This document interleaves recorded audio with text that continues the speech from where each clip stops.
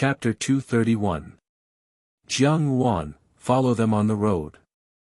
If they cannot commit suicide, think of a way to kill them. This woman's voice was pleasant to the ear, as ethereal as her eyes, but the words she spoke made one shudder. This group of people were all men of sacrifice. In such a house-to-house investigation, it was inevitable that some of them would be caught. It was fine if they could commit suicide, but if they couldn't commit suicide after having their weapons and poison removed, they would naturally have to think of a way to deal with them. Xiao Xiao looked at her and asked doubtfully, "Did I say something wrong?" She was the one who had released the news that the people of Nanjiang had forced Yao Nianyan to commit suicide. The genie guards were able to gather information, so naturally, they could also create information. Finding some people to intentionally guide these rumors and slanders would naturally achieve a lot of results. However, Jin San was somewhat astonished. Then why did Governor General Yao believe it so easily? He did not even use the backup plan that we had prepared. Could it be that Miss Yao's death really made him muddle-headed? Achieving his goals so smoothly really made Jin San somewhat depressed. Jiang Yuan stared blankly for a while before she understood the meaning behind Xiao Xiao's words.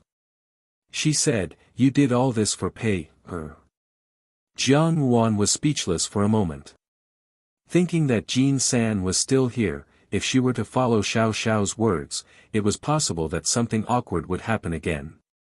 Thus, she changed the topic and said, "All right, now that Xianli has already lost the Yao family, as for his allies in the southern frontier, they should be fleeing in panic from the capital city.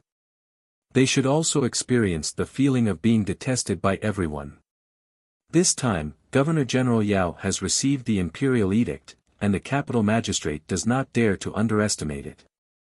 The entire city is heavily guarded, and the people of Nanjiang must not be feeling good right now." Jiang Yuan smiled slightly, just thinking about it makes one happy. His honeyed words were getting more and more smooth. Jiang Yuan glared at him and said, "Although we cannot let him be caught, it is not as if the people of Nanjiang came unprepared, so this matter cannot be over so easily.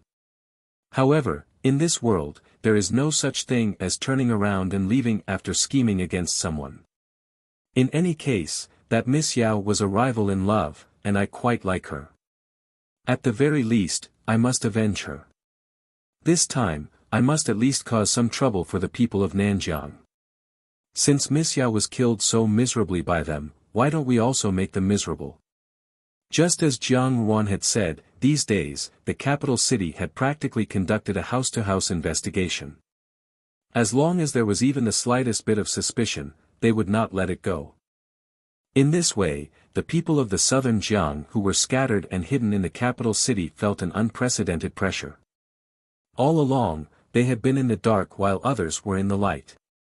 This time, when it was their turn to be in the light while others were in the dark, for the first time, they actually felt helpless. The more he thought about it, the more resentment he felt. Wasn't the Yao clan a little too arrogant? They were so brazen in blocking his path, yet they had forgotten that they were the spies from another country. Between a woman who chose to hang herself for unknown reasons and a woman who was forced to hang herself for the sake of her country and family, it was obvious that the latter was more valuable. Jin San was taken aback and said, "I see. I didn't expect Governor General Yao to love his daughter so dearly, but in the end, he still wants to make use of her. It looks like his feelings aren't all that sincere after all. Do you think I don't want to?" The woman said coldly, "Acting rashly will only expose both you and me." In a courtyard not far from the capital city, Yuan Chuan stood with his hands clasped behind his back. Looking at the signal sent by his subordinate, he sighed and shook his head, "We've been exposed." Although no problem could be found, the entire Yao Fu was in mourning. Governor General Yao had only gotten such a daughter when he was middle-aged. She had always been a precious daughter whom he had cherished dearly, yet now, she had passed away. One could well imagine the blow he had suffered. He didn't even want to participate in the fight for the throne in the imperial court anymore. He only felt disheartened and grieved for his daughter wholeheartedly. Yao Nianyan had always been gentle and proper, and he was also generous in his conduct. For him to hang himself like that, something must have happened. However, no matter how they investigated, they could not find anything. When they asked the servants in the Fu, Yao Nianyan's personal servant girl said that Yao Nianyan had been acting rather strangely recently.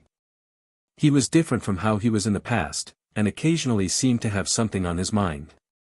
When everyone heard this, they were even more certain that Yao Nianyan had hanged himself for some reason.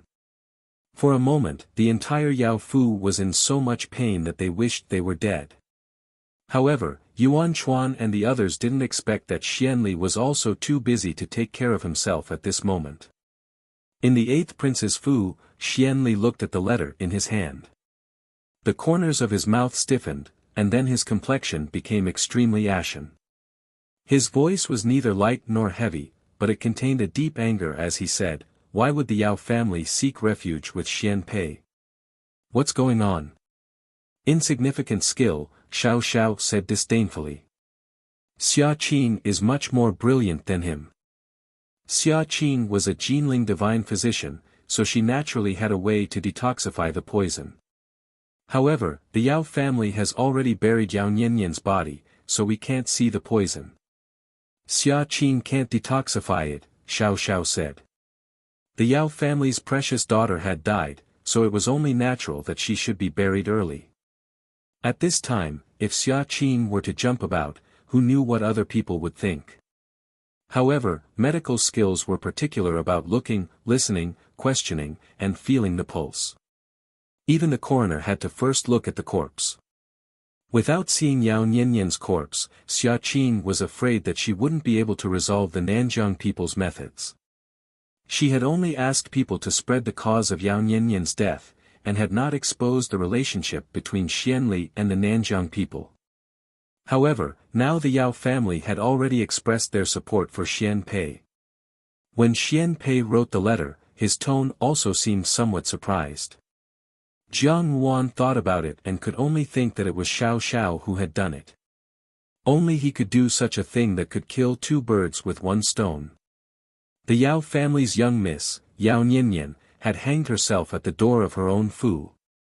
Indeed, he wasn't wrong, because it was a fact that the Nanjiang people and Xianli had colluded together. Xiao Xiao had only spoken the truth, and it couldn't even be considered as fanning the flames. However, why was it so strange to say it at this critical juncture?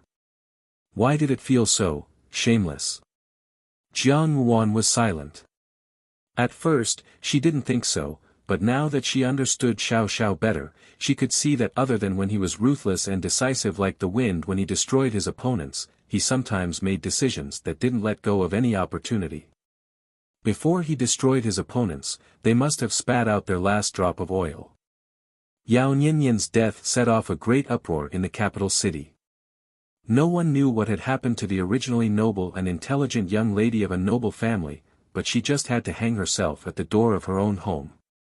This was a matter that caused people to be suspicious, and everyone suspected that there was some hidden story behind it. As the common people discussed, many possibilities popped up. However, this matter was still not over. On the second day after Yao Nianyan's coffin, a shocking news broke out in the capital city. Young Miss Yao had hanged herself, but she had been forced to do so. The people who had forced young Miss Yao to die were precisely the Nanjiang people. The Nanjiang people had infiltrated the capital city. Do you really think that he lost his mind because of Yao Nianyan's death? Jiang Wan asked. Tian Zhu didn't understand and looked doubtfully at Jiang Wan. Xiao Xiao silently drank his tea and didn't intend to interrupt. Jiang Wan shook her head and said, "Governor General Yao is naturally sad, but he is an intelligent person." At that time, Yao Nianyan's death was so strange that it would inevitably lead to gossip and slander in the capital city. Now, there is a new saying that Yao Nianyan has been elevated to the status of an extraordinary woman who serves the country and family. This is good for both the Yao Fu and himself. Even if this news is false, Governor General Yao will make it true. The subordinates and aides didn't dare to utter a word. At this moment, someone rushed in from outside and handed a letter to Xianli. The contents of the letter were unknown. Xian Li hurriedly read it, and his expression changed a few times. Suddenly, he sneered and tore the letter into pieces, so that's how it is. Jiang Ruan's words were dignified, but who would actually say something like, I rather like Yao Nianyan and want to help her take revenge? It really made people blush with shame. Everyone knew that Jiang Ruan had a cold and cheerless temperament. On the surface, she appeared to be very gentle, but in reality, she was very cold towards everything. Moreover, she was not a good person with a bodhisattva's heart. She was only doing this to vent the displeasure in her heart. Seeing Xiao Xiao's speechless expression, Jiang Ruan threatened, You don't agree? I don't dare. Xiao Xiao answered. It's not because of him, it's because of you. Xiao Xiao corrected her words. Although he said this, there wasn't the slightest bit of surprise in his tone, as if he had already expected this to happen. Xiao Xiao's expression didn't change, and he only grunted. At that time, Governor General Yao had trained his troops in the coastal area. Although these years of officialdom had already worn down a lot, the hot-bloodedness in his temperament hadn't been completely obliterated. Yao Nianyan's death was a huge blow to him. Originally, Xian Li had tried to recruit him, but Governor General Yao was an intelligent person. He had always been observing and maintaining a neutral position. Now that he heard that Xian Li might be related to the people of Nanjiang, he also hated Xian Li. That very night, he asked someone to think of a way to send a message to Xian Pei in the palace, indicating that the Yao family stood on the side of the 13th prince. Holy Maiden, we lost another 2 people. The soldiers have captured them. Yuan Chuan said in a low voice. Governor General Yao also had some influence in the capital. At once, he ordered his subordinates to contact the capital governor for more manpower. Then, he requested an imperial edict from the emperor to seal off the entire capital and investigate every suspicious person from house to house. He was determined to uncover the person from Nanjiang who had caused Yao Nianyan's death. For a time, there were soldiers on the streets of the capital every day, asking if it was lively or not. This improved the security of the capital by a lot. This was not the only thing the Yao family had done. It was unknown where Governor General Yao had gotten the news that the people of Nanjiang also wanted to meddle in the fight for the throne. Undoubtedly, the emperor in their hearts was Xian Li. Perhaps the people of Nanjiang entering the capital was part of Xian Li's plan. A servant circled around to the corpse to take a look. This look was not important, but immediately, another blood-curdling scream overflowed. This time, it was even more mournful than before. Everyone who heard it felt their hearts tighten as they did not know what had happened. The servant pointed at the slightly swaying silhouette above him. His mouth was wide open as he stammered, Young miss, this time, it was Yuan Chuan who underestimated the enemy. Yuan Chuan said, I did not expect Jiang Ruan to be so ruthless. She even made use of this point. Moreover, he did not expect that her methods would be so brutal. She had directly shouted and beaten them like mice during a festival. It was not known where this shocking news had started, but the more it spread, the fiercer it became. The more it spread, the fiercer it became, and the more it spread, the fiercer it became. However, this shocking news was different from the previous ones, which were full of loopholes and had no head or tail. It actually described in detail the process of Yao Nianyan being threatened. It turned out that the people of Nanjiang had grasped the Yao family's weakness and wanted Yao Nianyan to think of a way to change the entire Yao family's political stance. They wanted to cooperate with the people of Nanjiang and become the Nanjiang spy in the Great Jin dynasty. However, young Miss Yao had a loyal and fierce temperament. She was also afraid that the people of Nanjiang would burn her Yao Fu to the fire. Thus, she clenched her teeth and hung herself, wanting to protect the Yao Fu. When this news reached them, Jiang Ruan was accompanying Xiao Xiao in the study. Xiao Xiao was reading the intelligence report sent by the brocade guards. Jiang Ruan was curled up in Xiao Xiao's embrace. She was actually considered tall, but in Xiao Xiao's embrace, she appeared very petite. This way, on one hand, it was very warm.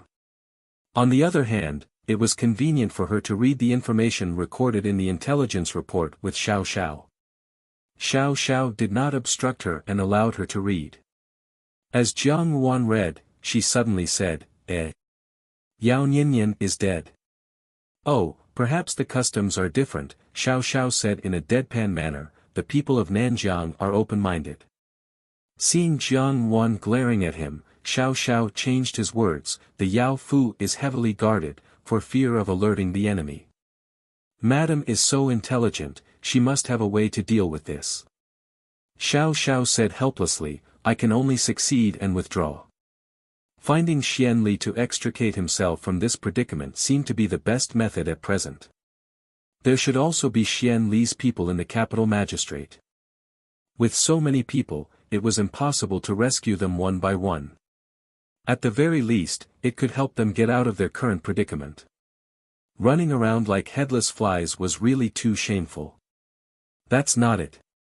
Jiang Wan smiled faintly, for Yao Nianyan, a good reputation after her death is the last thing that Governor Yao can fight for her. Therefore, Governor Yao's way of doing things is not wrong, and he is also thinking of Yao Nianyan. It's just that he is calmer. When Jiang Wan finished speaking, she looked at Xiao Xiao, who was standing at the side like a wooden stake. However, the relationship between Nanjiang and Xianli was leaked by you, right? What you say makes sense. Jiang Wan thought about it and agreed with Xiao Xiao's words. It must be known that the Yao Fu was, after all, the mansion of a first-ranked official. Governor Yao was also a martial artist, and there were many experts in the Fu. It seemed that Yao Nianyan had died long ago, and he had died outside the Fu. The other party was afraid of entering the Fu and causing trouble, so they chose the safer method of leaving Yao Nianyan at the door. Although it was a little rough, it was relatively safe. This is not the way to go on. Yuan Chuan said. Every day, there would be new casualties. These people were very precious resources to them. They were spies hidden in the capital city to gather information. Normally, they would be hidden in the crowd and would not be able to see anything different. However, once they were investigated, there was no way to prove their identity. Very quickly, they would be caught. This time, the capital magistrate was determined. It was impossible for any fish to escape the net. If this continued, most of the spies would be caught. When most of the spies were caught, they would be like blind and deaf people in the capital city of the great Jin dynasty. They would forever be in a passive position. However, to be able to make the coroner unable to find any problems, the people of Nanjiang do have some methods. Jiang Wan muttered, at that time, when you fought with them, they wouldn't have used any evil methods, right? She still remembered Jiang Su's charm techniques. The people of Nanjiang seemed to be proficient in these kinds of witchcraft. I don't blame you. The woman was silent for a while, then said, think of a way to tell Xianli. Xiao Xiao saw that she was silent and said, the Yao family now has a blood feud with Xianli. Sooner or later, Xian Pei and Xianli will have a battle. The Yao family is very important in His Majesty's heart. If we win over the Yao family, not only will it be beneficial for us, but it will also help His Majesty's attitude. Xiao Xiao. This matter almost swept the entire capital city on the same day. After all, in the capital city, there was no one who did not know of the Yao family, and the Yao family's young miss was an outstanding young lady with good aptitude. Yet, for some unknown reason, she had hung herself. The Yao family's people invited the most famous coroner in the capital city, and the result was that the Yao family's young miss had indeed hanged herself. This shut everyone's mouths, and no one could find any problems. In the capital city, in that hidden courtyard, there was now one more person by Yuan Chuan's side. This was a young woman who did not look too old. She had a pair of ethereal and bright eyes, and snow-white skin. She only wore a crimson muslin dress, and on this early spring cold day, she did not feel cold. She wore a similar red muslin on her face, and only the upper half of her face was exposed. Even so, it could be seen that she was a stunning beauty. This kind of stunning beauty came from her ethereal temperament, as if she did not eat the food of the mortal world. No need. Xian Li gritted his teeth. Darren, what has been exposed? The subordinate beside him asked doubtfully.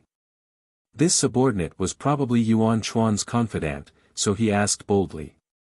The corners of Yuan Chuan's lips were still slightly raised, but his tone was not happy as he said, "The holy maiden has been exposed." When this rumor came out, the entire capital city was in an uproar. The common people all knew about the war between the Nanjiang people and the great Jin dynasty many years ago. And at that time, the Jin dynasty had destroyed the Nanjiang country. The Nanjiang people's ambition had not died, and it was indeed possible for them to make a comeback. And because of this reason, the Yao family's young miss had committed suicide in the most tragic way possible in front of the mansion's gates. Her identity had been exposed, especially to someone like Jiang Ruan. Jiang Ruan was the best at taking advantage of opportunities, so what would she do next? If she really confronted her about this matter, she might have a chance to make a move. As Yuan Chuan thought about it, he could not help but be alarmed. After thinking for a while, he suddenly said to his subordinate, "Go to the warehouse and find the female corpse that died a few days ago. Tonight, when there is no one around, find a way to throw it at the Yao family's door." The capital city was bustling with noise and excitement. These days, Xiao Xiao, on the contrary, was idle. When he had nothing to do, he would read and drink tea with Jiang Ruan. When she heard the news from Jin San, Jiang Ruan's eyes revealed an uncontrollable smile. Xiao Xiao glanced at her and did not seem to be surprised. Jiang Ruan said discontentedly, "Why are you not surprised?"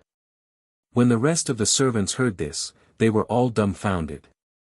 Then, "Your Highness, should we send someone?" The guard who had delivered the letter asked. "The Yao family's door." Although that person was bewildered, he immediately got up and carried out the order. Yuan Chuan stood in front of the window and frowned. The real Yao Niannian had naturally died long ago, and the current Yao Niannian was only the holy maiden in disguise. The holy maiden had already expressed her intention to leave the Yao family, but if Yao Niannian suddenly disappeared, the Yao family would not let the matter rest. They would certainly search the entire capital city, which would be very disadvantageous to them. Now, they could only confirm that Yao Niannian was dead. Previously, the holy maiden had asked him to dispose of Yao Niannian's corpse.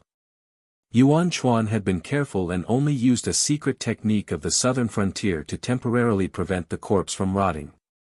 Now, it was just in time to solve this urgent problem. Since they wanted to extricate themselves from the Yao family and confirm that Yao Niannian was dead, the Yao family was in a mess. Naturally, they would not have the mood to worry about other things. "It's all right," Jiang Ruan smiled craftily, "I have long prepared."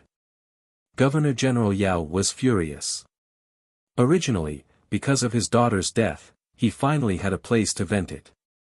Originally, Yao Niannian had died for some unknown reason. Although Governor General Yao was heartbroken, he had also blamed Yao Niannian for not explaining the difficulties to his family. Now that this rumor had come out, Yao Niannian had become a loyal woman who wanted to protect her own mansion and was unwilling to betray the country. Governor General Yao's last trace of displeasure towards Yao Niannian had completely disappeared and was replaced by endless guilt. He hated himself for his incompetence and was heartbroken for Yao Niannian's sacrifice. His original thought of retiring to the imperial court and spending his remaining years in peace had suddenly changed. Now, Governor General Yao only had one thought, and that was to make the person who had forced Yao Niannian's death pay in blood. Very fast, Jiang Ruan exclaimed in admiration, "Let me see." Hanging herself in front of the Yao Fu's door, this reason is too strange. Who would hang themselves in front of their own door, and moreover, it was a young lady from a noble family. What are the people of the southern Xinjiang thinking?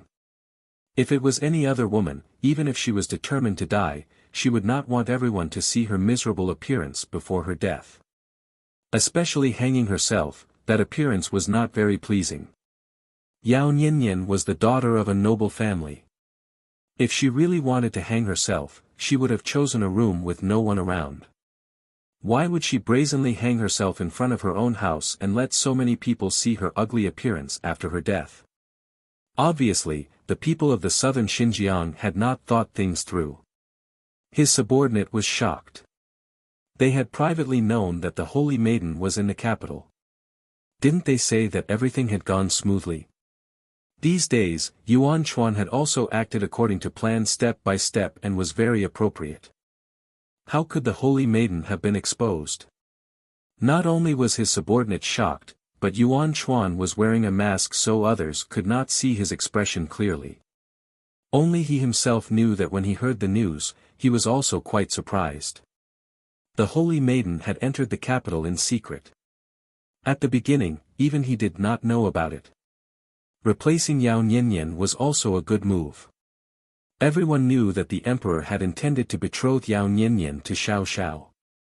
If Jiang Yuan had not interfered, Yao Niannian would most likely be Jining Wangfei now. Yao Niannian's identity was very natural. Moreover, Governor Yao was also a person of great importance in the Jin court. No matter in which aspect, he was extremely suitable. Who would have thought that this flawless plan would collapse today and the Holy Maiden would actually be exposed? The night seemed to pass peacefully. The next day, when the manservant guarding the entrance of Yao Fu got up to check, he suddenly found a figure hanging from a pillar at the Fu's entrance. Immediately, he was so frightened that he let out a loud cry. With this cry, he and the family servants were also called over. They saw that in front of the pillar at the entrance of Yao Fu, there was a figure hanging in a straight line. A rope was hung from the beam at the entrance, while the other end was wrapped around the neck of the corpse. At the foot of the corpse was an overturned stool. Obviously, this person had hanged himself. After the family servants had recovered from the lingering fear, they immediately felt a burst of bad luck and cursed, "Why did you choose to hang yourself in front of the door? Who is this person?" Chapter 232. But young mistress, what do we do now? Tian Zhu frowned, "Our men have already made their move, but we still can't find where that Nanjiang person is. He's really well hidden. I'm afraid there's already someone in the capital waiting for him. How could Xian Li not know what his aides could see? Not long ago, he was full of disdain for Xian Hua's rashness and impulsiveness, but now it was his turn. When it started, Xian Li did not know. He only knew that his great undertaking of seizing the throne had been smooth sailing a long time ago, but today, it was actually difficult to move forward. It was as if every step he took could be calculated by the other party. The more anxious he was, the more leisurely the other party was, unable to end the battle quickly. Now that it had reached a critical moment, the anxiety in his heart became more and more unbridled. This was definitely not a good sign, perhaps it was the other party who wanted him to make a compromise. Steady, Xian Li warned himself over and over again in his heart. The Yao family had sought refuge with Xian Pei because someone had told them that Yao Niannian's death was related to the Nanjiang people. Since the Nanjiang people were related to him, the Yao family did not have the guts to confront him directly, so they sought refuge under Xian Pei's name, using Xian Pei's name to trip him up. It's true that we are allies, but in Xian Li's eyes, there is no such thing as an ally. Jiang Yuan smiled, "We are only temporarily together because of common interests. The Nanjiang people have messed things up this time. To Xian Li, they are just a useless chess piece. No matter how much he needs a useless chess piece, he still needs to vent his anger. What's more, Xian Li is a person who is suspicious by nature. He will certainly think that we have set up some kind of trap. As long as he seeks stability, he will absolutely not make a move at this time, so as to avoid putting himself in harm's way. Meng, I've finally found you." The person at the door seemed to have just seen her, and as soon as she came out, he could not wait to open his mouth. Liao Meng frowned. Nanny Zhou had already stepped in front of her and scolded, where did this shameless person come from? Who are you to recklessly defile my young lady's innocence? Naturally, the chastity mark was not there.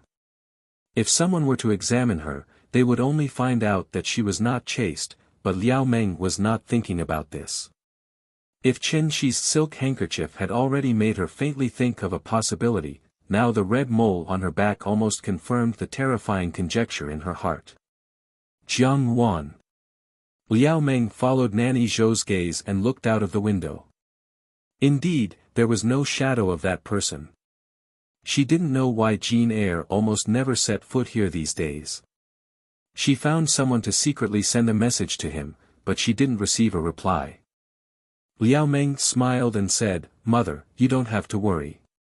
Since second young master is working for His Highness, he might have something important to do these days. It's normal for him to be busy. She will come in a few days." Although she was comforting Mrs. Zhou, it was more like she was convincing herself. As Jean Eyre had not come for a long time, her heart could not help but be suspicious. In the end, what was going on? Could it be that the maidservant had used some means to entangle Jean Eyre? Jean Eyre did not come, and there was no news from that person over there either. Liao Meng thought uneasily, and she felt a little uneasy. Arguing with a person like Chen Shi was definitely not beneficial. Liao Meng could only insist that this had nothing to do with Chen Shi. With a cold face, she said, "Don't talk nonsense. You and I are only friends from the same hometown." Where did these words come from? Unexpectedly, Chen Shi suddenly said loudly, "Meng, I didn't want to say these things, but now you see me as an enemy. For any man, this is something that cannot be tolerated. Meng, you are heartless, so don't blame me for being unjust." As he said this, he took out a pure white handkerchief from his bag. It was just that the handkerchief was blooming with spots of red blood. At first, everyone was shocked, but then they understood. Naturally, they could imagine what it was. There were also young women in the crowd, and they immediately turned their heads away. Chen Shi said loudly, "This is the silk handkerchief that you used to consummate our marriage that night." "It's nothing." Xiao Xiao continued to look at the book in front of him as if nothing had happened. He lightly praised, "Furen is a good strategist." In a courtyard in the capital, two people were sitting in the room. One of them was guarding the door and doing embroidery, while the other young woman was looking down at the scroll in front of her, but her eyes were somewhat wandering. Mother Zhou was doing her embroidery and could not help but sigh, "Second young master has not come for a long time. I don't know if something has happened." Tian Zhu nodded thoughtfully. Xiao Xiao looked up and glanced at Jiang Wan. Jiang Wan looked and immediately asked, "What's wrong?" "I'll also go and take a look." Liao Meng stood up and said. This courtyard was hidden in the capital, and Jean Eyre had also informed others to take care of them. Therefore, even if the two women lived here, no one would dare to disturb them. Hearing the noise outside, Liao Meng's first thought was that Lu Zhu had come to make trouble, so she prepared to go and take a look. That night, the one who had sex with her was not Jean Eyre, but Chen Shi. It was Chen Shi who had sex with her for a night, took away her handkerchief, and finally found out about the red mole on her back. How did Chen Shi come in, and why did Jean Eyre not fall for it? Liao Meng could not think of this. It was as if in a flash, she had lost all her strength and softly fell to the ground, her eyes became blank.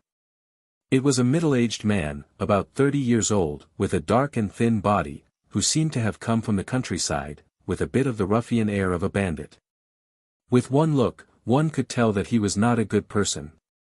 That person also said, "Mother Zhou, you are really too forgetful. I am Dingshi's Chen Shi. When your fu was in trouble, I even sent you things. At that time, Meng, often came to me to ask for help. What, now that you have climbed up the social ladder in the capital, you turn your back on me?" Giving her a taste of her own medicine, Jiang Wan said indifferently, "Originally, it wouldn't be a big deal if we were both serving different masters. However, to use such underhanded methods on my people, I'll let her have a taste of her own medicine." Liao Meng was such a proud person, how could she take a fancy to Chen Shi, but under the eaves, she had no choice but to lower her head. At that time, she could only pretend to be obedient to Chen Shi, pretending to be very obedient, so that Chen Shi and her uncle would not worry. With the help of the mysterious person, she escaped, thinking that she had finally escaped from that filthy life. But she did not expect that Chen Shi's appearance today would be like a basin of cold water being poured directly on her head, almost making her whole body tremble. Liao Meng was so angry that she almost fainted, but in the eyes of everyone, she was a lady from a noble family. Naturally, it was impossible for her to argue with Chen Shi on the streets. Even if she tried to explain in a soft voice, how could she compare to Chen Shi's glib tongue? Mother Zhou was furious. She stepped forward and scolded Chen Shi, "Chen Shi, don't talk nonsense. Miss was not betrothed to you at that time, it was simply your own wishful thinking. Why don't you take a piss and look at yourself in the mirror? How can someone like you touch Miss?" But she did not expect that when she reached the door, she would hear a man's voice, Liao Meng, come out. Meng, her. Chen Shi seemed to have been hurt by her words as his eyes immediately turned red. He took a step forward and said in an extremely sorrowful voice, "How can you say that? You even gave your body to me, how can you say that you only have feelings of being from the same hometown? Even if you have a change of heart now and love that second young master Huang, have you ever thought about how second young master will treat you in the future if he sees that your body is not pure? How can you be so naive?" Before Liao Meng could react, Chen Shi had already started to narrate to the crowd. He only talked about how he and Liao Meng were in love at that time, and how they had obtained the approval of the elders. Just as they were about to get married, Liao Meng unexpectedly ran away the day before the wedding. He traveled across land and water to find her, only to hear that the matter between Liao Meng and Jean Eyre had spread like wildfire in the capital. He was heartbroken and angry, so he came to ask for an explanation. Chen Shi was also a clever person. He was born in the streets and had been in the streets for so many years. He could be said to have a glib tongue. His spittle flew like a storyteller as he pretended to be very affectionate, attracting the attention of most people. When they looked at Liao Meng again, their gazes had changed. It was as if they were looking at an unfaithful woman who only wanted to climb up the social ladder and abandoned her fiancé. "Don't worry about it," Xian Li said coldly. Even if they were allies, he would never risk his life to save those people at this time. Moreover, the people of Nanjiang did not know the severity of the matter and caused such a big mess. They even caused him to lose the Yao family. He had to vent his anger. Since the people of Nanjiang were so capable, he would leave this matter to them to solve it themselves. A smile appeared on Xian Li's face, but this smile did not look happy in the eyes of the crowd at all. On the contrary, it seemed to be restraining the anger and anxiety in his heart, which made it appear a little twisted. Chen Shi said, "Meng, you are with me, so I know everything about you. I also know that you have a small red mole on your back. Meng, if you want to ask me what evidence I have, do you dare to let others check your arm? See if the chastity mark is still there." When Chen Shi heard this, he gave Liao Meng a strange smile. That smile had an indescribable meaning in Liao Meng's eyes, as if she had been waiting for this sentence. No, Liao Meng calmed herself down. Her body was given to Jean Eyre. How could this Chen Shi have the ability to turn a deer into a horse? Nothing would happen. When this was said, the crowd suddenly burst into an uproar. What, this man's tone seemed to have some kind of personal relationship with Liao Meng. The man called her so intimately. It was said that Liao Meng was also from Dingxi. Could it be that there was something fishy between the two of them? It was true that people sympathized with the weak, but the people were more interested in the new strange things that happened among the people.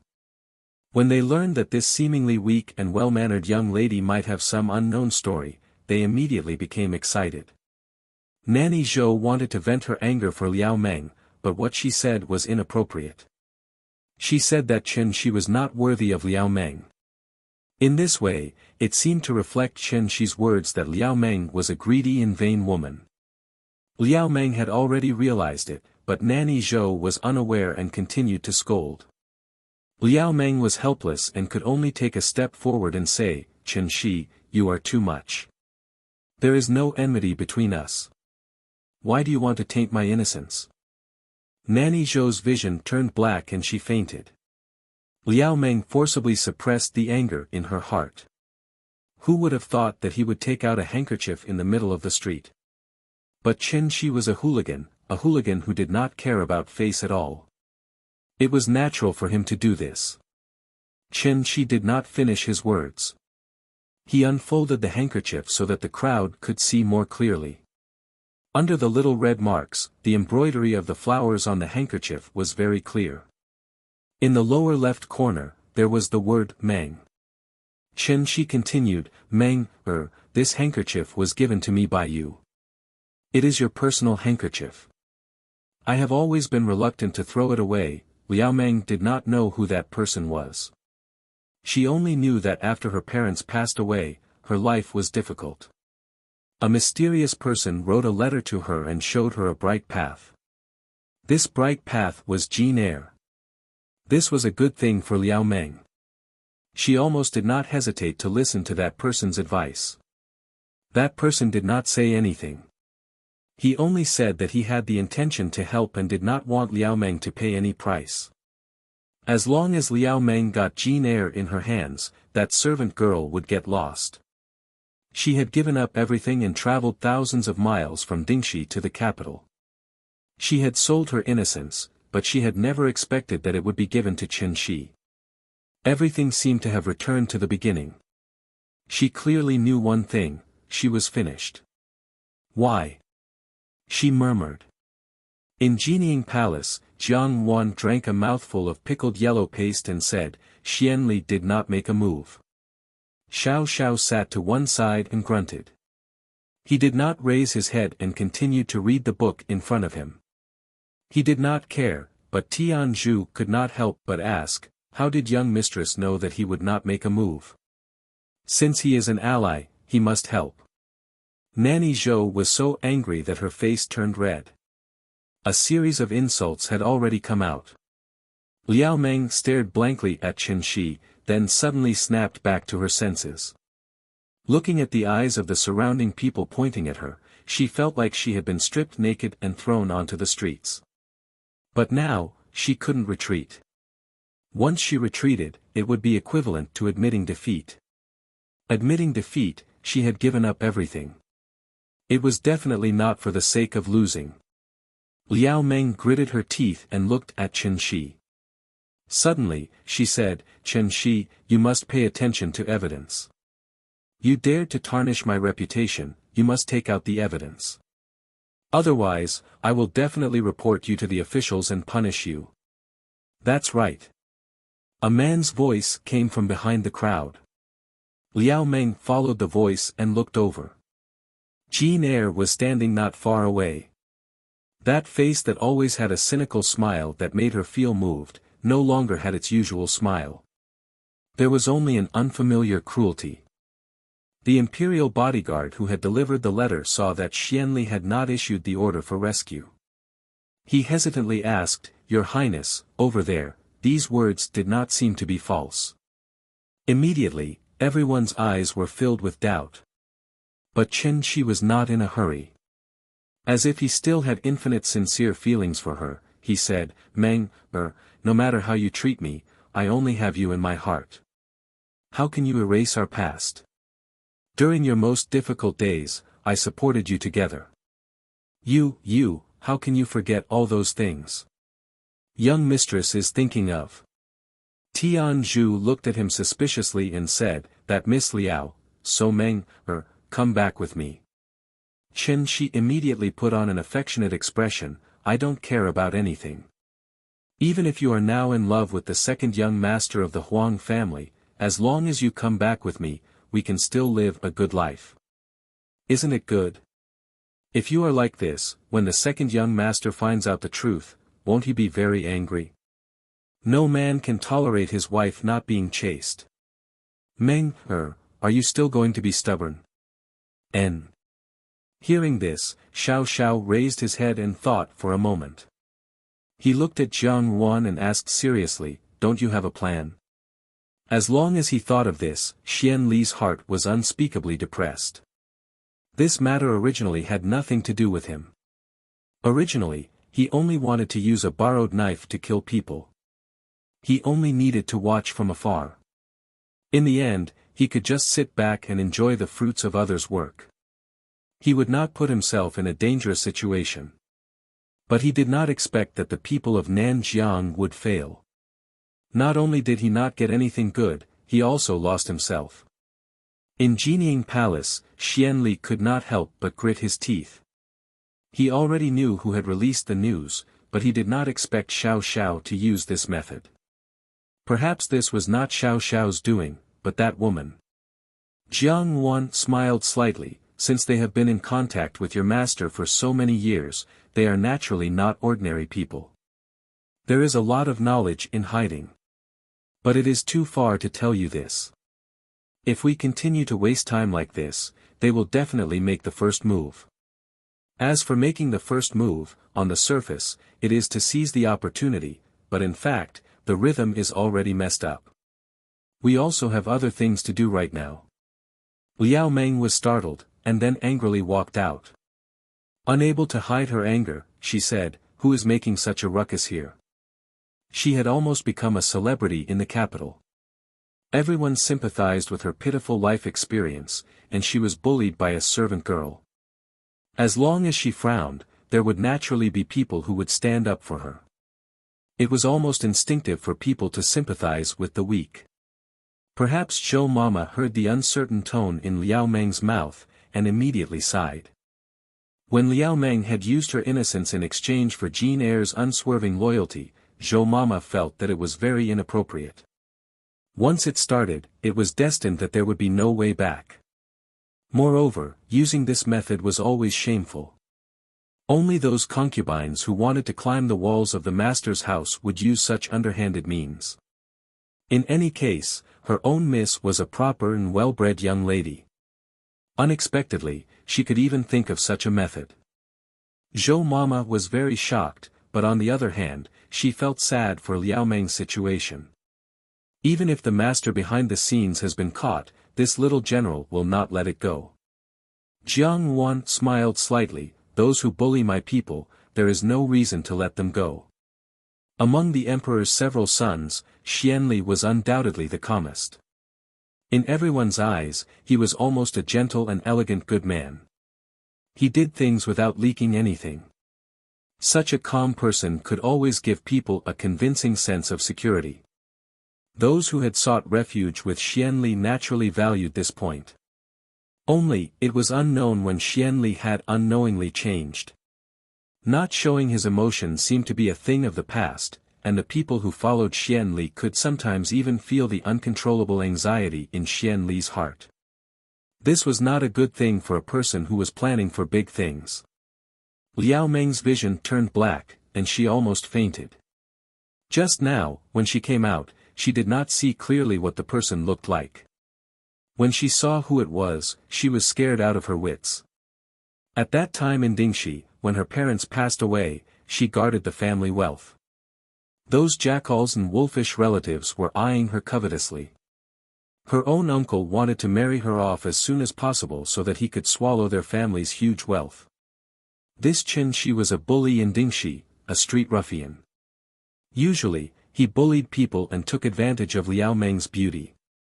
Liao Meng's uncle did business and had some friendship with Qin Shi, so he wanted to marry Liao Meng to Qin Shi. Xian Li fiercely took a breath. The southern Xinjiang sent a secret letter asking him to go help, but now, he absolutely could not take the risk. The people of the southern Xinjiang did not know that the Yao family also hated him. If at this time, he rashly made a move and was caught, wouldn't it be giving the Yao family something that could be used against him? The Yao family would definitely use this time to make a big fuss. Now, it was best not to act blindly without thinking. It was better to be safe. Both of them were still thinking about their own matters when they heard bustling sounds coming from outside the door. It seemed that there were also shoving, scolding, and shouting. Mother Zhou and Liao Meng looked at each other. Mother Zhou stood up and said, "I don't know what happened. This old servant will go out and take a look." After the matter with the Yao family passed, Jiang Wan and Xiao Xiao did not take any other action. Although Xiao Xiao's deployment was precise, the opponent was also very cunning and did not show up. As a result, Tianzhu felt that it was somewhat boring all day. At this moment, when she heard Jiang Ruan's words, she immediately became excited. "Young mistress, what other tasks are there?" Later, everything went smoothly beyond Liao Meng's original expectations, but that mysterious person never appeared again. Liao Meng had also wondered whether that person had other motives, but to her, Jin Air was indeed a way out that she did not want to let go of. Liao Meng was only a woman and did not have much foresight. She could only instinctively grab what she wanted the most in front of her. Jiang Wan was speechless. Of course, a trap had to be set. This trap was set up for the people of the southern Xinjiang. However, Xiao Xiao's usual style was like the autumn wind sweeping away the fallen leaves. He would not let anyone go. As for Xianli, naturally, there were also arrangements to ensure that nothing went wrong. What if Xianli suddenly remembered his ally? Chen Shi had played the role of an angry and affectionate man who had been betrayed to the fullest. However, as soon as these words came out, Liao Meng felt as if she had been struck by lightning and almost fainted. That night when she and Jin Air were drugged, she had lit the incense given to her by the mysterious person and placed it together with the pot of orchids.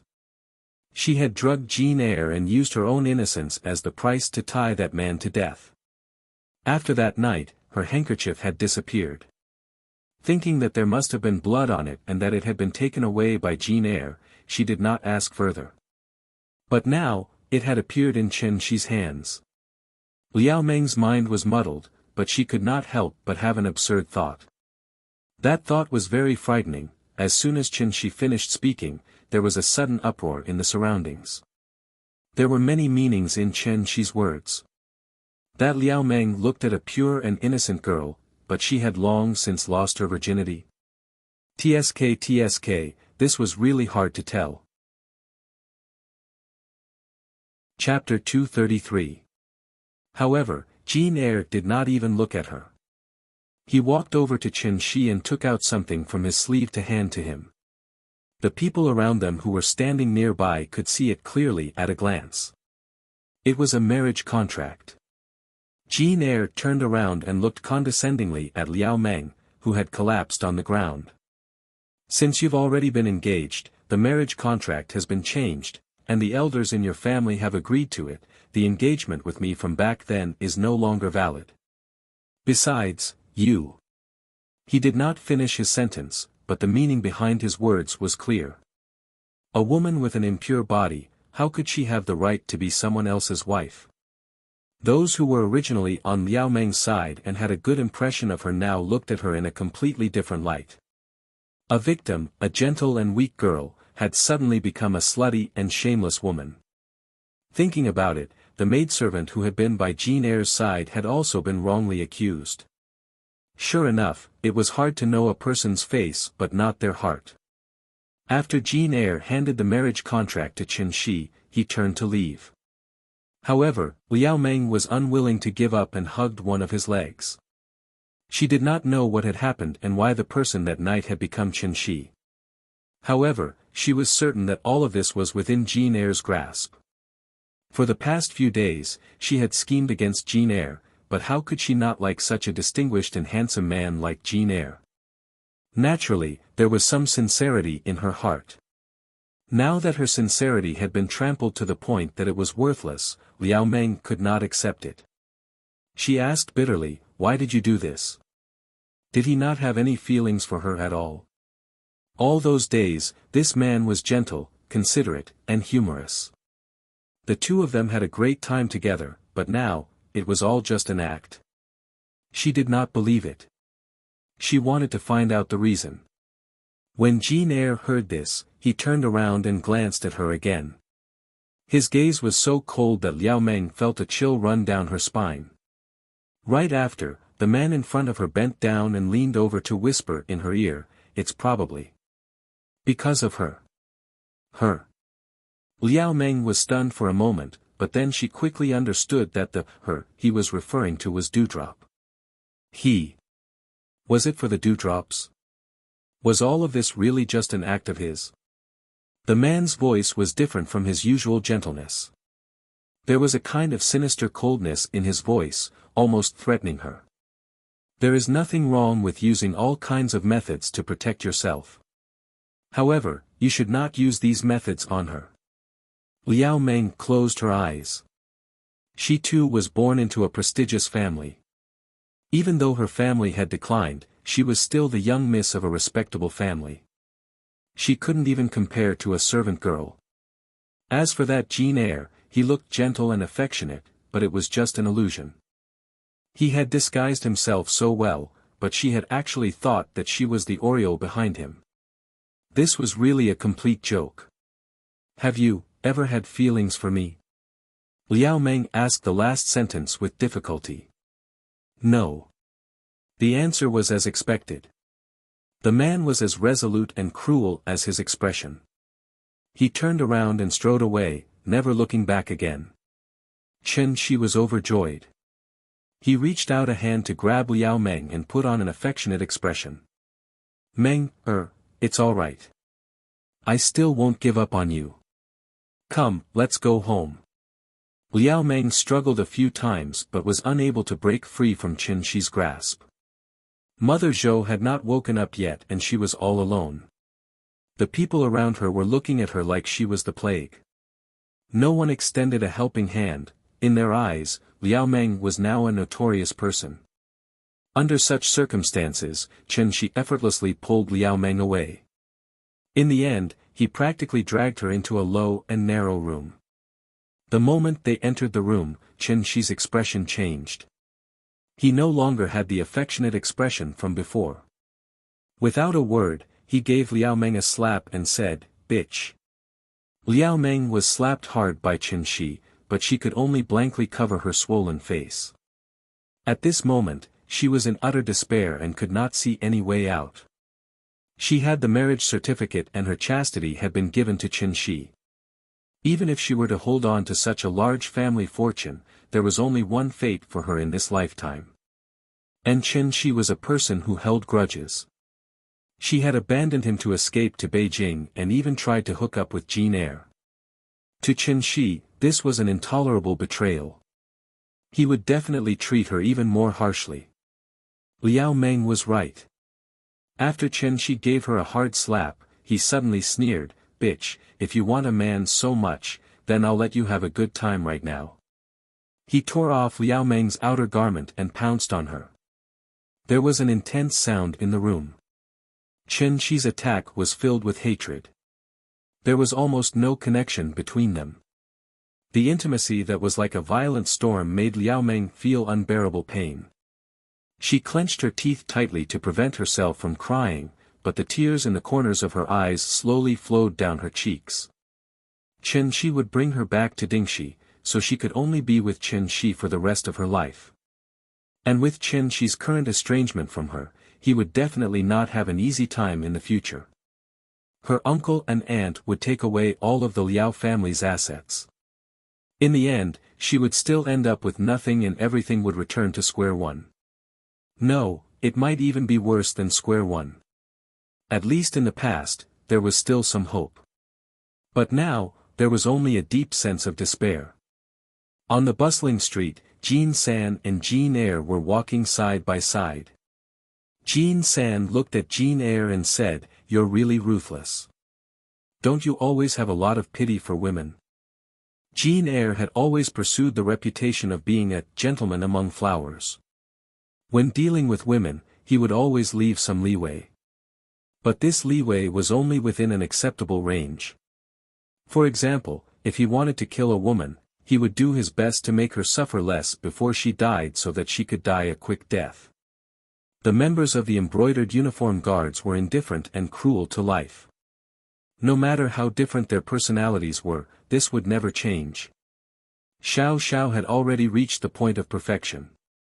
Xiao Xiao had already reached the point of perfection. Jean Eyre looked like he was always laughing and joking around, but he also followed this unchanging principle. It was just that this time, his method of dealing with this woman was indeed a little too cruel. He was the one who called Chen Shi over. Back then, when Liao Meng first consciously approached him, Jean Eyre already realized something was wrong.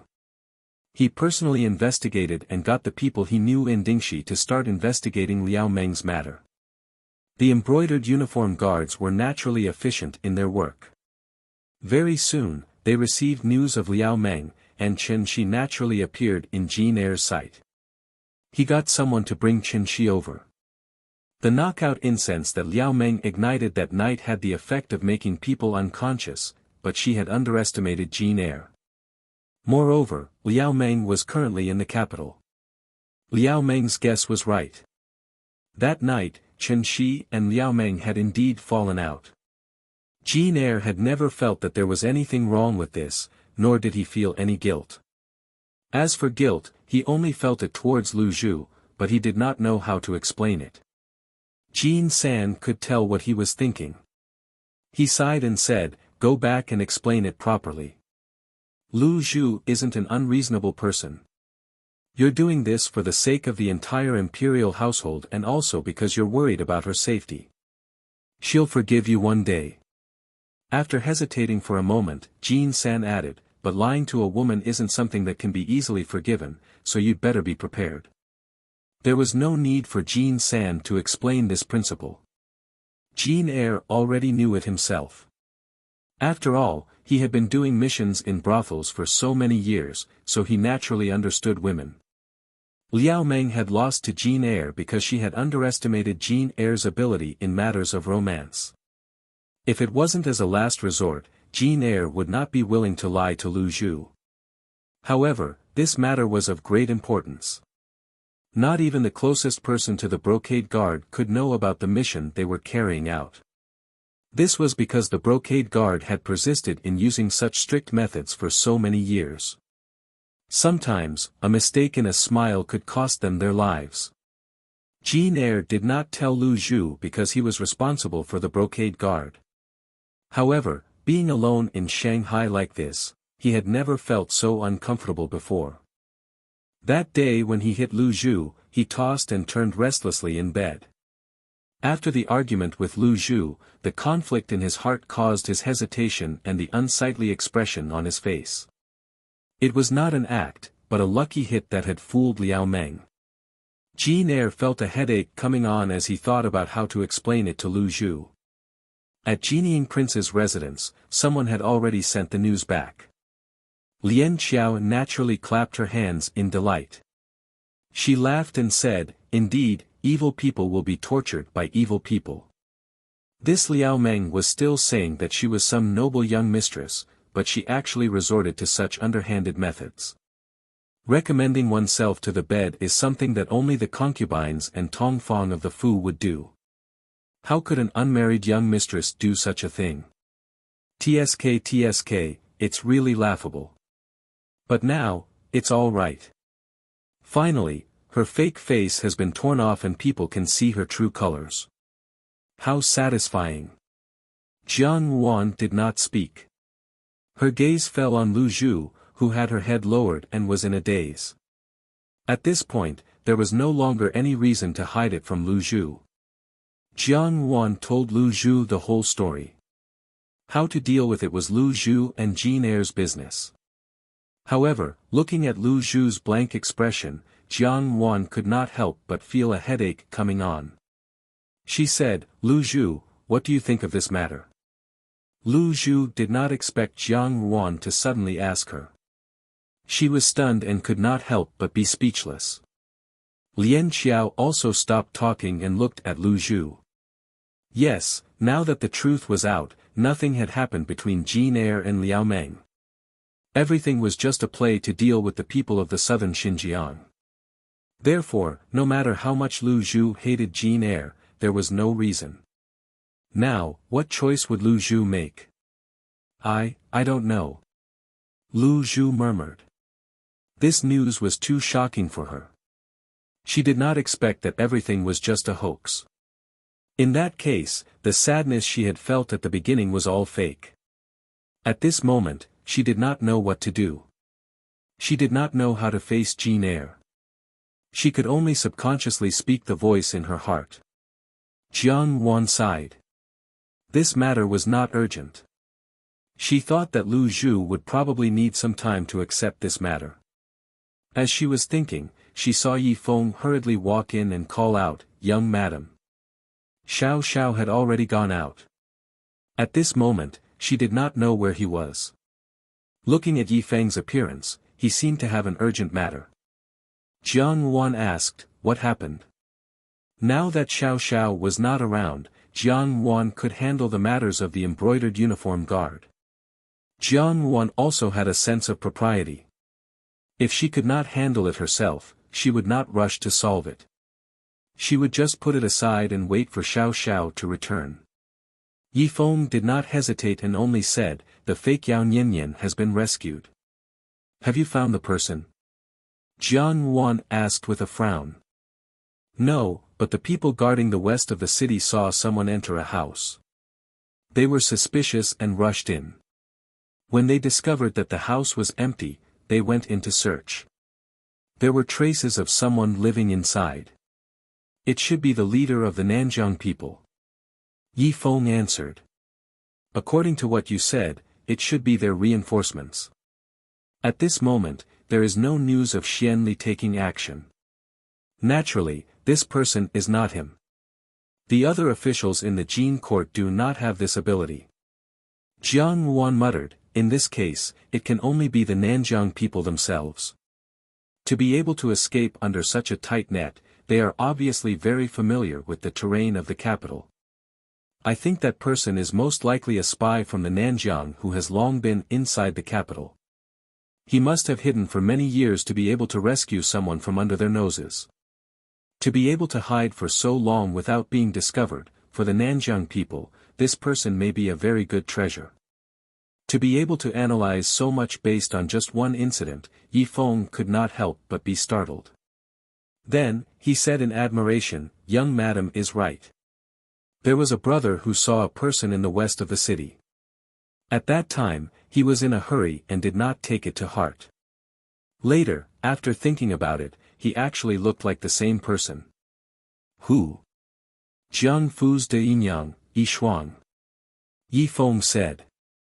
Yi Shuang, this name was somewhat unfamiliar, and the Jiang Fu seemed to be something that happened a long time ago. When she heard these two words from Yi Feng's mouth, Jiang Wan was also momentarily dazed.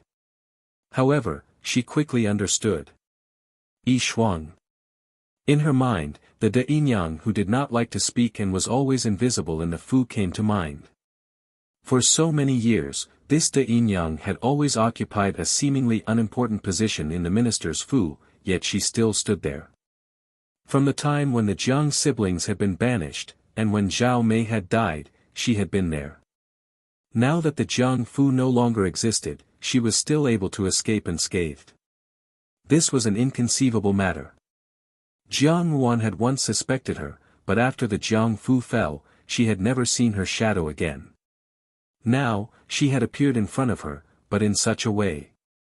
Since Yi Feng mentioned the west of the city, it showed that he suspected the relationship between Yi Shuang and the Nanjiang people. Jiang Ruan's gaze moved. This showed that her suspicions at that time were not completely unreasonable. Who was this Yi Shuang? What was her purpose in hiding in the Jiang Fu for so many years? And the timing of her appearance? Jiang Ruan's heart jumped, and a thought flashed through her mind. First, send people to continue watching the west of the city. Since they want to leave, they can't go far.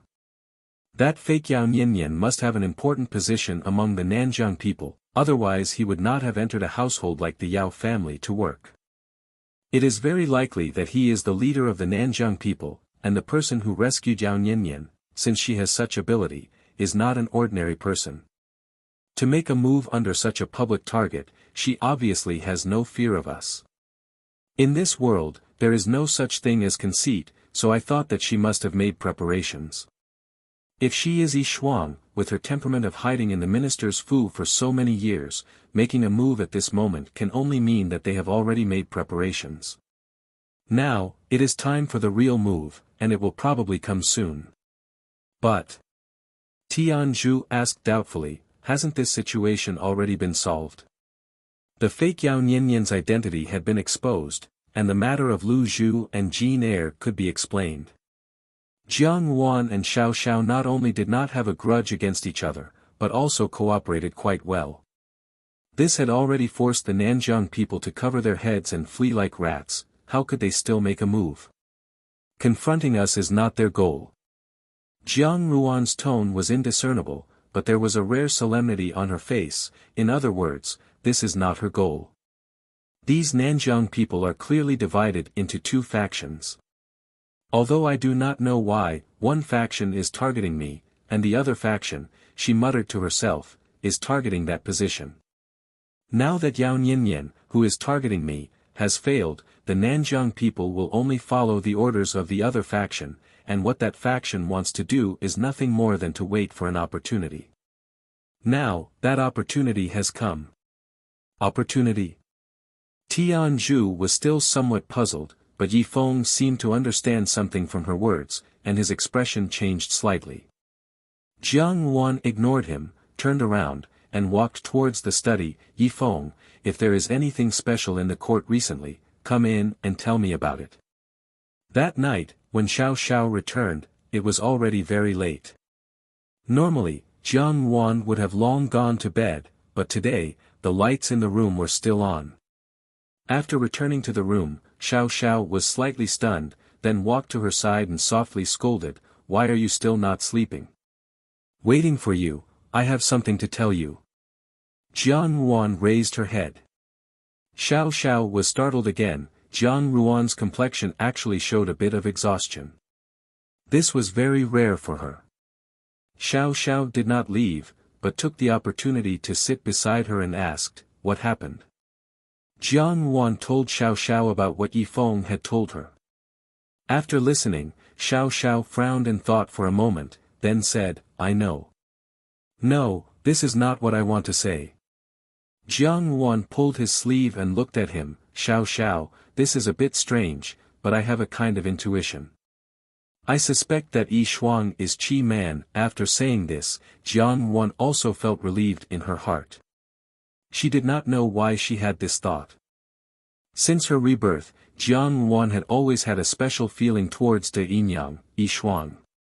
It was the intuition of a person who had died once, but this Yi Shuang hid it too well. Her patience was simply terrifying. Compared to her, Xianli was really too light. However, for so many years, Yi Shuang had not done anything at all. Jiang Ruan could not guess her intentions, but now that Yi Feng had said that she might be related to the southern frontier, it was like a key that had opened a door in Jiang Ruan's mind. Incomparably naturally, she had this idea. Xiao Xiao looked at her and did not speak. Jiang Ruan looked at his calm appearance and frowned. "You don't believe me?" This idea is indeed very absurd, but I did not just rely on intuition to make such a deduction. Tonight, I have been thinking about the time you described Qi Man's disappearance, and it seems that it is not much different from the time when De Yinyang came to the Fu. And if she is related to the people of the southern frontier, and the people of the southern frontier are still obedient even after many years of not seeing each other, the princess of the southern frontier is definitely able to do this. It's not that I don't believe you. Xiao Xiao's lips curled up, I also suspect her. Jiang Ruan was startled and said, "You already knew?" "It's just a suspicion." Xiao Xiao replied, "For so many years, the people of the southern frontier have been relentlessly pursuing me. I have also tried to find the Qi Man of the past, but to no avail. Qi Man must still be in this world. I have gone deep into the southern frontier several times, but I have not seen her shadow. Based on her calculative temperament, knowing of my existence, she will definitely stay in the capital to wait for an opportunity to take revenge. Therefore, I have been arranging for people to search the capital. Xiao Xiao sighed, it's just that recently, I have some clues. I also did not expect that she would actually hide in the minister's fu. A dignified princess of the southern frontier, with unparalleled beauty, but in the Jiang Fu, she had become an unfavored concubine. Of course, one could disguise one's appearance, but to disguise one's temperament for decades was a little too frightening. Jiang Wan carefully looked at Xiao Xiao. After all, the people of the southern frontier were his blood enemies. Everyone had something to bear in their hearts. What Jiang Wan bore was the hatred of her previous life, and what Xiao Xiao bore was the debt of blood of this life. This was his fate. After all, Xiao Xiao's current situation was all caused by Qi Man. His biological parents and adoptive parents had lost their lives because of the people of the southern frontier, and it was obvious how deep the hatred was. But now, it seemed that when Xiao Xiao spoke of Qi Man, his expression was still as calm as before, and Jiang Ruan's heart was at ease. She thought for a moment, then grasped Xiao Xiao's hand and said, "In this way, we know who the person behind this is. I think that they will soon make their move. Now that we are in the dark and they are in the light, we will be able to gain some benefits. This time, I will help you take revenge, how about it?" She wanted Xiao Xiao to be a little happier. Xiao Xiao could not help but smile, and stroking her hair, he said, "Okay. But it's still a little strange." Jiang Wan said doubtfully, "I can see that the people of the southern frontier are now divided into two factions. One faction is the fake Yao Nianyan. These people have just arrived in the capital, and there are still many places in the capital that they are not familiar with, so they were able to be chased by the capital magistrate's officers and soldiers until they had nowhere to escape. Qi Man, on the other hand, is from the other faction. She has been lurking in the capital all year round, and has long since grasped many places in the capital, so she was able to rescue the fake Yao Nianyan so smoothly. These two people have different goals. Qi Man has been lurking for many years, and most likely, it is for revenge. That fake Yao Nianyan created the scene of Jin Air and Lu Zhu. It looks like she wants us to be at odds, but why do I feel that she is targeting me? What deep hatred do I have with her? Even if I hate the house and its crow, I should hate you first." Just as she finished speaking, she saw Xiao Xiao in front of her with a somewhat strange expression. Immediately, her heart stirred, and she grabbed Xiao Xiao's sleeve and said, "What's going on? Tell me clearly, could it be that you attracted these peach blossoms from somewhere? It's probably new trouble for me." The more she thought about it, the more she felt that it was possible. Jiang Wan glared at Xiao Xiao, almost wanting to skin him alive. Cough, cough. Xiao Xiao could not withstand such pressure and lightly coughed twice. As if nothing had happened, he got up and said, "I'm going to take a bath." Chapter 234. Then that night, Jiang Wan finally got the information out of Xiao Xiao's mouth. It turned out that when Xiao Xiao first took over the genie guard, he went deep into Nanjiang to deal with the remnants of the Nanjiang kingdom. At that time, the head of Nanjiang was the younger brother of the prince before the Nanjiang kingdom was destroyed. The terrain of Nanjiang was complex and there were many poisonous insects and plants. It was not suitable for large-scale frontal confrontation. At that time, Xiao Xiao was young and brave. He directly went deep into Nanjiang alone and beheaded the head of Nanjiang. There must have been a dangerous price to pay, but Xiao Xiao was a person who paid attention to results. In the end, he succeeded. A young boy who had just come out of the thatched cottage had such great ability. At that time, in the mouths of the southern border people, it was already very terrifying. Xiao Xiao was born with unparalleled beauty, and his temperament was cold and mysterious. Naturally, he also attracted one person, the holy maiden of Nanjiang, Dan Zhen. Dan Zhen was the holy maiden of Nanjiang. At that time, Xiao Xiao was only about 14 or 15 years old. Dan Zhen was even younger. The two were clearly in a hostile position, but Dan Zhen had other feelings for Xiao Xiao. This was originally a very common thing. Xiao Xiao was really too eye-catching among his peers. As a holy maiden, Dan Zhen's days were originally pure of heart and few desires. Suddenly seeing a valiant and handsome youth, she naturally fell in love with him. However, the people of Nanjiang had always protected the holy maiden very well. Unlike Qi Man was a princess of the royal family. The people of Nanjiang protected her to protect the face of the whole country. Protecting the holy maiden was to protect the faith of the whole Nanjiang. It was just that the holy maiden could not marry and have children in her life. She was destined to be a lonely existence. And Dan Zhen's way of expressing her affection for Xiao Xiao was to pursue and kill him at all costs. This seemed to be very similar to the strong possessiveness of the people of Nanjiang. When Xiao Xiao returned to the capital with the head of Nanjiang, Dan Zhen sent dozens of masters to besiege Xiao Xiao and tried to bring him back. Even if it was to be a puppet or a slave, it would be good. On that day, Xiao Xiao killed dozens of masters one by one. On his way back to the capital with serious injuries, he met Jiang Ruan for the first time. When Xiao Xiao talked about this matter, he also conveniently talked about his relationship with Jiang Ruan. Jiang Ruan was also somewhat astonished.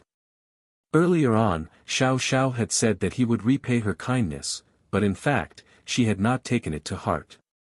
It was probably because she had not been able to remember.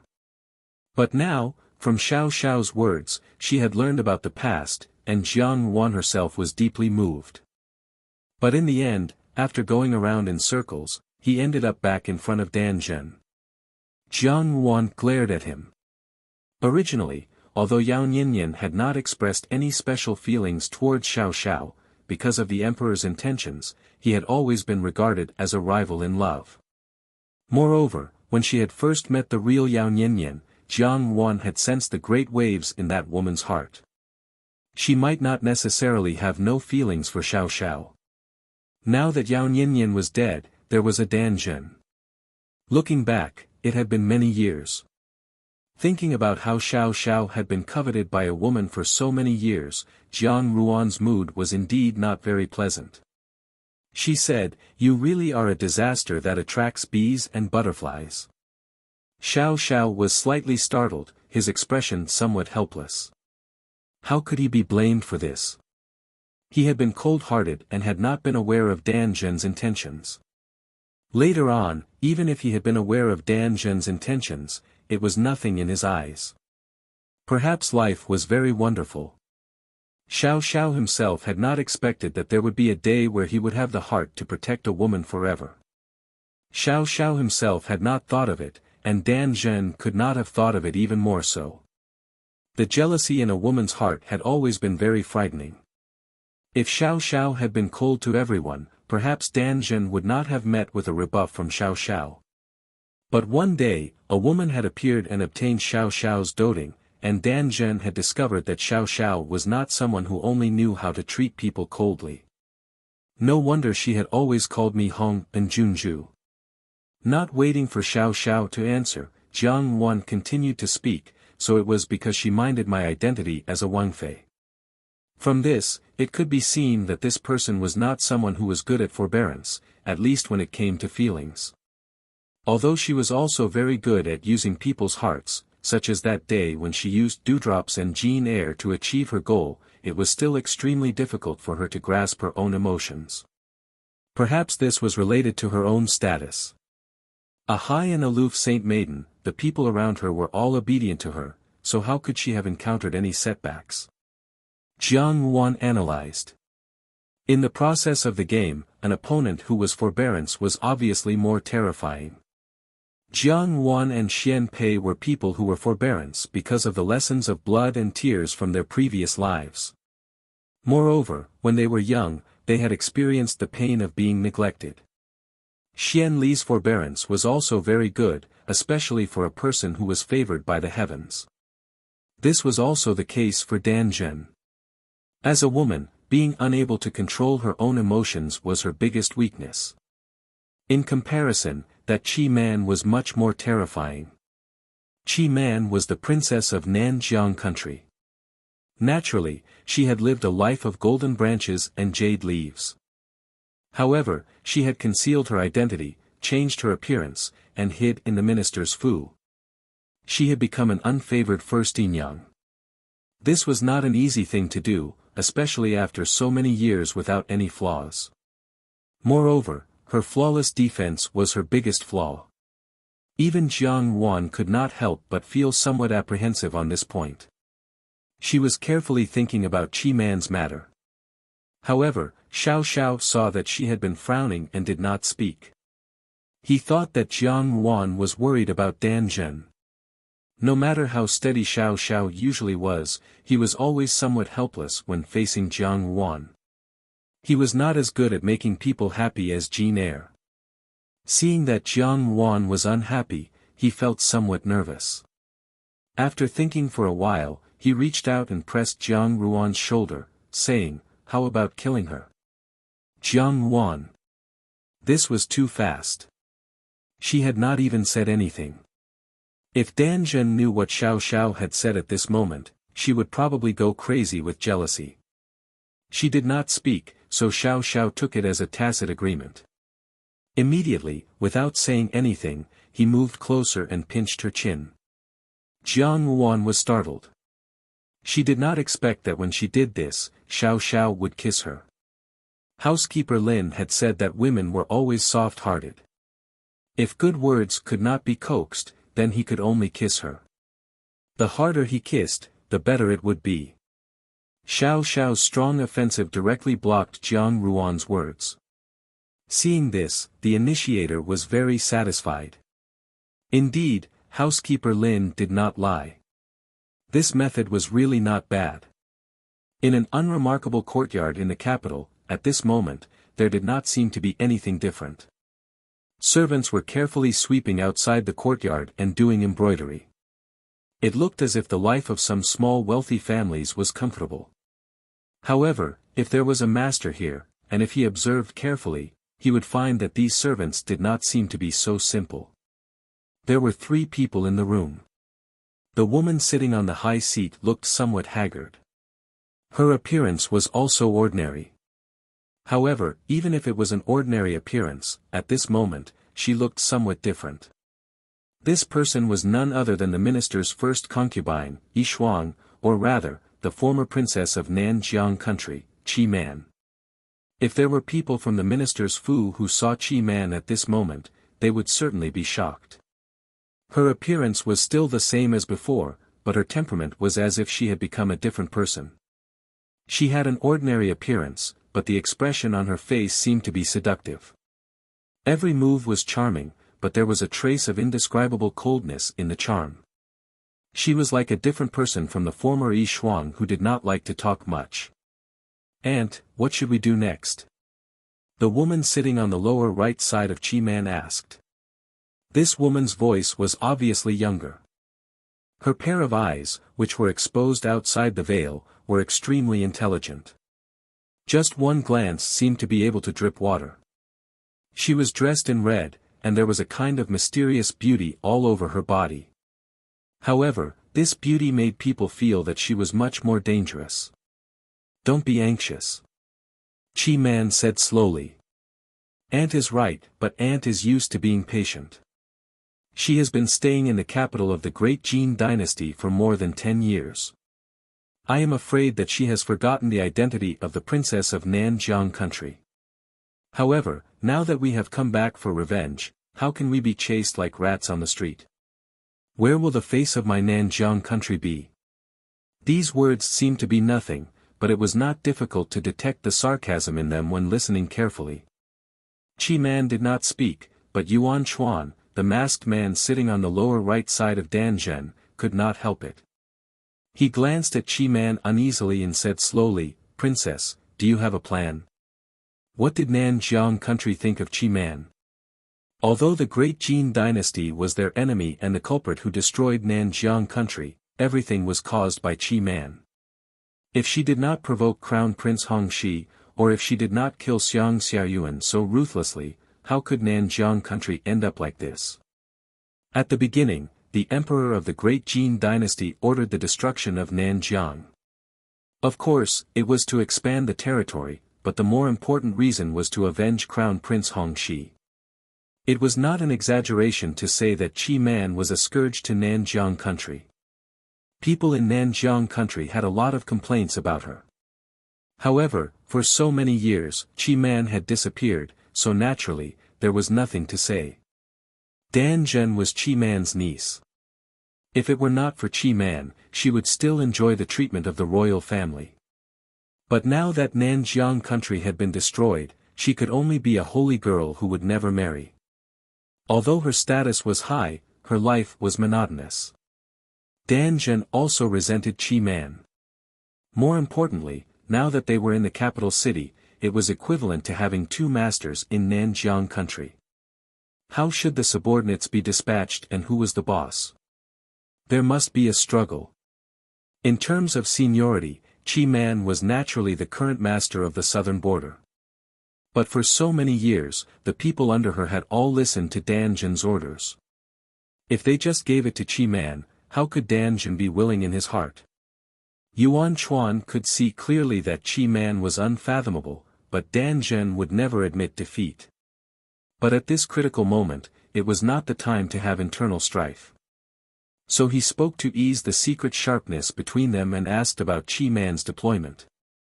Unlike Dan Zhen's temperament was more casual. This time, she came to the capital city. Although she said that she wanted the Great Jin dynasty to pay with blood, her mind had always been on that person. And Qi Man's goal from the beginning had never changed. That terrifying goal was to make the entire Great Jin dynasty pay with blood. The people of the Jin dynasty are reckless and always think themselves clever. A few days ago, you were used to kill with a borrowed knife and hurt your own family, Qi Man said slowly. Dan Zhen's expression changed. Yao Nianyan's identity had been exposed. It was her shame to have to flee all over the capital city. Qi Man was ruthlessly humiliating her. Qi Man continued, "This time, we will kill with a borrowed knife." She smiled slightly, her eyes seemed to be very happy. No, it should be said that when the sandpiper and the clam fight, the fisherman benefits. After saying this, Qi Man got up and walked out of the room. After Qi Man left, Dan Zhen clenched her fists fiercely. Gritting her teeth, she said, "What? Holy girl, be careful with your words." Yuan Chuan said, at a critical moment, "Try to restrain yourself."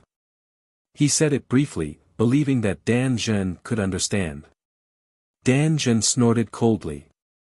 Although her expression was still somewhat unwilling, she followed his words and said, "Naturally."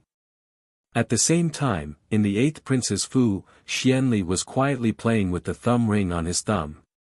Unlike the previous few days of impatience, the current him was calm and composed, unspeakably leisurely, as if he already had a well-thought-out plan. The advisor sat quietly at the side until the imperial bodyguard flew in to report, "Your Highness, the letter has been sent to the palace." Xian Li's movement suddenly paused, and he sat up straight. He only said, "Good." His gaze suddenly became somewhat excited. This was rarely seen on the usually restrained Xian Li. It was as if the thing that he had been planning for a long time had finally been completed. "Congratulations, Your Highness." The advisor stood up and bowed. "This time, we will definitely be able to catch them unprepared. After continuous battles, the great undertaking is in sight." Xian Li waved his hand, his face regaining its calmness. Even so, the corners of his eyes could not help but show some pride, being in a passive position, letting the opponent lower their guard, then attacking when they are unprepared. With full preparation, so what if it is Jining Wang? He is still helpless. Your Highness is wise to draw a clear line with the people of southern border early on. Now, you are using them to divert the attention of Jining Wang Fu. Jinying Wang is currently focusing on southern border, and the 13th prince has no time to attend to it. Your Highness can do whatever you want. The advisor praised in a timely manner. Xianli shook his head. The people of southern border are extremely ambitious. They also want to share half of the country with me. If southern border is not eliminated, it will become a great calamity in the future. It is better to act as bait for me, drawing the attention of Jinying Wang Fu. In this way, the two tigers will fight and both sides will suffer. This is advantageous to me. It is just that your highness, the advisor hesitated slightly, I am afraid that the 13th prince has a contingency plan in the palace. The 13th prince is cunning by nature and will not be so easily fooled. Xianli smiled slightly, this is natural. If I did not have complete confidence, how would I dare to take this step? Now that things are going according to my plan step by step, it is enough to show that he has not discovered that placing his gaze on the outside and winning over the ministers is stupid. This bloody battle will eventually be resolved in the palace, and the one who can make the final decision is only Imperial Father. Neglecting the essentials to pursue trifles, Xian Pei has committed a great taboo. Xianli still had the mind to teach Xian Pei a lesson on his loopholes. With his cautious temperament, he most likely had complete confidence now and was very confident. Now, we only need to wait for the results. Xianli said. On this day, the emperor went to court as usual. These days, the number of days the emperor went to court was getting shorter and shorter, and the time he spent reading memorials was also getting longer and longer. There were more and more memorials accumulated in the imperial study. Some of the ministers also began to feel depressed, guessing that something was wrong with the emperor. But when someone wanted to inquire about the news from Dong Xiu-yi, who was by the emperor's side, the news they received was that the emperor was fine and there was no problem. The other favored concubine who was close to the emperor, Mu Shiro, was a cold beauty. Naturally, they did not expect to obtain any news from her. But the more Dong Xiu-yi said so, the more the minister's guesses became. But at least on the surface, the previous court was still calm. Only the old ministers who had been in the sea of officials for many years could keenly sense that there was something different, and had a premonition that a huge storm was about to sweep the entire Great Jin dynasty. So on this day, the storm of the Great Jin dynasty suddenly arrived, completely disrupted the peaceful days of the past few decades, and set off a huge storm. When the emperor, the ruler of a country, went to court, while listening to the memorials from the Ministry of Rites, he fell from the dragon throne and fell into a coma. Until now, he had not woken up. All the imperial physicians of the big hospitals were mobilized, but now they were also helpless. The court was in an uproar. At this time when the fight for the throne was reaching its climax, there were people from the southern border sneaking into the capital, and there were internal and external troubles. The ruler of a country had unexpectedly fallen. What was even more frightening was that no one knew when this ruler would wake up. Seeing the serious expressions on the faces of the imperial physicians of the imperial hospital, all the ministers simultaneously had a terrible thought: if he could not wake up, then the country of the Great Jin dynasty would probably be thrown into chaos. The ministers did not dare to speak of this matter everywhere, not even to their relatives. But if there was any possibility of causing panic among the people, letting people know of the precarious situation of the Great Jin dynasty's royal family, it could bring about endless hidden dangers. After all the ministers returned to their mansions that day, they began to seriously consider what they should do next. If the emperor did not wake up, a fierce battle between the 8th prince and the 13th prince was bound to occur, and in this fierce battle, they would stake their own status and obtain endless glory, splendor, wealth and rank. The officials in the capital began to discuss and plan, but in the palace, in the midst of the gloomy atmosphere, there was a kind of small chaos. This kind of chaos and panic was forcibly suppressed by various palace rules, but even so, the panic was still spreading rapidly. The fall of the emperor meant that an era might come to an end, and a new era might have to start anew. However, the crown prince had not yet been appointed, and the crown prince was still ominous. This was the source of all the panic. Every time there was a struggle for the throne, at the end, there would be countless corpses and blood flowing like rivers. The people might not be able to see it, but the people in the palace would keep it a secret, and those terrible scenes would be deeply implanted in the hearts of every person in the palace. The imperial physicians of the Imperial Academy of Medicine were helpless, and Empress Dowager Ida was furious. She had issued an order to fight to the death, but it was still to no avail. At the crucial moment, when Xian Pei learned of this matter, he suggested to Empress Dowager Ida that perhaps they could find Jin Ling's divine physician, Xia Qing. Xia Qing and Xiao Xiao were fellow apprentices, so Empress Dowager Ida sent someone to invite Xia Qing in. Xia Qing came very quickly, and after seeing the emperor's condition, she shook her head under Empress Dowager Ida's expectant gaze. She only said 8 words, "The poison has gone deep, and there is no cure." There was no cure. As soon as these words came out, it was an announcement that the emperor might not have much time left to live. Poison. Empress Dowager Ida grasped the crux of these words. Where had the emperor been poisoned? After having people search the inside and outside of the palace, they still couldn't find out where the poison had come from. Even someone as experienced and knowledgeable as Xia Qing couldn't see where this poison had come from. The poison had gone deep, and the toxicity was fierce. He had no time and no means to save the emperor. It was likely that before he could find out what was going on with the poison, the emperor would have already lost his life. For better or worse, he was hanging on with medicine, but that was only a temporary solution. In the end, there was no other way. Empress Dowager Ida was furious, and in front of all the imperial physicians, she said that if the emperor died, all the women in the imperial harem would be buried with him. This was the cruelty of the royal family. When they were alive, these women might have lived a life of luxury that everyone envied, but in fact, they were just playthings attached to the emperor. If the emperor died, there was no need for them to live. Empress Dowager Ida said this in front of the imperial physicians, but even so, the women in the imperial harem realized something. It wasn't their first day in the palace, and it wasn't like the previous dynasty didn't have the rule of burying concubines with him. The emperor had suddenly fallen, and the imperial harem was immediately filled with an atmosphere of fear. Everyone was anxious, and it was almost the first time that they had all prayed for the emperor's early health. Among the panicking imperial harem, there were 2 people who were unusual. One was Mu Shiro. Mu Shiro was naturally a cold beauty. Usually, she was indifferent to everything, and even the emperor's love couldn't make her look better. The other was Dong Yinger.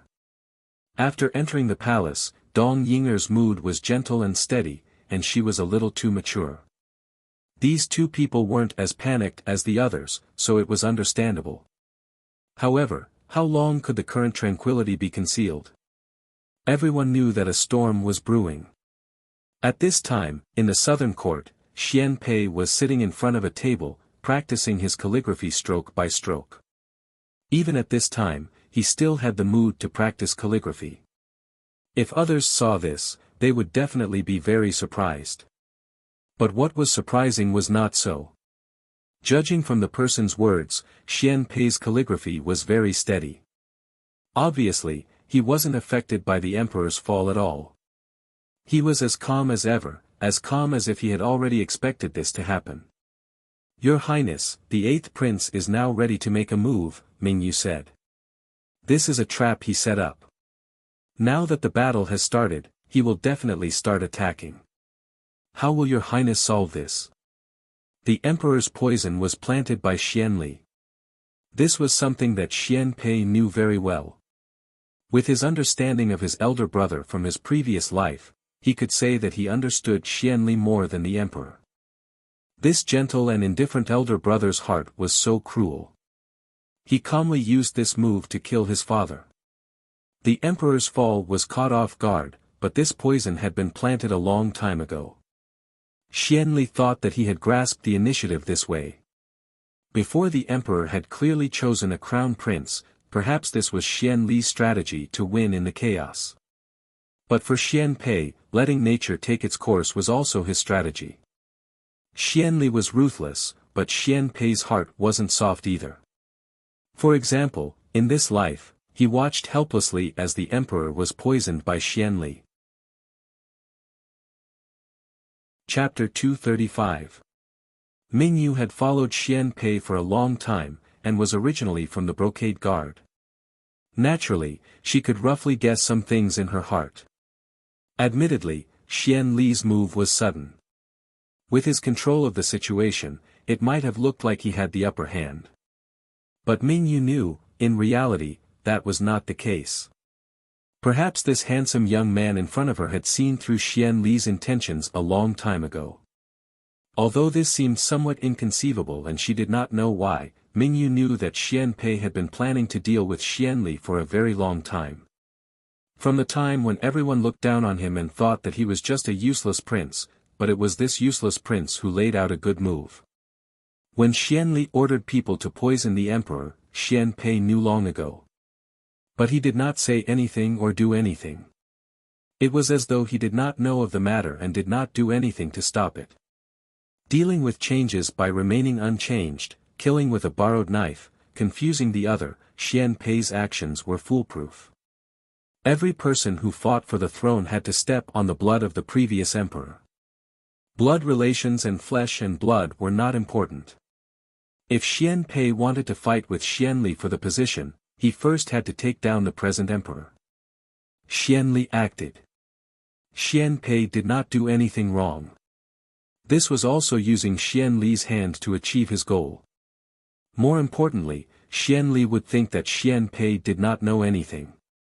A person who knew of this matter would not be helpless. But Xian Li's prediction was wrong. Xian Pei did know and did everything. For an adult to be able to do all this did not seem like much. For someone like Xian Li who was extremely ambitious and good at hiding, it was like this. But Xian Pei was only a youth who had not yet reached marriageable age. For a youth to have such cold and decisive methods, to have the calmness and vision of an emperor, he was definitely not a person of the pond. Ever since the emperor knew of his son's talent, he had always treated Xian Pei well. A person who suddenly received his father's love and care would cherish this little bit of affection. But Xian Pei did not. He indifferently watched the emperor die step by step, and did not show any change in expression. The most heartless emperor's family, but this calmness and indifference caused Mingyu to be shocked. What this youth displayed, was more suitable to be the ruler of a country than Xian Li. What Mingyu did not know was that Xian Pei was not born to be so decisive. After his last life, Xian Pei had seen very clearly the feelings he had toward the imperial family. The reason the emperor valued him so highly was because he valued the things he had displayed. If he didn't have these things, he would still be a useless prince. As for why Jiang Yuan had fallen to such a state in the palace in her previous life, how could the emperor not have had a part to play in it? In Xian Pei's eyes, the only family member in the world was Jiang Yuan. The emperor was only a ruler, not a father. His lifespan had already been decided in his previous life. He would eventually die at the hands of his own son, Xian Li. And Xian Pei wanted to make use of this point, so he would not deliberately break it. He slowly took a deep breath and said, Xian Li's next step must be the imperial edict. If he wants to get the imperial edict to establish the crown prince, he will act very quickly and catch us off guard. This is his old trick. Mingyu had some doubts in her heart. From Xian Pei's tone, it seemed like he had fought with Xian Li for many years and understood him very well. However, how could Xian Pei have ever fought with Xian Li directly? It was just hitting a cow through the air, showing that they were on equal footing. Even so, she still said, "What does your highness think?" Xian Pei smiled lightly. He was born with delicate features, and when he smiled, there was an indescribable beauty and elegance in the corners of his eyes, which actually somewhat resembled Jiang Yuan's. No need to pay attention to it. Striking the mountain to scare the tiger, we will naturally do this as well. Eunuch Li walked out of the emperor's bedchamber and glanced inside with some worry. The emperor's body had already started to slowly collapse a long time ago. This was something he had known for a long time, but at that time, he had only thought that it was because he was getting old and that time was unforgiving. Every emperor would grow old like this, it was inevitable. But, the emperor's collapse was too sudden. Under the watchful eyes of all the civil and military officials of the Great Jin dynasty, his abrupt collapse was enough of an order for the Great Jin dynasty's officials, and this order was related to a considerable storm in the future. Eunuch Li had lived in the palace for so many years that he knew that an era would eventually end. This was an unavoidable fact. Following the emperor's death, he, as the chief steward who had accompanied the emperor for so many years, would naturally follow. Eunuch Li was not afraid. What he was afraid of was that before everything was settled, the Great Jin dynasty's successive emperors, whether or not they followed the path of succession, naturally had to stabilize the crown prince's position before the death of the previous emperor. But the current situation was different. The crown prince's position was still empty, which meant that once the emperor died, the Great Jin dynasty's previous court would inevitably be in a mess. Coinciding with the conspiracy of the people of the southern frontier, it could be said to be extremely unfavorable. The emperor would not allow this to happen, but he had done it. When everyone thought that he would soon appoint a new crown prince, he had given the two princes the cold shoulder and did not make a decision. Perhaps the 13th Prince Xian Pei was young and did not take it seriously, so he did not make any moves. But Eunuch Li could clearly see that the 8th prince could not sit still, and his troops began to increase rapidly. Perhaps he was also puzzled, why did the emperor not appoint a crown prince? Why? Naturally, it was because of that person. Eunuch Li sighed, and his gaze instantly became somewhat aged. Only he knew the emperor's plans, and perhaps that person also knew. But he used an extremely unyielding attitude to reject the emperor's arrangements. He was not willing to accept the emperor's plans. That person. Eunuch Li let out another long sigh. In the past many years, the total number of sighs he had sighed was not as many as he had sighed in the past few days. If it had been someone else, Eunuch Li could believe that no one would be able to defy the emperor's plans. Regardless of whether it was for the greater good of the people, or because of the temptation of that position, but if it had been that person who had always done things his own way, who disdained everything, he was afraid that he would really just leave. When two equally unyielding people were together, what would be the end result? Eunuch Li no longer thought about it. Just thinking about it gave him an incomparable headache. In the past few days, many people had already made indirect attempts to inquire about the situation. The spies sent by the 8th prince had also intentionally or unintentionally leaked information to him. Eunuch Li was a tactful person. Having lived peacefully in the palace for several decades, anyone who saw him would have to give him some face. But now, he was truly at his wits' end. He felt that he had sunk into a dead end. He really began to feel that he was really old. At this time, Eunuch Li suddenly couldn't help but think of a person. That person had entered the palace at about the same time as him. At that time, he was a nameless little eunuch. That person was a student of the Imperial College. He didn't know how they became friends. Later, when Eunuch Li slowly began to establish a foothold in the palace, that person was already the current Tanhua rank of the imperial court. Eunuch Li had always been a little jealous of him. In the end, that person resolutely resigned from his position and went into seclusion because of one matter at the most prosperous time. At that time, his colleagues were puzzled and he left. Only Eunuch Li understood why he left. Because he was the person who saw it the clearest. Perhaps when he resigned from his position, he had already anticipated that there would be such a struggle today. He decisively retreated in the face of the crisis and left this chaotic situation early. If he was here, how would he deal with this situation now? Eunuch, Shao Chen looked at him and said timidly. Eunuch Li suddenly came back to his senses. Only then did he realize that he had unknowingly thought very far. Why did he suddenly think of this? Was it really because he was old? Eunuch Li sighed. Xiao Chen looked at him and comforted. Eunuch Li is worried about His Majesty's dragon body. His Majesty has the protection of a true dragon and will definitely turn misfortune into fortune. He will definitely be fine. Eunuch Li, do not worry too much.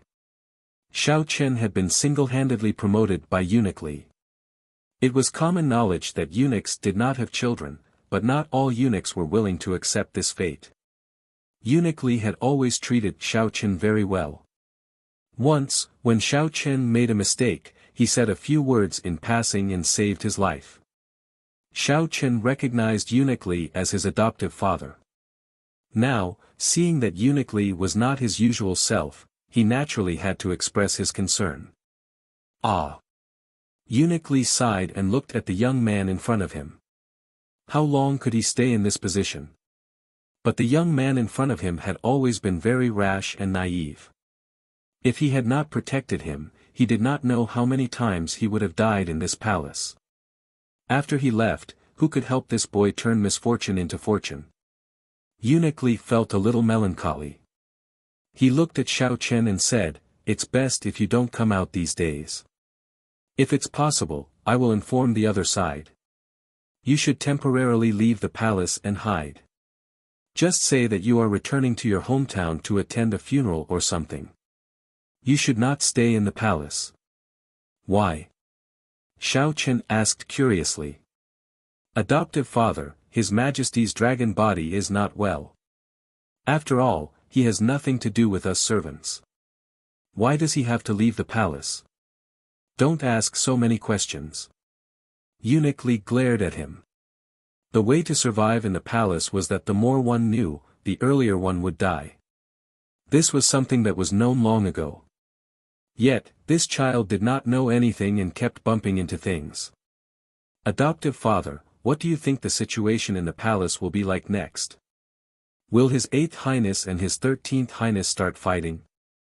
Previously, when I was working outside, His 8th Highness praised me and seemed to want me to go to the palace over there. Do you think I might get a chance?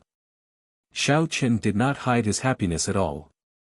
It was as if Xian Li threw an olive branch to him, he would immediately rush over. This was not rare. All the young eunuchs in the palace did not want to live in obscurity. They always hoped that they could amaze the world with a single brilliant feat at least. The position of the chief steward was attractive enough. Xiao Chen said his plan out loud. Not only was it not a reflection of his ambition, but it was also a little silly. Eunuch Li was shocked when he heard this. He knew the emperor's plan better than anyone else. If Xiao Chen really went to His 8th Highness's side, he would be implicated even if he showed the slightest bit of goodwill. Eunuch Li had always been a tight-lipped person. Everyone wanted to get information from him, but they always failed. Now, facing his adopted son, Eunuch Li's reluctance finally won over his years of experience. He pulled Xiao Chen to the side and whispered, "Lower your voice. Don't get involved in these things. Don't agree to His 8th Highness's side either." Why? Xiao Chen asked curiously. This kid always asked why. Eunuch Li was a little anxious, but if he did not explain clearly, he felt that Xiao Chen would not give up his plan. Helpless, Eunuch Li could only vaguely say, "No one can understand His Majesty's plan. His 8th Highness is not a candidate. Don't get yourself into trouble." With just one sentence, a smart person would immediately understand the meaning of Eunuch Li's words. This was because Eunuch Li's meaning was very clear. The emperor's intention was not on the 8th prince. Choosing the 8th prince was actually choosing the losing side. Eunuch Li said, "Remember what I said to you today. Don't say these words to anyone else." Xiao Chen nodded with fear. No matter how stupid he was, he could still understand the meaning behind Eunuch Li's words. This was the first time that Eunuch Li had done something that was not befitting of his status as a chief steward. He had revealed the emperor's information to an outsider. No matter how tactful and indifferent he was, he still treated his adopted son as his own son. He was not willing to let him walk a dead end. After Eunuch Li finished speaking, a young eunuch came in from outside to report that Empress Dowager Ida of the Palace of Compassionate and Peaceful had summoned him. Eunuch Li went in person, but he didn't see that behind him, Xiaoqinzi, who had lowered his head, slowly raised his head. His face, which had always looked simple and honest, had now lost its usual silly look. Instead, it was replaced by an unfathomable expression. Then, his gaze moved quickly, and then he lowered his head again, as if nothing had happened, and walked out as if nothing had happened. The matter of the emperor's serious illness in the palace caused a huge uproar in the previous dynasty. But this matter was not over. Following that, things happened one after another. Eunuch Li disappeared. As the emperor's chief steward, Eunuch Li had always been in charge of the emperor's daily life. He was the person who understood the emperor the best. Eunuch Li's disappearance even alarmed Empress Dowager Ida.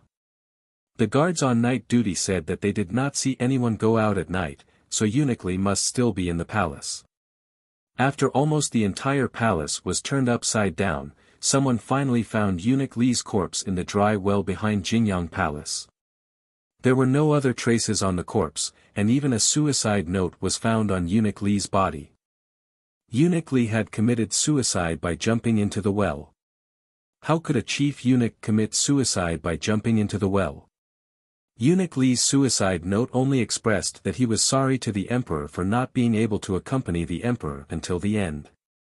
But some people guessed that Eunuch Li saw that the emperor did not have long to live, and his worries were too much. Finally, he was so frightened that he jumped into the well to commit suicide. Although this was somewhat inconceivable, it was not entirely impossible. As the head steward, his fate was naturally closely linked to the emperor's.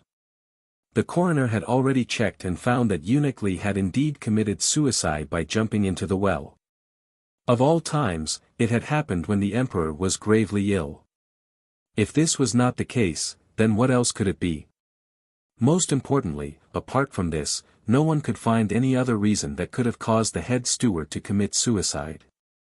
After all, Eunuch Li was the head steward of the palace.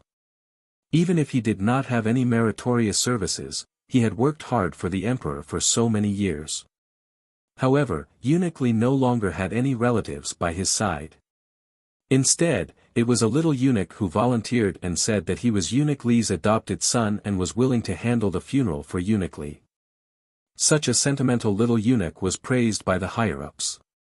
Thus, Eunuch Li's wealth and silver naturally became Little Chen Zi's. Because of this, Little Chen Zi was also valued, and he somewhat resembled the head steward of the past. When the matter of Eunuch Li reached Jiang Ruan's ears, Jiang Ruan was discussing the account book with Steward Lin. Because it was a report from the embroidered uniform guard, she did not avoid Steward Lin. Eunuch Li's death could not be said to not be sudden. As Jiang Ruan thought about it, she suddenly discovered that Steward Lin also had a dazed expression. This Steward Lin, who had been very spirited just a quarter of an hour ago, abruptly became absent-minded. It was somewhat strange. Jiang Ruan carefully looked at him and unexpectedly discovered a trace of sadness in Steward Lin's eyes. Sadness? Jiang Ruan's eyes moved and she reminded him, Steward Lin.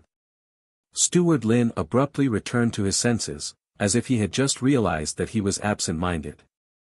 For a moment, he was at a loss for what to do. Then, somewhat flustered, he said, "This young madam, this old servant has failed in his duties." Jiang Ruan smiled slightly, "It's not your fault. Suddenly hearing about the shocking news in the palace, it's normal for you to be a little dazed. I was also startled just now." Steward Lin was absent-minded and seemed to be thinking about this matter. "What is your opinion on this matter?" Steward Lin laughed dryly. Just as he was about to say that he was untalented and shallow in learning, how could he distinguish the knack in this matter? However, when he met Jiang Ruan's gaze, he was unable to say anything. Jiang Ruan's gaze was as gentle as it was in the past, with a sharpness that seemed to be able to see through people. She seemed to have long noticed that there was something wrong with him, and she was sensitive enough to grasp it.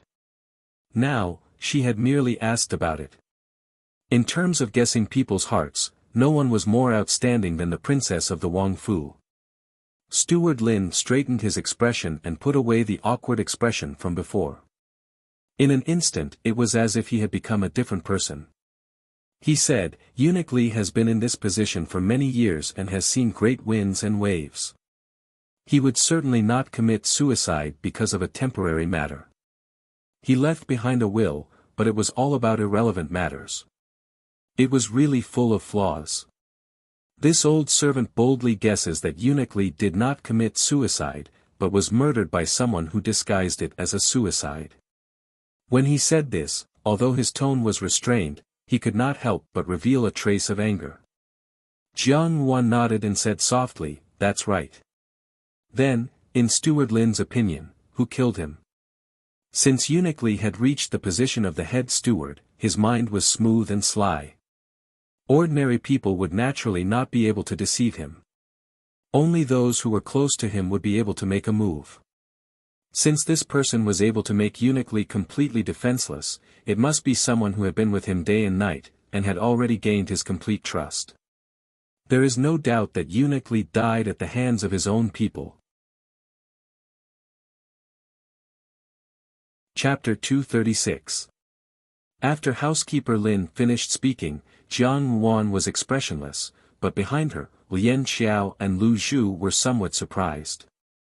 In their eyes, housekeeper Lin was just a slightly crazy old man. Who would have thought that his words today were so reasonable? They didn't know why, but it gave people a completely different feeling from the past. Jiang Wan wasn't surprised. The elegant and graceful Tan Hua was able to retreat at the most glorious time, and he also had the determination and endurance to endure silently. He was a person of great wisdom. But Jiang Wan also saw that when housekeeper Lin mentioned Eunuch Li's death, there were some fluctuations in his eyes that could not be concealed. Obviously, he and Eunuch Li might have some relationship, but everyone in the world had some secrets, so why should she investigate? But housekeeper Lin's analysis coincided with hers, and it made her even more determined. You're right. To be able to plot against Eunuch Li, it must be someone extremely close to him, or even someone who has been lurking around him for many years. Now that they acted rashly, the emperor's serious illness is one reason, but more importantly, this may be a signal, Jiang Wan said. Signal? Housekeeper Lin frowned and asked, "Does young madam think that they are about to make a move?" At this time, old Lin seemed to be discussing the next step with Jiang Wan, and there was no trace of his usual unreliable appearance. It's not a move. Eunuch Li died too suddenly. I thought that his death was too abrupt, and there must be a special reason for him to be killed at this time. If they wanted to make a move, they didn't have to do it from a steward, so Eunuch Li's death must have been caused by himself. He made a mistake in some aspect, and in the end, he killed himself, Jiang Wan muttered. Housekeeper Lin also pondered for a while, and seemed to feel that what Jiang Wan said was very reasonable. He looked at her and said, "But young madam, what mistake could he have made? What mistake could he have made that caused him to lose his life in the end?" Jiang Wan smiled slightly. "What is the most urgent matter in the palace now?" It's His Majesty who is seriously ill," housekeeper Lin replied. Then, Eunuch Li's mistake was here. He was the steward, but in the end, he was inseparable from His Majesty, so the biggest reason why he lost his life was because of His Majesty. The greatest value of a chief steward was that he was the person closest to the emperor and might know many of the emperor's secrets. In this way, things were much simpler. Eunuch Li found out about one of His Majesty's decisions, and this decision was accidentally found out by someone else. Then, he was killed. When Steward Lin heard this, he could not help but exclaim in his heart. Just based on the death of Eunuch Li, Jiang Wan was able to deduce so much. He could not help but become somewhat absent-minded. Perhaps Jinying Wang Fu had such a young madam. This was something that the Crown Prince Hong Shi and the old Jinying Wang had not thought of at that time. Now that the situation was so chaotic, Jiang Ruan was still able to analyze it so calmly and calmly point out the suspicious points. In the midst of the flustered atmosphere that had gradually begun to pervade, Steward Lin's heart abruptly gave birth to a surge of courage. Following Jiang Ruan's words, he pondered, young madam's decision is indeed not bad, but what decision did the emperor make that would lead to Eunuch Li's death? The culprit couldn't wait to take action and even made Eunuch Li's corpse full of flaws. In fact, he could have done it more precisely. Looking at it this way, it seems that he was somewhat impatient and did not care about anything else. To be able to cause someone to be so ruthless, it must be a matter of great importance to the country. The fight for the throne is imminent, but before His Majesty fell, he had not yet appointed a crown prince. Now that the position of crown prince is empty, the hundreds of officials have their own guesses about His Majesty's injury. If His Majesty immediately had the intention to appoint a future crown prince, the other person would certainly be burning with anxiety.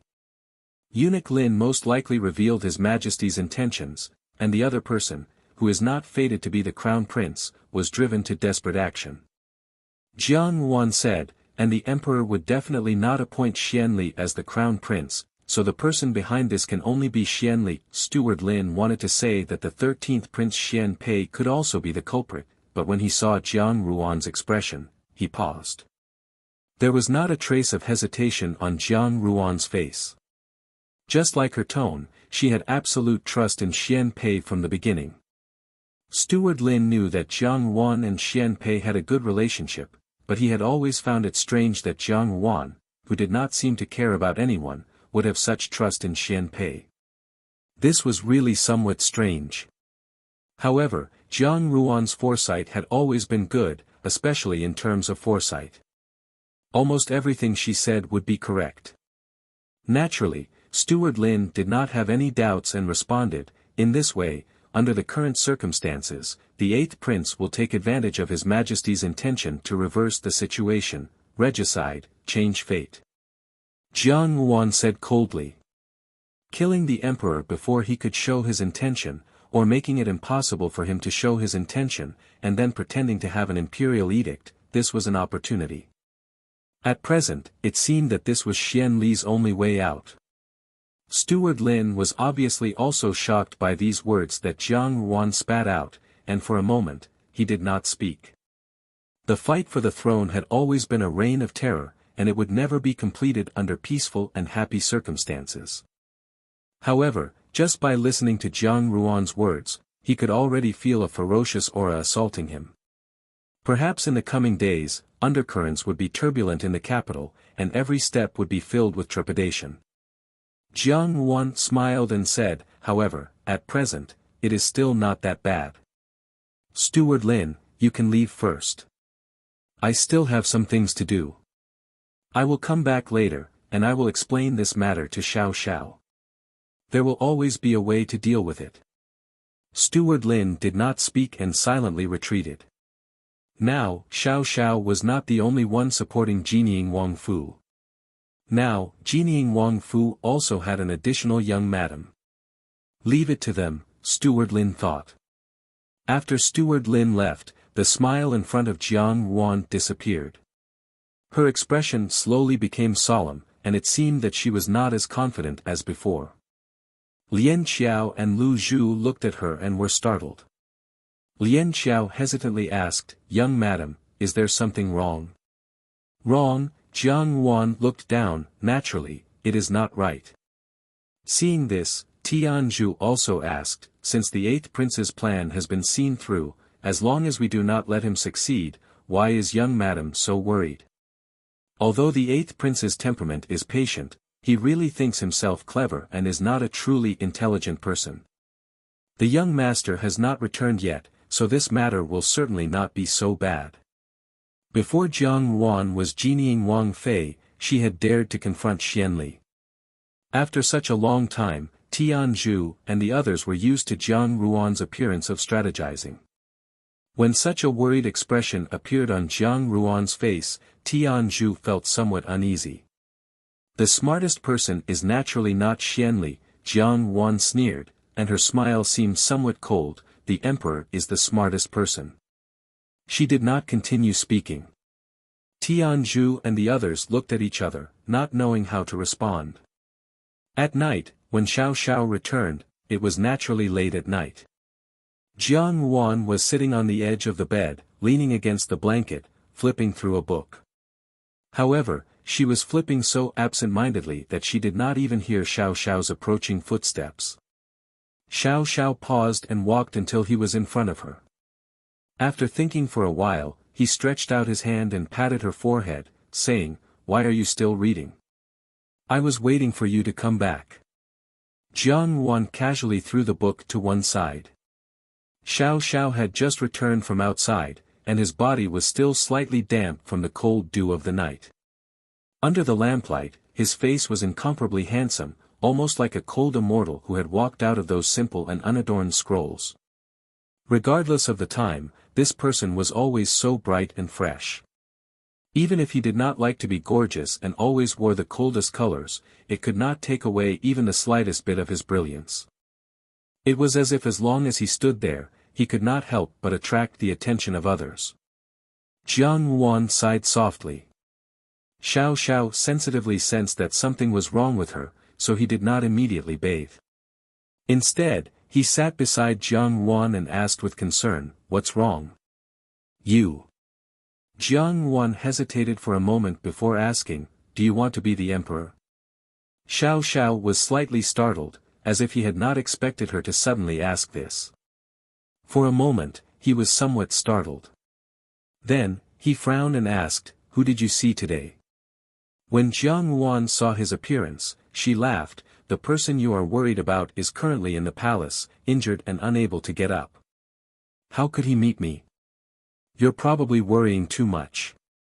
The last time the emperor had come uninvited to Jining Wangfu, Jiang Wan had stood at the door and listened to the entire conversation. Only then did she know Xiao Xiao's secret. Now that Xiao Xiao was so nervous, it was naturally because he had recalled the previous incident. When Xiao Xiao heard this, his brows did not loosen. He only stared at her thoughtfully and said, "I have never thought about that position. If someone were to force you, what would you do?" Jiang Wan asked. "What does it have to do with me?" Xiao Xiao asked. His tone was indifferent, but there was a kind of irresistible force to it.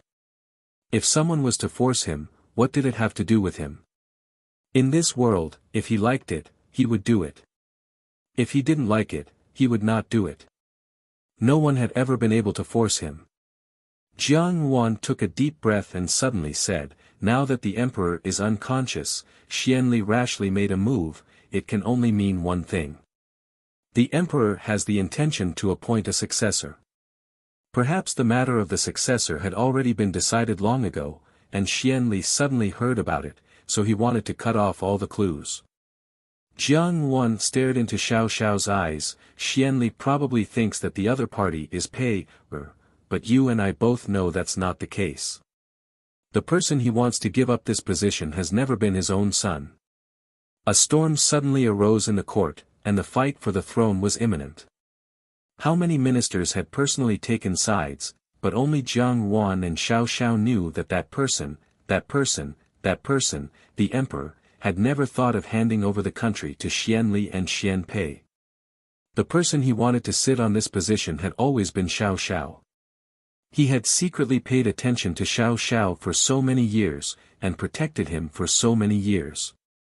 Perhaps it was because of guilt, or perhaps it was because the country originally belonged to Crown Prince Hongxi, but the most important reason was that he had always regarded Xiao Xiao as the future successor. "My ambition does not lie here," Xiao Xiao hugged her, perhaps with the intention of comforting her. "I will not do as he wishes." "I know." Jiang Wan lay on Xiao Xiao's chest. The man's body exuded a sweet, grass-like scent, with a hint of the chill of the late-night dew, but she felt incomparably at ease. She said, "It's just that you have to know, perhaps the emperor had long anticipated this day. I think that he intended for you to become the emperor, and would certainly have made preparations somewhere to allow you to sit on this position. And the most important thing to rely on, is an imperial edict. Perhaps Xiao Xiao did not understand the emperor.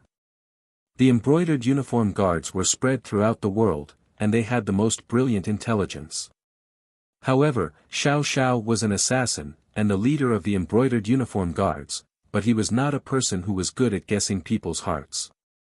Towards the emperor, he was also excessively distant. He did not deliberately get close to the emperor because of their blood relationship, so how could it be said that he understood the emperor? However, Jiang Yuan was different. In her previous life, when Jiang Yuan had spent a few years in the palace, in order to help Xianli, she had used all kinds of methods to inquire about the emperor. Naturally, she had paid a great price, but it had also allowed her to have a deeper understanding of the emperor. Regardless of what outsiders thought of the emperor, being in such a position, he was extremely clear about the methods used in the palace. In her previous life, he had also used such a method, which was to write an imperial edict a long time ago. Because of this, the matter of appointing a crown prince had caused everyone to panic, and Xianli had decisively made his move before the imperial edict had been issued. The emperor's final bargaining chip, under Xianli's iron-blooded methods, had been destroyed before it could be put to use. Now, the same thing had happened again. The emperor had wanted to issue an imperial edict before. Jiang Yuan could almost be sure that Xianli's people had already heard of this news, and knew that the candidate on the imperial edict was not her. Therefore, they had acted so decisively. They wanted to strangle the emperor, and then smoothly use their own methods to ascend to that position. However, in her previous life, there had been no 13th prince, so there had been no obstacles in front of Xianli. But now, Xian Pei had suddenly appeared out of nowhere. He killed Eunuch Li, perhaps because he wanted to find someone to replace Eunuch Li's position and uncover the secret of the imperial edict. Jiang Yuan said softly, "I think it's not just the imperial edict." Based on the emperor's intentions, he must have secretly instructed his trusted officials to stand up and confirm your identity when necessary. Xiao Xiao's identity could not be known to too many people in a short time, otherwise, Xiao Xiao would become the target of public criticism. It was one thing for the emperor to force Xiao Xiao, but he still had to do his best to protect his life. "I will find the imperial edict," Xiao Xiao said softly, "and then burn it. No one will know." What he was burning was not just an imperial edict, but also his future life, his road to becoming an emperor. Jiang Yuan suddenly felt a little sad. It should not have been like this. Xiao Xiao had the fate of an emperor. At the end of her previous life, he had clearly sat on the throne of the great Jin dynasty, but in this life, she had unreasonably changed his fate. He was no longer an emperor. But so what? She did not want to let go. If Xiao Xiao wanted to become emperor, she would let him go.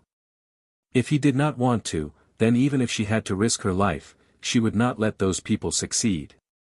Protecting the things that she wanted, this was the meaning of her rebirth. Xiao Xiao saw that Jiang Yuan was acting strangely, and the corners of his lips slightly raised. He kissed her forehead and said, "Don't worry, leave it to me." "Good." Jiang Yuan smiled, "I'll leave it to you." The husband and wife talked for a while more before Xiao Xiao got up and went to take a bath. What he did not see was that after he turned around, the smile on Jiang Yuan's face froze. Her gaze became somewhat deep and serene in an instant, and it seemed that she was not as happy as she had been a moment ago. She slowly said to herself, "Since you do not want to become emperor, then I will naturally achieve it for you." She lowered her eyes and said in a low voice, "Leave it to me." That night, there was another person in Jining Wang's Fu. He stood in a secluded corner of the Wang Fu's garden. In front of him was a huge iron basin. From time to time, some flames would sprout from the iron basin, mixed with some dark yellow or charred paper money. He was burning paper money for a certain person. The cold wind rustled. Although it was early spring, the nights were always somewhat cold.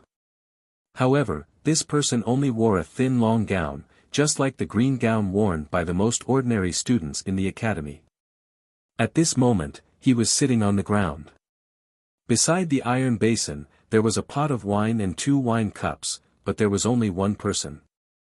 This person was none other than housekeeper Lin. He was somewhat lost in thought as he looked at the dancing flames, as if he was reminiscing about something.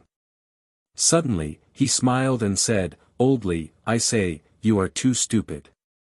You have already muddled your way to this position, how could you still fall into other people's trap? Look, this is great. I haven't even asked you to drink with me, but you have already left first. I'm going to drink alone to drown my sorrows, how chilly." His words seemed to be somewhat funny, and there was a slight smile on his face, as if he was not sad. However, in this smile, there was a bit of loneliness and sadness. At that time, the 3 of us, you, me, and the Crown Prince, were the scenery of the capital. Ai, although you are a eunuch, your looks are not bad. Although you can't compare to me and the Crown Prince, when the 3 of us go out, how many girls turn their heads? Ai, if not for the fact that you are a eunuch, that would really be a pity. Housekeeper Lin muttered to himself. He seemed to think that his words were extremely amusing, and unconsciously began to smile. His gaze seemed to pass through the dancing flames in front of him, as if he could see things from a long time ago. At that time, Crown Prince Hongxi was still an elegant young master, and he was the handsome Tanhua. Although Xiao Li was a eunuch, he was clever and likable, and had a delicate appearance. Every time Crown Prince Hongxi secretly slipped out of the palace, he would bring the 2 of them along. The 3 of them were very happy, probably like the 3 gentlemen that the storyteller spoke of. Crown Prince Hongxi had always had an amiable and approachable personality. Ever since he met the Crown Princess Yang Xiaoyuan, he did not care about the rules and ranks in front of them. In front of Crown Prince Hongxi, the 3 of them were equal. They were indeed equal, so when the news of Crown Prince Hongxi's death came, Xiao Li and housekeeper Lin were truly heartbroken. But housekeeper Lin chose to resign and live in seclusion. He wanted to protect his good friend's only bloodline. Xiao Li, on the other hand, remained in the palace. This did not mean that Xiao Li was a heartless and unscrupulous person. Perhaps this was another method he used to pay tribute to his good friend, to stay here and assist the emperor. Even if it was just to serve tea and water to the emperor, as long as he could contribute to the country that his good friend had fought for with his life. Thus, after so many years, housekeeper Lin became a true housekeeper. It was as if he had completely forgotten about all those civil and military matters. Every day, he only worried about some trivial matters. He placed all his energy on Xiao Xiao. And Xiao Li, with his cleverness in the palace, finally became the emperor's chief steward, Eunuch Li. In all these years, they had never contacted each other, but they knew that the other was doing well. Everyone had their own choices in life. Housekeeper Lin raised his head and filled the 2 wine cups in front of him to the brim. Only then did he touch the cups with his hands, and then he poured all the wine in one of the cups onto the ground. Among the 3 of us, you and the Crown Prince can be considered to have reunited, but I can't. I have to see that the young lord is doing well, that the young madam has given birth to the little heir, and that the young lord and young madam are doing well. No, even if that's the case, I still can't. I want to live well. I've said it before, whether it's the Crown Prince or you, none of them are as fortunate as I, Old Lin. Only I, Old Lin, can see that they live better and better each day. You guys just don't have the fortune to see this scene. Housekeeper Lin chuckled. With such a laugh, he looked like he used to in the past. However, if one looked more seriously, one could see a flash of light in the corner of his eyes under the illumination of the fire. He said, although the young madam didn't say it clearly today, I still understood. Crown Prince, you should be happy. This daughter-in-law is very intelligent. If you were still here, you would definitely like her. However, That younger brother of yours seems to want the position to be given to the young lord. The young lord will definitely not agree. Crown Prince, if only you were here. How could you watch your own son be bullied like this? He drank another mouthful of wine. Old Li, you're really something. What number one chief steward? You followed him for so many years, but you can't even control his decisions. Can't you persuade his majesty? Why did he let someone be the emperor for no reason? Where did the cleverness of the past go? No one answered housekeeper Lin's words. He sat alone in the night talking to himself like a madman. Then he sighed and said, "This old man was once an elegant and handsome man." He thought for a moment. He took out a small bottle from his bosom. Holding the small bottle in his hand, he suddenly smiled. At what time, I also understand. I want to see the young lord live on well. I don't know if I will have this chance. The sky in the capital is going to change. Although our Jining Wang Fu is not the Eastern Palace, after following the young lord for so many years, this has long been Old Lin's home. Many people are eyeing this place covetously. Today, I will protect it. He tipped the small bottle into his palm and a pill rolled out from inside. That pill did not seem to have anything special about it. Housekeeper Lin smiled. He shouted at the fire in front of him in an imposing manner. He said, "Even after so many years, this old man is still so elegant and handsome." He threw the pill into his mouth and swallowed it. After a long time, he picked up the wine pot in front of him and drank a mouthful. After swallowing the pill, Butler Lin did not change at all. Instead, he seemed to relax, as if he had made up his mind. It's time to show my true face. Housekeeper Lin silently threw a handful of paper money into the burning brazier. This time, I will protect the young lord well. Crown Prince, leave it to me. Chapter 237. Next door, Lian Xiao was stunned for a moment before she understood. Xia Qing and Qi Feng didn't live in the house next to the Wang Fu. Lian Xiao and Lu Zhu thought that Jiang Wan wanted to ask Xia Qing about the emperor's health. After all, the emperor's life depended on Xia Qing's medicine. Without Xia Qing, the emperor would not have survived these few days. Jiang Wan looked for Xia Qing for this reason. Now there are only two princes in the court. One is the 13th prince and the other is Xianli.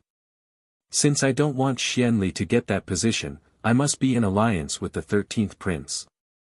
In this game of chess, we have already bet on the 13th prince, so I must do something. As you can see, Eunuch Li is dead. You are so smart, you should be able to see that Eunuch Li died in the hands of Xian Li's subordinates. Xian Li has already made the first move. The first thing he needs to do now is to make an imperial edict while His Majesty is still alive. Otherwise, he will immediately let His Majesty die and destroy the imperial edict that the emperor originally wanted to appoint the 13th prince. Wait, Qi Feng opened his eyes wide. Third sister-in-law, I am a little confused by what you said. What do you mean by the emperor originally wanted to appoint the 13th prince as the crown prince? How do you know that the emperor wanted to appoint the 13th prince as the crown prince? In this world, the person he least wanted to see in danger was her. Jiang Wan smiled slightly. It doesn't matter, I just went next door to take a look. Qi Feng looked at her with some doubts, as if he still had some doubts about her words. Jiang Ruan's expression did not change, but her heart was deep in thought. She naturally knew that the emperor would definitely leave an imperial edict because he did so in her previous life. It was just that the imperial edict in her previous life was not found in the end because at that time, Xianli had already ascended the throne. Perhaps the person who left the imperial edict had also been chased by Xianli. In short, Xianli sat on that position, and it was justifiable. Because at that time, besides Xian Pei, he was the only prince left in the palace. At that time, no one had ever thought of Xian Pei as the future crown prince of the great Jin dynasty. What do you mean by the best effect? Qi Feng said this sentence with difficulty. Jiang Wan smiled faintly and said, I have long said that since Xianli acted in such a hurry, he must have received news from Li Gonggang. If he really wanted to make him the crown prince, why would he be so anxious to silence him? Because that person is not him. As for the imperial edict, it is inevitable. Moreover, the spies in the palace have also returned. There is no doubt that it is an imperial edict. Xianli will think that the thing in my hand is an imperial edict, and will destroy it with his own hands, so he won't continue to investigate the real imperial edict. Xiao Xiao and you will have to seize the time and opportunity we'll be fighting for. Moreover, I am in the hands of the Southern Xinjiang Holy Maiden.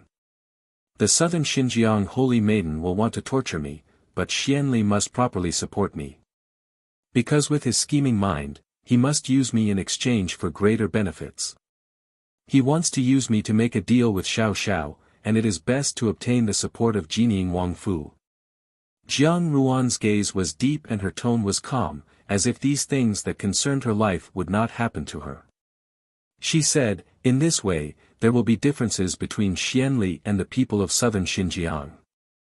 I have seen the southern Xinjiang Holy Maiden. She has a fierce temperament and will certainly not easily admit defeat. The alliance between Xianli and the southern Xinjiang is not very stable. Once there is a conflict, he will have a headache. Sitting on the mountain and watching the tigers fight, the ones who benefit will always be us. He was still thinking about it, but Jiang Wan had already spoken. She said, I want to ask you for a favor. As soon as these words came out, Qi Feng came back to his senses and quickly said, I actually forgot about this matter. For so many years, Qi Feng had seen the emperor's care for Xiao Xiao. Because of this, even if all his colleagues thought that Xiao Xiao was a traitor, in Qi Feng's eyes, there was no difference. He would not link this matter with the emperor's decision. But now that Jiang Wan had reminded him, Qi Feng also understood. Indeed, perhaps the emperor trusted Xiao Xiao, but it did not mean that he trusted the entire Jining Wangfu. And the reputation of Jining Wangfu among the civil and military officials as a traitor was too stubborn. It would not be persuasive at all. It was understandable that the emperor did not hand over the imperial edict to Xiao Xiao. What do you have to say to him? Beauty Xiao said in a low voice. The displeasure in her tone could be heard through the curtains. These words were a little strange. Qi Feng also found it a little strange. He did not know why, but he always felt that Jiang Wan was very serious when she said these words. It was as if in this life, taking revenge against Xianli was her ultimate goal. In fact, a long time ago, Qi Feng had felt Jiang Ruan's hatred towards Xianli. She was always ruthless. She almost cruelly blocked Xianli's path to the throne. In fact, for the Genie Wei, it was not important who became the emperor. But now, Qi Feng had clearly seen that Jiang Ruan had used her ability to influence Xiao Xiao. The entire Jining Wangfu, or rather, the entire Genie Wei, had already stood on the opposite side of Xianli. For Xianli, this was undoubtedly bad news. If there was no obstruction from Jining Wangfu, it would have been much easier. The emperor is seriously ill. There are internal and external troubles. The fight for the throne is imminent. The Jin court is in danger.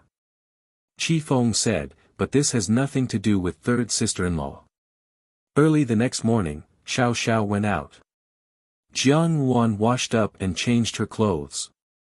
Lian Xiao saw that she seemed to be going out and asked curiously, is young Furen going out? Yesterday, Jiang Wan did not say that she was going out today. At this critical juncture, she probably would not be in the mood to go out for a walk. Third sister-in-law praises me like this, I feel even more uneasy in my heart.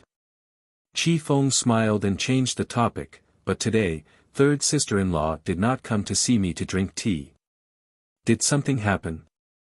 In the end, Qi Feng's words still involuntarily revealed a trace of concern. As soon as these words came out, he was also aware of it. He could not help but feel a little annoyed. Jiang Yuan had Xiao Xiao by her side. Qi Feng knew best what kind of person Xiao Xiao was. If Jiang Yuan had anything, Xiao Xiao would definitely do it for her. How would it be his turn to care for her? In the evening, after Xiao Xiao returned to the Fu, he naturally heard the news from housekeeper Lin that Jiang Yuan had gone to see Qi Feng. Housekeeper Lin did not deliberately undermine him. He was just annoyed that his master did not understand. He was afraid that the daughter-in-law of the Wang Fu would run away with someone else. This was to remind Xiao Xiao not to always think about business and to be more attentive to his wife. This was probably the difference between Qi Feng and others. No matter when, he could always clearly recognize his own position and would not break the original situation. The beautiful woman in front of him was good at grasping the weaknesses of people's hearts, seeing through their desires. She was good at scheming and planning, but she always put herself in danger. She was like a chess player who was very good at playing chess. She held everyone in the palm of her hand and turned them into chess pieces. When she laid out the plan, she even included herself. She had already set up the chess game, and she was going to be the little pawn that crossed the river. She was going to fight alone on the other side of the Chu River and Han River. Qi Feng took a deep breath and said, "Third sister-in-law, I promise you, I will help you." He smiled and slowly said, "Don't worry, we will definitely find you, very soon." Qi Feng suddenly felt a little annoyed. He secretly hated himself for being so smart and wanting to become the military advisor of the genie guards. He deeply knew that what Jiang Yuan said was indeed not wrong. This was indeed the simplest and most direct way. For the time being, there was no better plan than this. Because of this, from the perspective of the overall situation, Qi Feng had no reason to refuse. He had already agreed to Jiang Yuan's plan in his heart, but that person. Why was that person her? But what does third sister-in-law want to do? Qi Feng asked with a serious look. Jiang Yuan smiled slightly. She probably also saw that Qi Feng deliberately made the atmosphere relaxed. After following Xiao Xiao for a long time, she was better at concealing her water chestnut side. On the surface, she looked more gentle, but in her bones, she was still as sharp as ever. But that sharpness was only for the opponent. She raised the teacup in front of her and gently took a sip. She smiled and said, "It's very fragrant." When Jiang Yuan heard this, she did not deny it. She said softly, "Yes, Xiao Xiao does not know about this, and you don't have to tell him." Jiang Yuan looked at him. Xianli wants to steal the imperial edict. His power should not be underestimated. Xianli may not be afraid, but for so many years, he has been planning for this. He has gathered all kinds of people to form a network. The size of this network is not something you and I can imagine. I am afraid that there will be mistakes, so I want to do something to let Xianli think that he has found the imperial edict. After that, I can buy some time for the 13th prince. During this time, I will arrange a plan to take down Xianli. Yes, but Xianli is very cunning. I am afraid that a fake imperial edict cannot be hidden from him, so we can only use the real imperial edict to exchange for it. But this imperial edict is not that imperial edict. He did not destroy the imperial edict to establish the crown prince. When Jiang Yuan finished, she slowly put down the teacup in her hand. She looked at Qi Feng and said, "I know that you also have people in the court. You are the military advisor of the genie guards. What I want you to help is to let you know that the imperial edict is now in my hands." Xiao Xiao expressed what he wanted to say with his own actions. "How can you be sure?" Qi Feng was stunned. He was silent for a long time before he said, "You mean, you want to make a fake imperial edict to confuse Xianli, and then let him think that he destroyed the real imperial edict? In fact, the real imperial edict is in someone else's hands, is that it?" Qi Feng listened to Jiang Yuan's words in silence. His expression gradually calmed down, and he seemed to have returned to being the strategist he used to be. However, only he knew that the hands in his sleeves had long been clenched into fists. He slowly said, "What about you? What price do you need to pay?" Xiao Xiao really lived up to expectations. When he went back, he told Jiang Ruan about this matter. After taking a bath, he put on his outer clothes and sat next to Jiang Ruan. He said as if nothing had happened, "I heard that you went to see Qi Feng today." Third sister-in-law, Qi Feng was a little restless. He thought about it and said seriously, "In any case, third brother treats you sincerely. Since you don't want to let third brother know about this matter, I think you are probably going to put yourself in danger again. I am sorry that I cannot help you with this." Although Qi Feng said this and placed all the blame on Xiao Xiao, only he himself knew that this was not the reason. It was because he could not watch Jiang Ruan put herself in danger without doing anything. From the time he knew Jiang Ruan until now, the most common thing that Jiang Ruan did was to follow the example of a junior succeeding the senior. This sounded good, but every time she did it, she took a great risk. Even bystanders would feel frightened. Qi Feng. He himself could not let Jiang Ruan put herself in danger. In some aspects, Jiang Ruan was very similar to Xiao Xiao, especially when they did things with a very clear purpose. Since she did not tell Xiao Xiao, according to the original reason, Xiao Xiao and Jiang Ruan were the closest people to each other. For Jiang Ruan to forsake what was close at hand and seek what was far away, there was only one possibility, and that was that Xiao Xiao did not agree. Jiang Ruan repeatedly obstructed Xian Li's plan, and Qi Feng had always been unable to figure out why. Now, from her mouth, it turned out that there was a blood feud between her and Xian Li. Although he did not know what it was, Qi Feng also felt that Jiang Ruan was not lying. He looked at Jiang Ruan in a daze, only to hear Jiang Ruan's faint words continue. Lian Qiao and Dewdrop looked at each other. Naturally, Dewdrop and Lian Qiao knew Qi Feng's feelings for Jiang Ruan. At first, the atmosphere between Xiao Xiao and Jiang Ruan became a little subtle. Although it was later confirmed that it was just a trap set by Jiang Ruan, as long as they thought about it, they still felt a little uneasy. Tian Zhu did not have any expression. Qi Feng was startled when he heard this and immediately said, "Okay. Come in and talk. I want to find Xia Qing." Xia Qing entered the palace and had a few words with Qi Feng. Jiang Ruan was flipping through the book in her hand. Suddenly, the book in her hand was pulled away by someone. When she raised her head, Xiao Xiao's handsome face was right in front of her, but it looked a little awkward. Jiang Ruan put down the book and looked at him helplessly. "What do you want to say?" These words almost did not hide his feelings. Qi Feng's eyes were filled with regret, heartache, shock, sadness, and all kinds of complex feelings intertwined, causing Jiang Ruan to be slightly stunned. All along, Qi Feng had concealed his feelings very well. He did not want to break the current situation, but in the face of the woman in front of him, he really could not suppress his feelings. "Because the sacred maiden hates me." Jiang Ruan interrupted him. "The sacred maiden of the southern Xinjiang hates me to the core and her heart belongs to Xiao Xiao. In this way, because of a woman's jealousy, she will certainly not let me die easily. And because she hates me, the news that the imperial edict is in my hands will be more convincing. Now that the southern Xinjiang and Xianli have formed an alliance, some decisions of the southern Xinjiang will definitely affect Xianli, including suspicion." She saw that Qi Feng gradually calmed down, and then continued, "I have told you long ago that now Jining Wangfu and the 13th prince are bound together for good or ill. If the nest is overturned, no eggs will be intact. To ensure the smooth ascension of the 13th prince to the throne, this is the only way.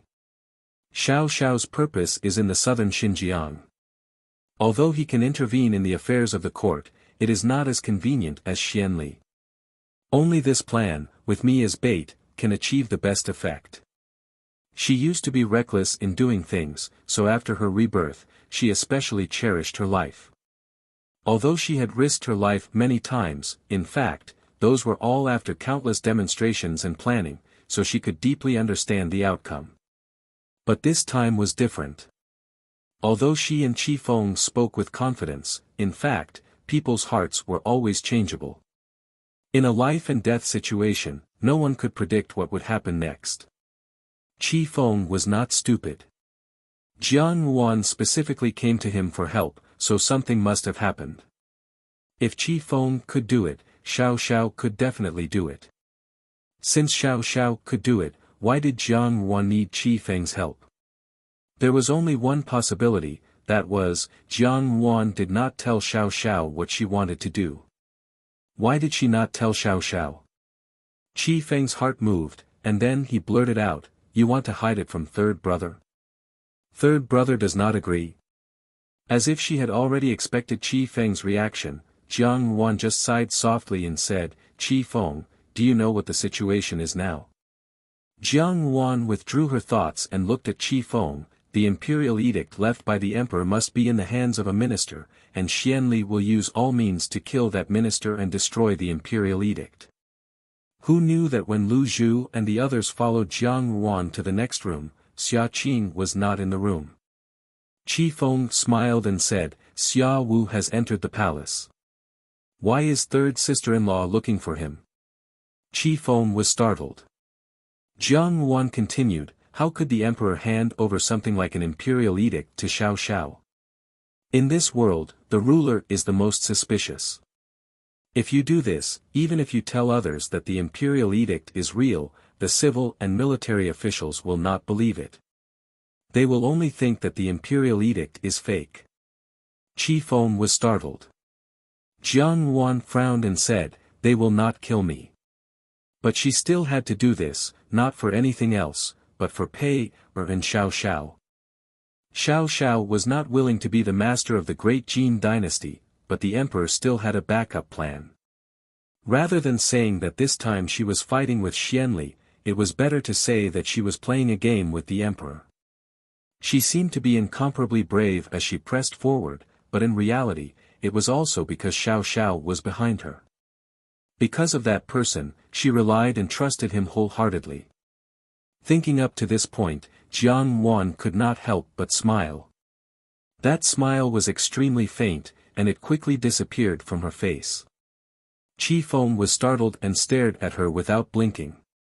Jiang Yuan looked at him calmly and did not avoid his scrutinizing gaze. After a long time, Qi Feng said, "Third sister-in-law, does third brother not know that you want my help?" Qi Feng did not think that Jiang Yuan was looking for him to reminisce about the old days. It was not that Qi Feng did not see the matter of Jiang Yuan using him a few days ago. He and Xiao Xiao had been brothers for so many years, and he was also the military advisor of the Jin Guards. His mind had always been very clear. Even if he liked Jiang Yuan, he would not completely lose his mind. Naturally, he could see that Jiang Yuan was deliberately trying to get close to him.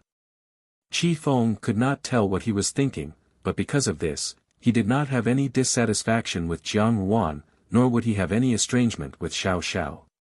Jiang Yuan also smiled, raised the teacup and gently touched it with Qi Feng, "Thank you." But third sister-in-law, Qi Feng still asked, "Since His Majesty left an imperial edict, why not leave it in Jining Wangfu? Looking at the entire great Jin dynasty, now only the Jin Guards have enough power to compete with the 8th prince. Leaving it in Jining Wangfu is naturally a foolproof plan. His Majesty must have thought of this, but why did he still put the imperial edict in the hands of other ministers?" Jiang Yuan sat down with him in the room, and Qi Feng poured her a cup of tea. Xia Qing was a common doctor, and Qi Feng did not care about trifles. In the courtyard, except for a few servants and Xia Qing's medicine boy, there was not even a servant. Qi Feng had to pour the tea himself, but it was obvious that he was very good at it. He smiled and said, "Jun Shan Silver Needles, third sister-in-law has tasted all kinds of good tea. I hope you don't dislike the tea in my small temple. I have brought out the best." Jiang Yuan shook her head and said, "I am not looking for him, I am looking for you."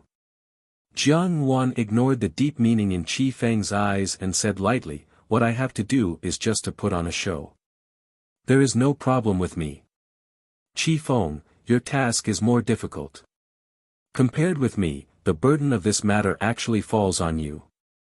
I know that you and Xiao Xiao are brothers, and he will certainly not agree to this matter, but I believe in you. No matter how much the southern frontier holy maiden hates me, with Xianli here, she can't hurt me for the time being. You just need to find me before I get hurt. I believe in the genie guards, and I believe in you." This smile fell into Qi Feng's eyes, and he also smiled, but the smile was very bitter. He knew why Jiang Wan smiled. Xiao Xiao was really lucky. You want to use yourself as bait. Not waiting for Jiang Wan to continue, Qi Feng could not help but stand up.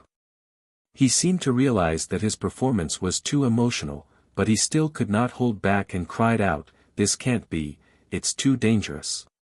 An ordinary man's wealth is his own ruin. Do you know what will happen? They will kill you."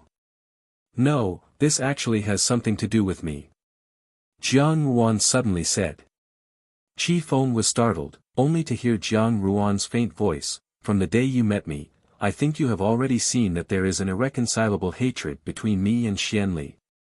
If this hatred is not avenged, it is in vain.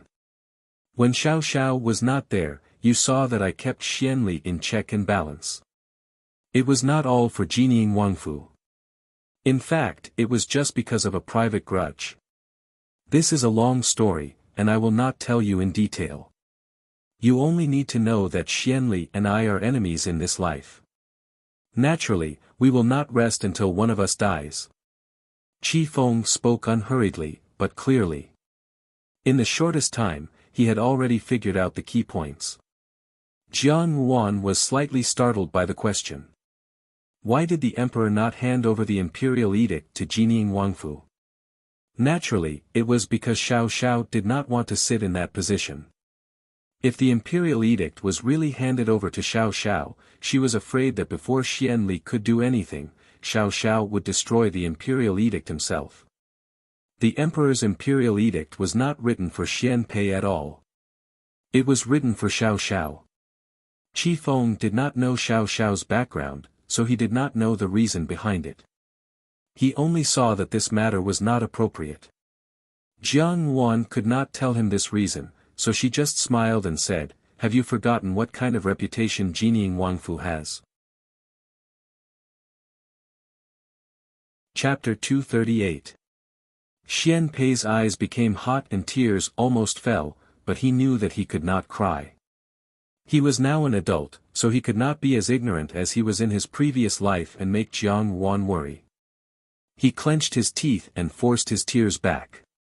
The people in the palace were cold and the people were gone. There was only one person in the world who could tell you, "I will fight for what you want." This was such a difficult sentence to say. He naturally referred to Xianli.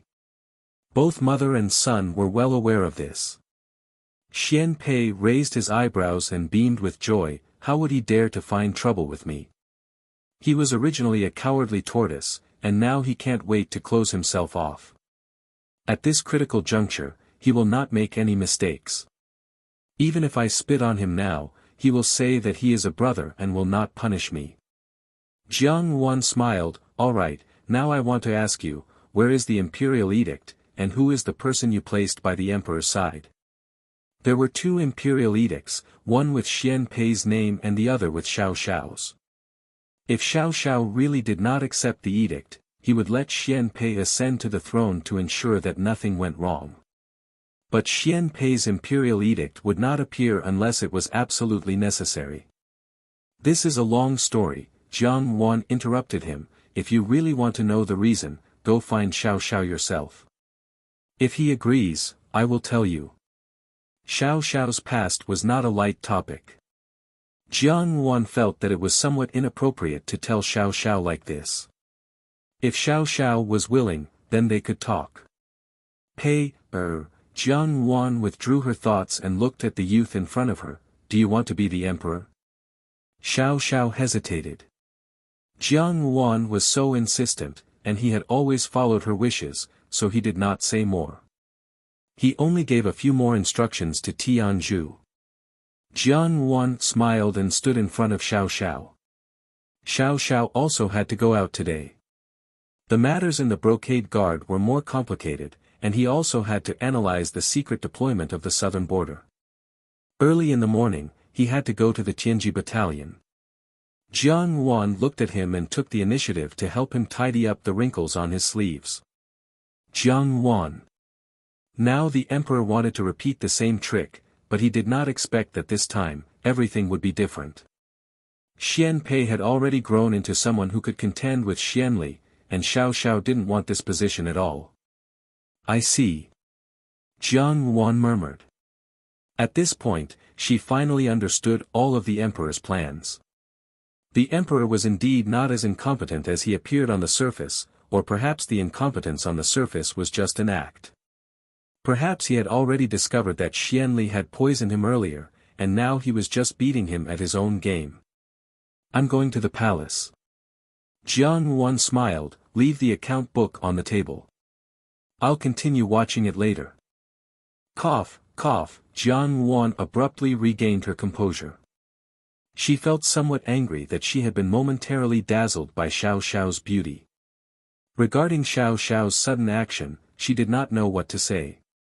After a long while, he glared at Xiao Xiao and took a step back. There's someone here.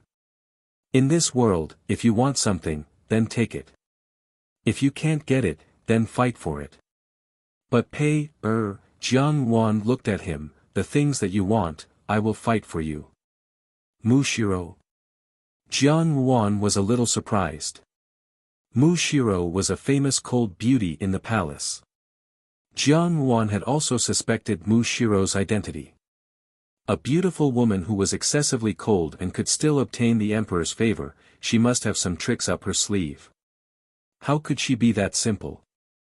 But later, when she saw that Mushiro did not do anything and did not participate in the muddy waters of the inner palace at all, she was relieved. She only thought that it was a woman who originally did not want to enter the palace but had no choice but to stubbornly hold on to her own perseverance. Xiao Xiao actually had the time to take a walk with her in his busy schedule. Jiang Wan naturally agreed and smiled, okay. Lu Zhu stuck out her tongue and giggled, not responding to his words.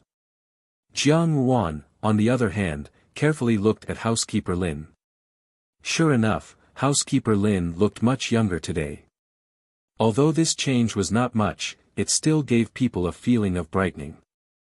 Jiang Wan knew of housekeeper Lin's past and thought that housekeeper Lin's charm at that time must have made people sigh. However, all beauties in the world were white bones, and their appearance was nothing more than ripples. Since housekeeper Lin was able to give up the appearance that everyone chased after, he was obviously a man of great wisdom and was worthy of encouragement. Xian Pei's face fell when he heard this. Ask him everything. Mother, you can't be insisting on following those 3 obediences and 4 virtues, right? It's just a mere Jining Wang, I don't want to know his secrets. I naturally have my ways to know. He stubbornly said. Then. Xian Pei still wanted to ask. However, what Xian Pei said was also true. Xian Li was a cautious person. It was precisely because he did not obtain the throne in a just and honorable manner that he had to pay more attention to what outsiders said. Therefore, he would not let anyone leave behind any evidence. At this time, he had to assume the posture of a wise ruler. Even if he really wanted to do something, he absolutely did not dare to do it in the open and cause too much of a commotion. As soon as they entered the southern courtyard, Xian Pei was still practicing calligraphy. When he saw Jiang Wan come over, he was a little surprised at first, but then he was overjoyed. He immediately threw away the brush in his hand and greeted her, Mu Wang Fei. For Xian Pei to be able to obtain news of the imperial edict so easily, it must have been because someone close to the emperor had pointed it out. Originally, Jiang Wan had thought that Xian Pei had roped in Eunuch Li, but now Eunuch Li was dead. If it really was Eunuch Li, then the secret had most likely been discovered by Xian Li's people. However, Xian Li's people did not make any moves. Without a doubt, Xian Pei's people were not eunuch Li at all. Who could it be? When Jiang Wan and the others arrived at the palace, they first went to the Palace of Compassionate and Peaceful to sit with Empress Dowager Ida. Empress Dowager Ida looked as vigorous and decisive as ever, but she could no longer conceal the vicissitudes of life between her brows. The woman who had once dominated the rebellion of the previous dynasty's 8 princes had finally shown signs of old age under the ravages of time. Now that the emperor was seriously ill, Empress Dowager Ida had to forget the fact that she was a mother. The first thing she had to do was to appease the court officials and tidy up the inner palace. The huge waves of the struggle for the throne were hidden under the calm surface. Empress Dowager Ida could not possibly not know that it was difficult to maintain the overall situation under such circumstances. But why? Naturally, it was because of Xiao Xiao. Xiao Xiao naturally would not stop her. After a moment of silence, he said, "The capital is not peaceful. Let Jin 1 and Jin 2 follow you." The details of the people of the southern Xinjiang were not yet clear. Perhaps they had some tricks up their sleeves. However, Jiang Wan shook her head and rejected his suggestion. "There's no need. Brocade 1 and Brocade 2 still have their own missions to complete. Today, I will only be entering the palace and will not stay for long. With Tianzhu by my side, nothing will happen. Moreover, the people of the southern Xinjiang can't wait to hide, so why would they expose their identities? Don't worry, I will be back soon." "Hey, it is not your name on the imperial edict, but Xian Li does not know about it, right?" Jiang Wan asked lightly. Lu Zhu's string of words made Steward Lin choke. He paused for a moment before saying, "Smelly girl, what nonsense are you talking about? I have already told you, this old man used to be a distinguished and elegant handsome man. Many young ladies and young wives had their hearts set on this old man. What rouge? This old man is also a man, why would I need that? It's because I was born beautiful. Imperial Mother, I will fight for the things you want for you as well." Xian Pei thought to himself. He heard Jiang Ruan's voice again, then Pei, can you tell me, where did you hide the imperial edict? Jiang Ruan was suddenly startled and asked, "Who is the name on the other imperial edict?" Speaking up to this point, she was actually shocked and guessed who that person was. It was as if at this moment, all her previous doubts had flowed into a river and formed a complete plan. And Xian Pei did not disappoint and said the answer, "Jining Wang, Xiao Xiao." Jiang Wan did not have much affection for Empress Dowager Ida. When she had first approached her, she had only wanted to use Empress Dowager Ida to raise her own status. But now the situation was different. Empress Dowager Ida was Xiao Xiao's biological grandmother. Even if she had done something in the past, it seemed that she had not forced Xiao Xiao to do anything. And Jiang Wan had also clearly seen Empress Dowager Ida's attitude. She would not let Xiao Xiao sit on the emperor's throne. Her thoughtful gaze fell on housekeeper Lin, and he could not help but feel a layer of goosebumps. He only felt that he did not know what Jiang Wan was thinking, and he could not help but feel a little guilty. He quickly said a few words and went out to prepare a horse for Jiang Wan. Xiao Xiao was slightly startled. Although Jiang Wan was very close to him now, she had never bothered about trifling matters other than trying to figure out people's minds. He was somewhat flattered that she had taken the initiative so early in the morning. Xian Pei's speech now unconsciously carried a bit of a bandit's aura, and he did not know where he had learned it from. Jiang Ruan's gaze unconsciously drifted to Mingyu, who was standing to the side. Although Mingyu was the person Xiao Xiao had arranged for Xian Pei, Mingyu used to be an embroidered uniform guard. The embroidered uniform guard originally had to crawl through piles of dead people. This Mingyu stayed with Xian Pei every day, inevitably leading him astray. Xian Pei's current image on the outside was that of a noble and refined young man of the royal family, but why did he speak like a bandit? Jiang Yuan had some doubts in her heart as to why Xiao Xiao had sent Ming Yu over. Okay. Jiang Yuan nodded. Xian Pei was stunned again and raised his head to look at Jiang Yuan. He thought that Jiang Yuan would be angry or have some other expression, but he had never expected her to be so calm. Because in their previous lives in the palace, Jiang Yuan and he had experienced too many painful things, and the source of everything was just because of human desire. Now, he wanted to be the emperor because he wanted to become stronger. Perhaps only then would he be able to protect the people he wanted to protect, and only then would he be able to completely take Jiang Yuan under his wing. But in the eyes of outsiders, he was only doing this for his own ambitions and selfish desires. How Jiang Yuan would view him, Xian Pei did not dare to think. Although he had already expected this possibility, when these words came out of Jiang Yuan's mouth, Xian Pei could not help but feel excited. He suppressed the excitement in his heart and looked at Jiang Yuan doubtfully and asked, "But Imperial Mother, why did Imperial Father appoint Jining Wang as the Crown Prince?" When he saw the Imperial Edict, the shock in his heart was simply indescribable. But no matter how he investigated, he could not find the reason. It was as if all the reasons had been erased and disappeared completely, leaving not even the slightest possibility. Xian Pei said, "Imperial Mother, could it be? He is also Imperial Father's son." Xian Pei looked at Jiang Yuan and suddenly thought of something. "Imperial Mother, did something happen for you to come looking for me today?" He did not say anything more and turned to walk out.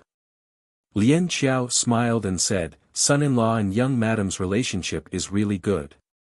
What's that saying, only a pair of mandarin ducks are envied, not immortals. I see that the books sold in the bookstore are not necessarily such a match made in heaven.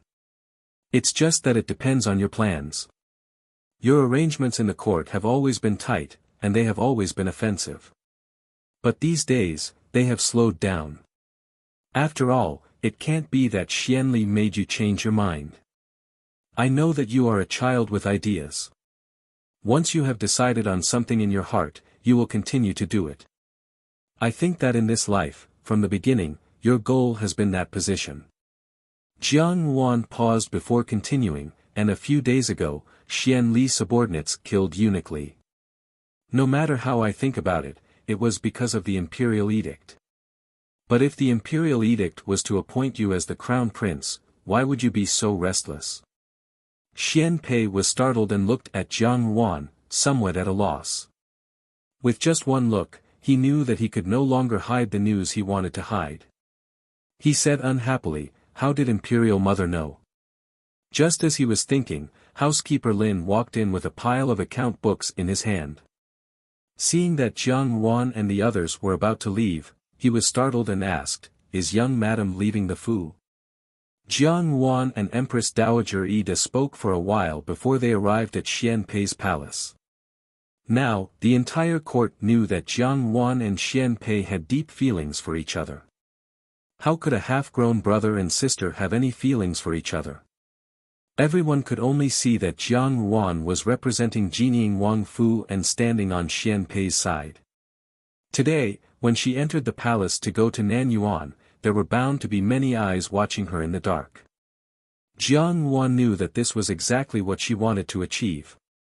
After thinking about it, it seemed that this was the only thing that matched her conjecture.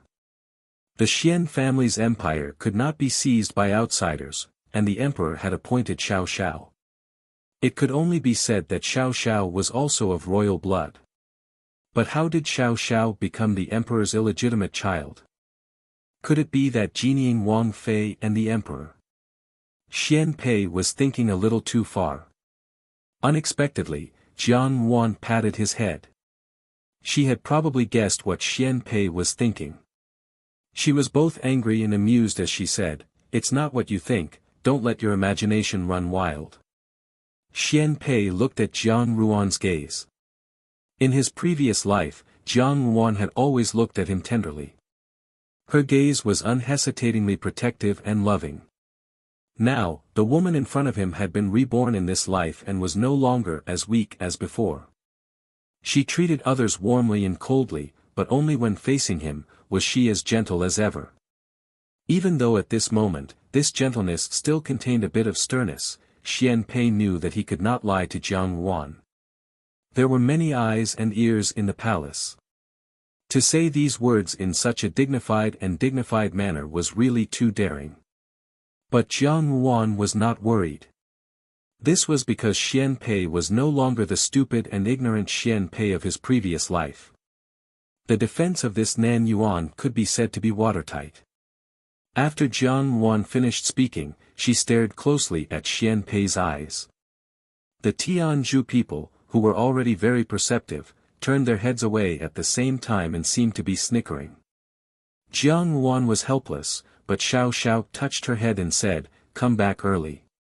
I have nothing to do today, so I came back early. We can go out for a walk."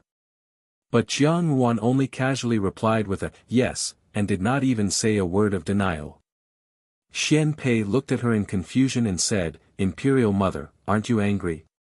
Housekeeper Lin complied, but Lu Zhu looked at Housekeeper Lin in a daze, as if thinking about something.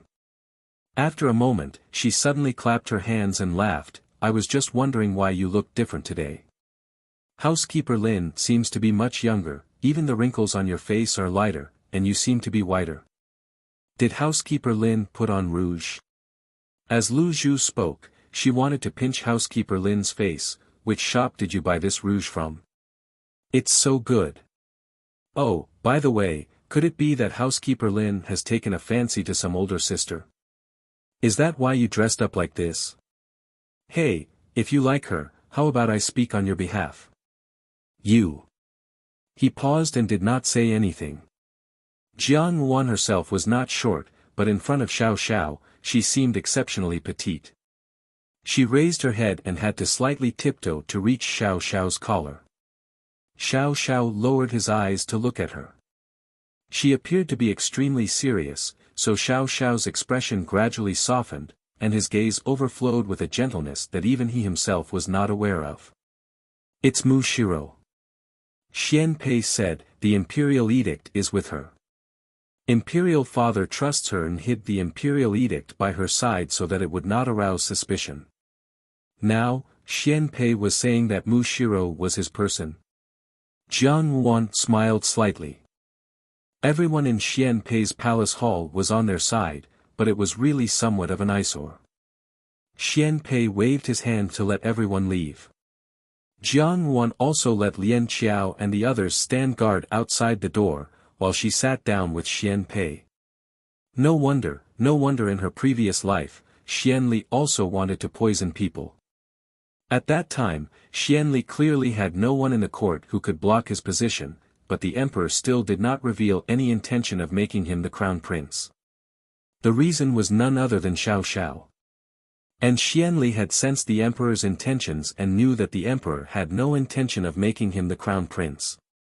However, he did not know the reason, so he slaughtered his own brothers, and then before the emperor could announce the imperial edict, he mercilessly killed them. This move was clean, and the ascension to the throne was a matter of course. There was not the slightest bit of bad rumors. For example, at this moment, Jiang Yuan was somewhat dazed as she looked at Xiao Xiao, who was very close to her. She did not see that the youth's eyes seemed to flash with craftiness. Immediately after, Xiao Xiao lowered his head and lightly pecked the corner of her mouth.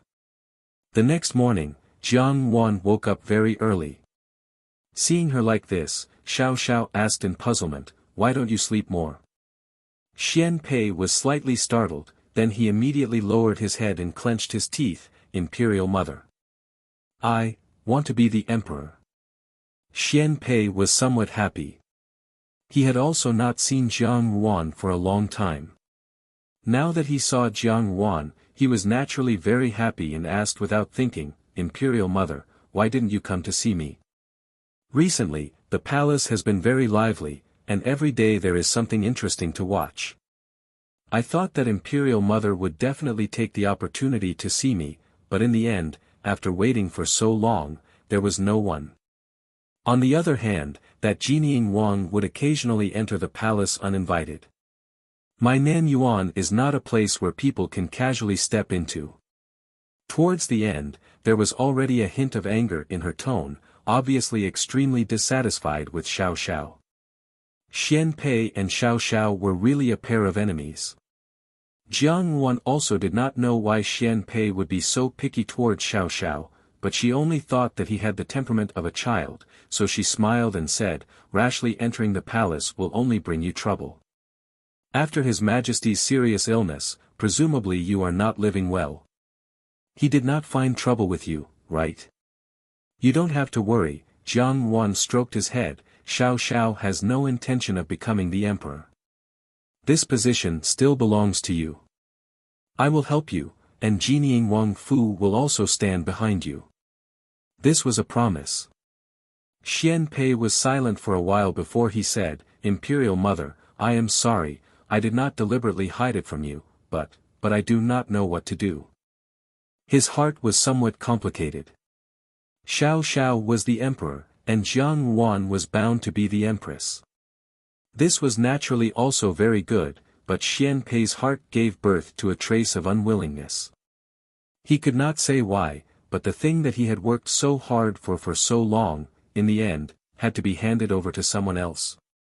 And he, who had sworn to protect Jiang Wan, could only watch Jiang Wan be protected by someone else in the end. Moreover, Xian Pei did not trust Xiao Xiao at all. If Xiao Xiao held power, what would happen if he did not treat Jiang Wan well? All kinds of thoughts intertwined in Xian Pei's heart, and only then did Jiang Wan see the clues. Lu Zhu also smiled, but as she smiled, she became somewhat perplexed. Thinking about the matter between herself and Jean Eyre, she felt a headache. Jean Eyre had already explained the matter to her, and he had also apologized to her. The anger in Lu Zhu's heart had long dissipated.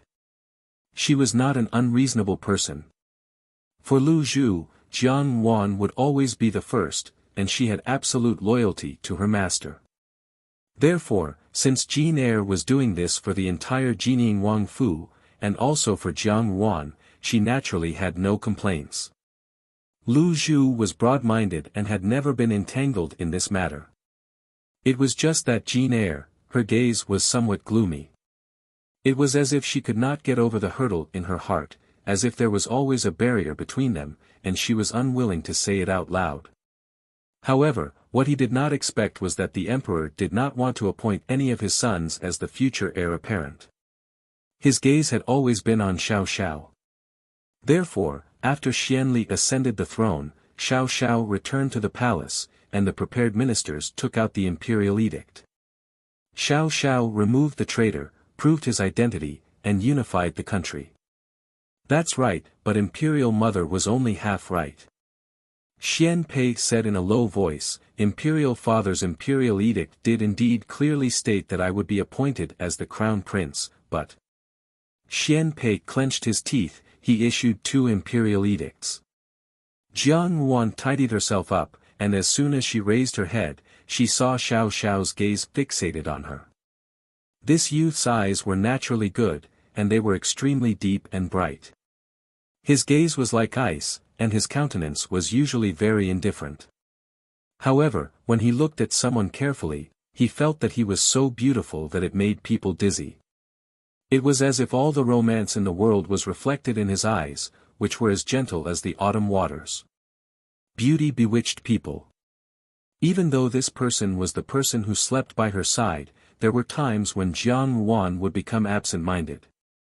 She often thought that there was probably nothing in this world that Xiao Xiao could not do, as long as he was willing to use a honey trap. Make a trip to the palace to see Pei Er. Jiang Wan said, these few days, he must not have had an easy time. There are some things that I still need to discuss with him. Chapter 240. After Tianzhu said this, she could not care about anything else, but she could not let Dewdrop fall. She could only help Lien Qiao to the side, where she saw Lien Qiao lying on the ground with a ghastly knife wound on her chest. The blood must have flowed from Lien Qiao's body. Dewdrop still had some consciousness, but when she saw this scene, she was shocked and afraid. She was shocked that Lien Qiao was seriously injured and did not know how her injuries were.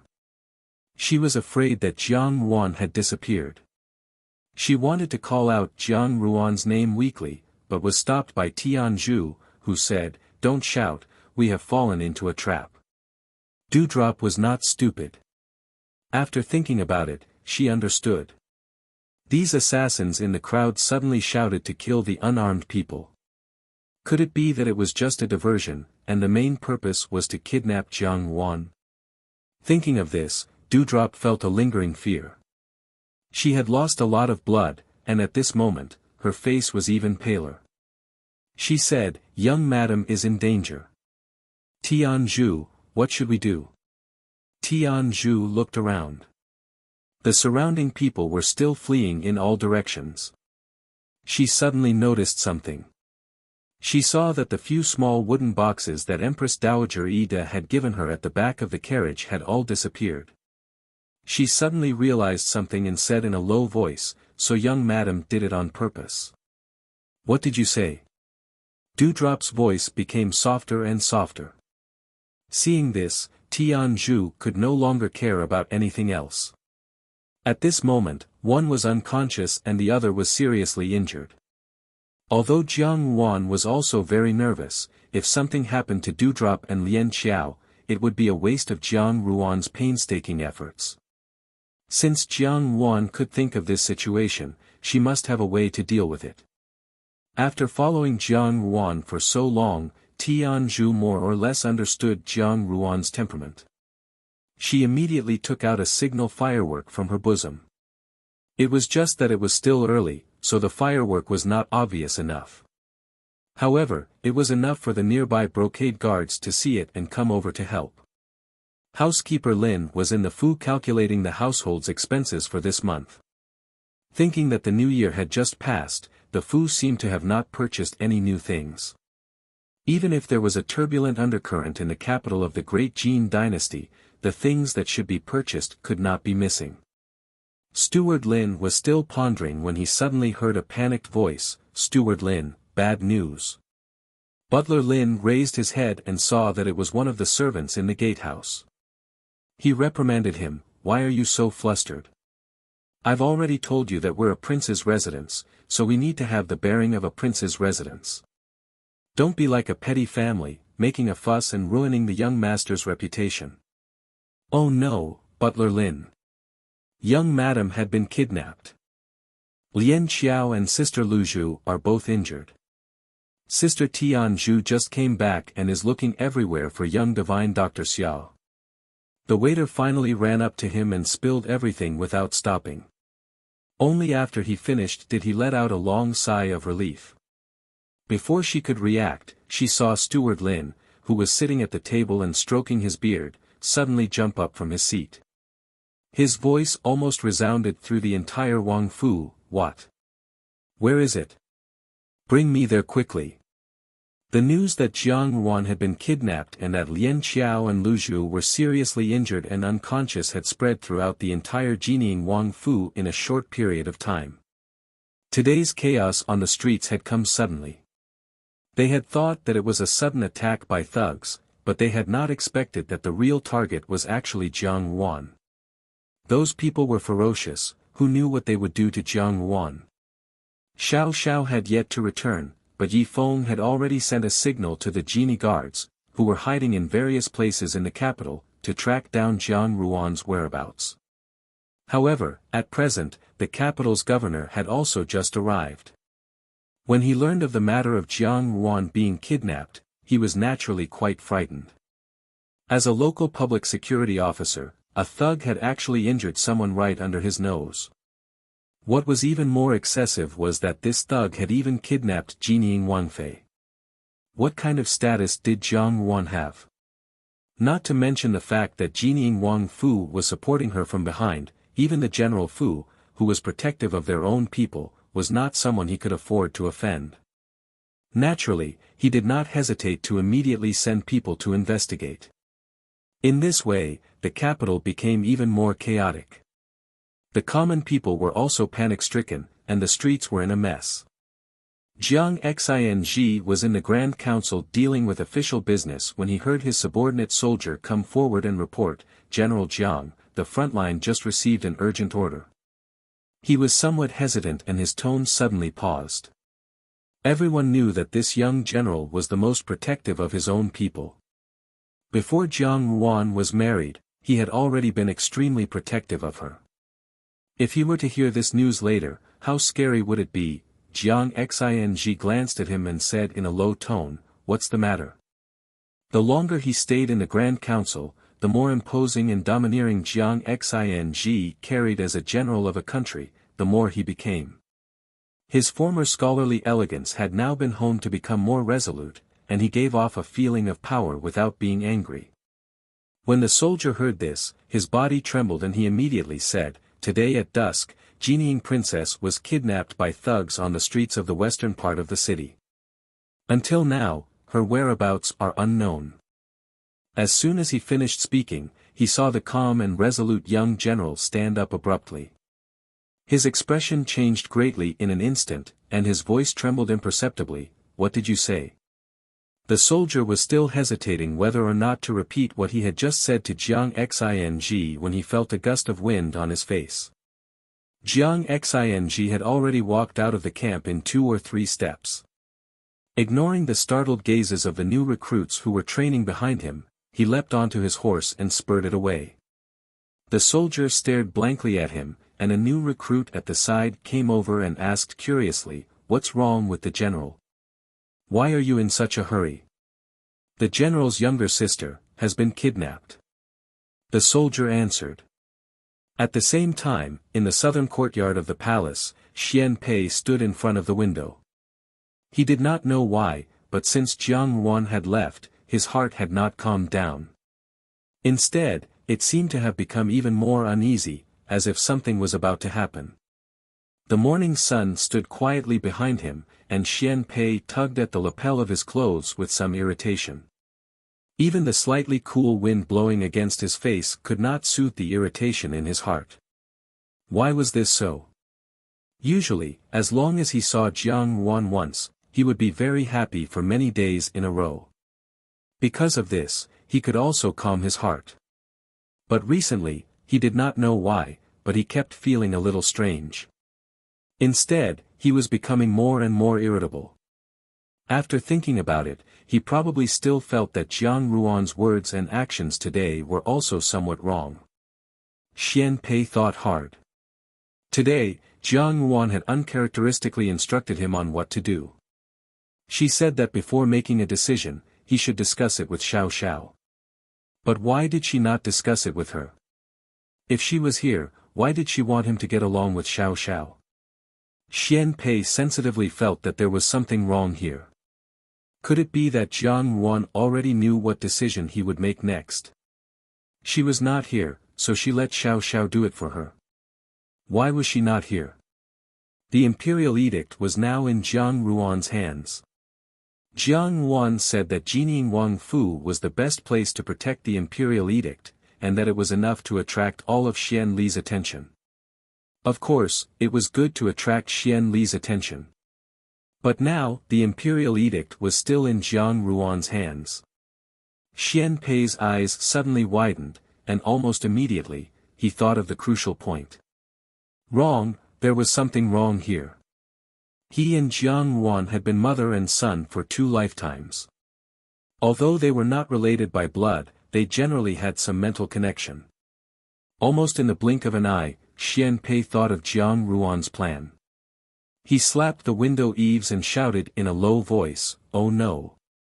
At the same time, Mingyu ran in from outside and said somewhat urgently, "Your Highness, on the way back to the Fu, the princess was attacked by thugs. In the chaos, she was kidnapped and her whereabouts are still unknown." Xian Pei closed his eyes and said in a low voice, as expected. That day, many people in the capital were able to sleep peacefully. At dusk, the chaos had already caused people to panic, and the news that Jining Princess had been kidnapped spread like wildfire. The entire capital was discussing this matter. Among them, there were those who lamented for Jiang Yuan. A good princess, once she was kidnapped, her innocence would not be clear. However, there were also those who were secretly pleased with themselves. In this world, there was always no lack of jealousy. Since ancient times, there was no shortage of people who hit someone when they were down.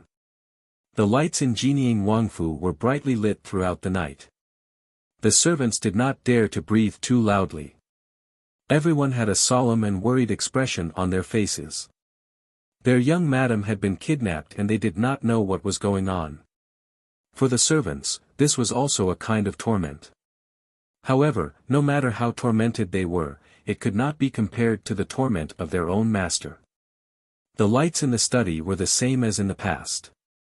However, in the past, it was Jiang Yuan who sat inside reading and writing, waiting for Xiao Xiao to return. Today, however, Xiao Xiao was sitting inside, waiting for someone who could not return for the time being. Housekeeper Lin stood to one side. Under the illumination of the lights, his facial features seemed to have strangely become younger by a few years, and he actually appeared to be a bit more distinguished. However, at this moment, no one noticed this. Housekeeper Lin looked at Xiao Xiao, who was sitting at the desk, thinking about something. He consoled him, "Master, you should rest early. If young madam was here, she would not have a good time." However, Xiao Xiao seemed to have not heard his words and silently looked at the teacup in front of him. Housekeeper Lin sighed softly. He knew that Xiao Xiao wouldn't listen to anything he said. Ever since he had received the news that Jiang Yuan had been kidnapped, he had personally led the brocade guards and Jiang Xing to search the entire capital. They had barricaded the city gates and interrogated every household one by one, but to no avail. How could Xiao Xiao give up? Housekeeper Lin looked at the handsome young man sitting at the table, and his gaze instantly became somewhat dazed. In his daze, he actually saw the appearance of Crown Prince Hongxi when he found out that Xiang Xiaoyuan had left. At that time, Crown Prince Hongxi also sat silently at the table, looking at the letter that Xiang Xiaoyuan had once written. He sat there for an entire night. Perhaps this was the relationship between father and son. Who said that since ancient times, the royal family was heartless? Xiao Xiao and Crown Prince Hongxi were truly affectionate. Extreme wisdom will be hurt, and deep love will not last long. Housekeeper Lin could not tell if this was a good or bad thing. However, Xiao Xiao really didn't need any consolation. He just wanted to sit quietly by himself. Butler Lin didn't try to persuade him anymore. He slowly retreated and gently closed the door. Then, he instructed the two guards at the door. He then went to the kitchen to watch over the decoction for Lian Xiao and Lu Zhu. Xiao Xiao sat at the desk. The soft light could not melt the indifference in his expression. That kind of alienation and coldness that pushed people 1,000 miles away almost brought him back to a long time ago, when he had just taken over the brocade guards. Cruel, bloodthirsty, indifferent, heartless. Now, there was a person who had warmed his heart, but then suddenly disappeared. In his heart, there was only regret towards himself. What appeared in his mind was the scene of Jiang Yuan standing on her tiptoes this morning to tidy up his collar. He had said that when he came back at night, they would take a walk, and Jiang Yuan had agreed. But when he came back at night, she was no longer there. This was a premeditated plot by the other party to create a diversion, but the one who had orchestrated all of this was Jiang Yuan herself. Xiao Xiao lowered his eyes. When he heard the ins and outs of the matter from Tianzhu, he understood Jiang Yuan's plan. She had long planned to use him as bait to lure Xian Li's people out. She had already planned everything. Even this morning, she had clearly realized that something might have happened at dusk. Yet, she had still pretended as if nothing had happened and said goodbye to him tenderly. It was simply. Xiao Xiao's face was ashen as he clenched his fists. She had gone too far.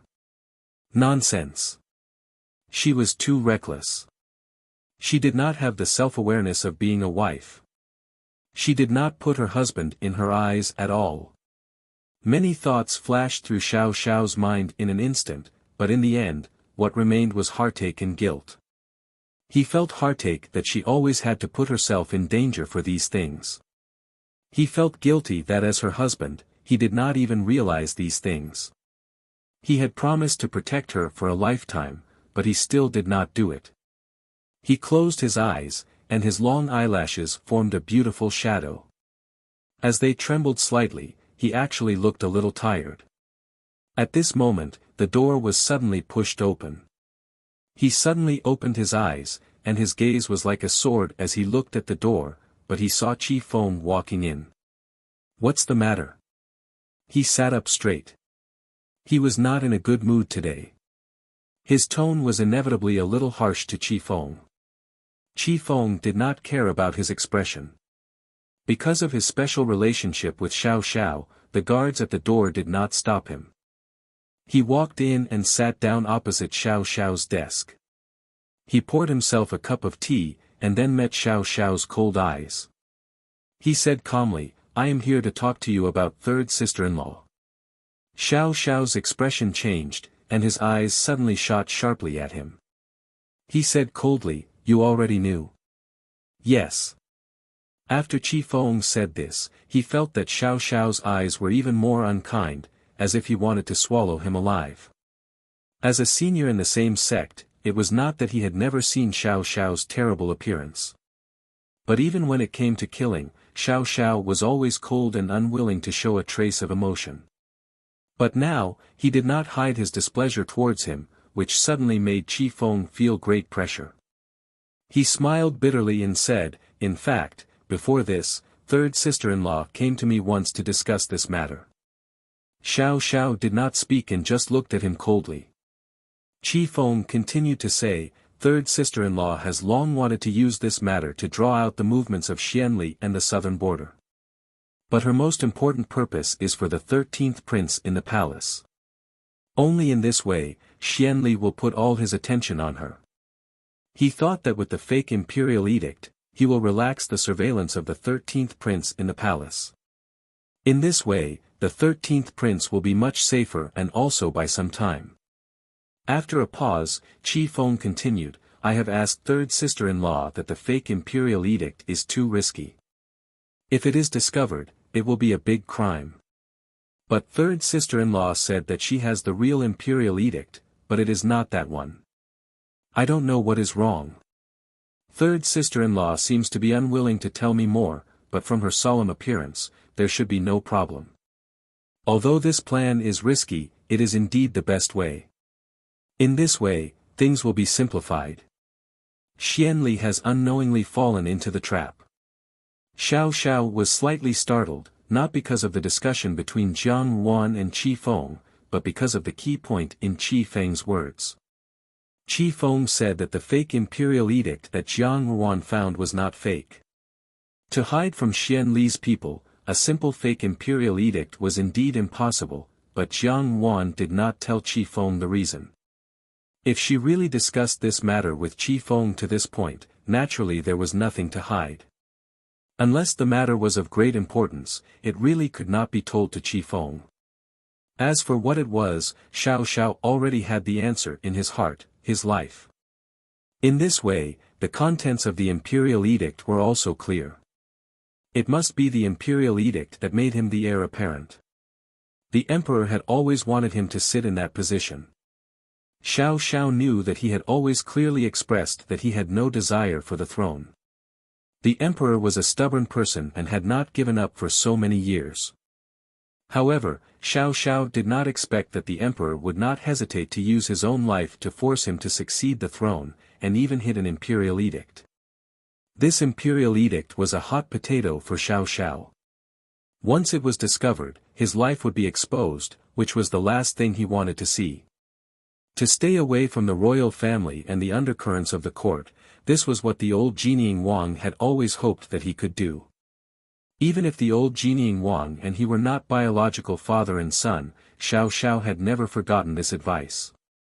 For so many years, he had dealt with the southern frontier, walked on the edge of danger, and left the capital from time to time in order not to get involved in the quarrels of the court.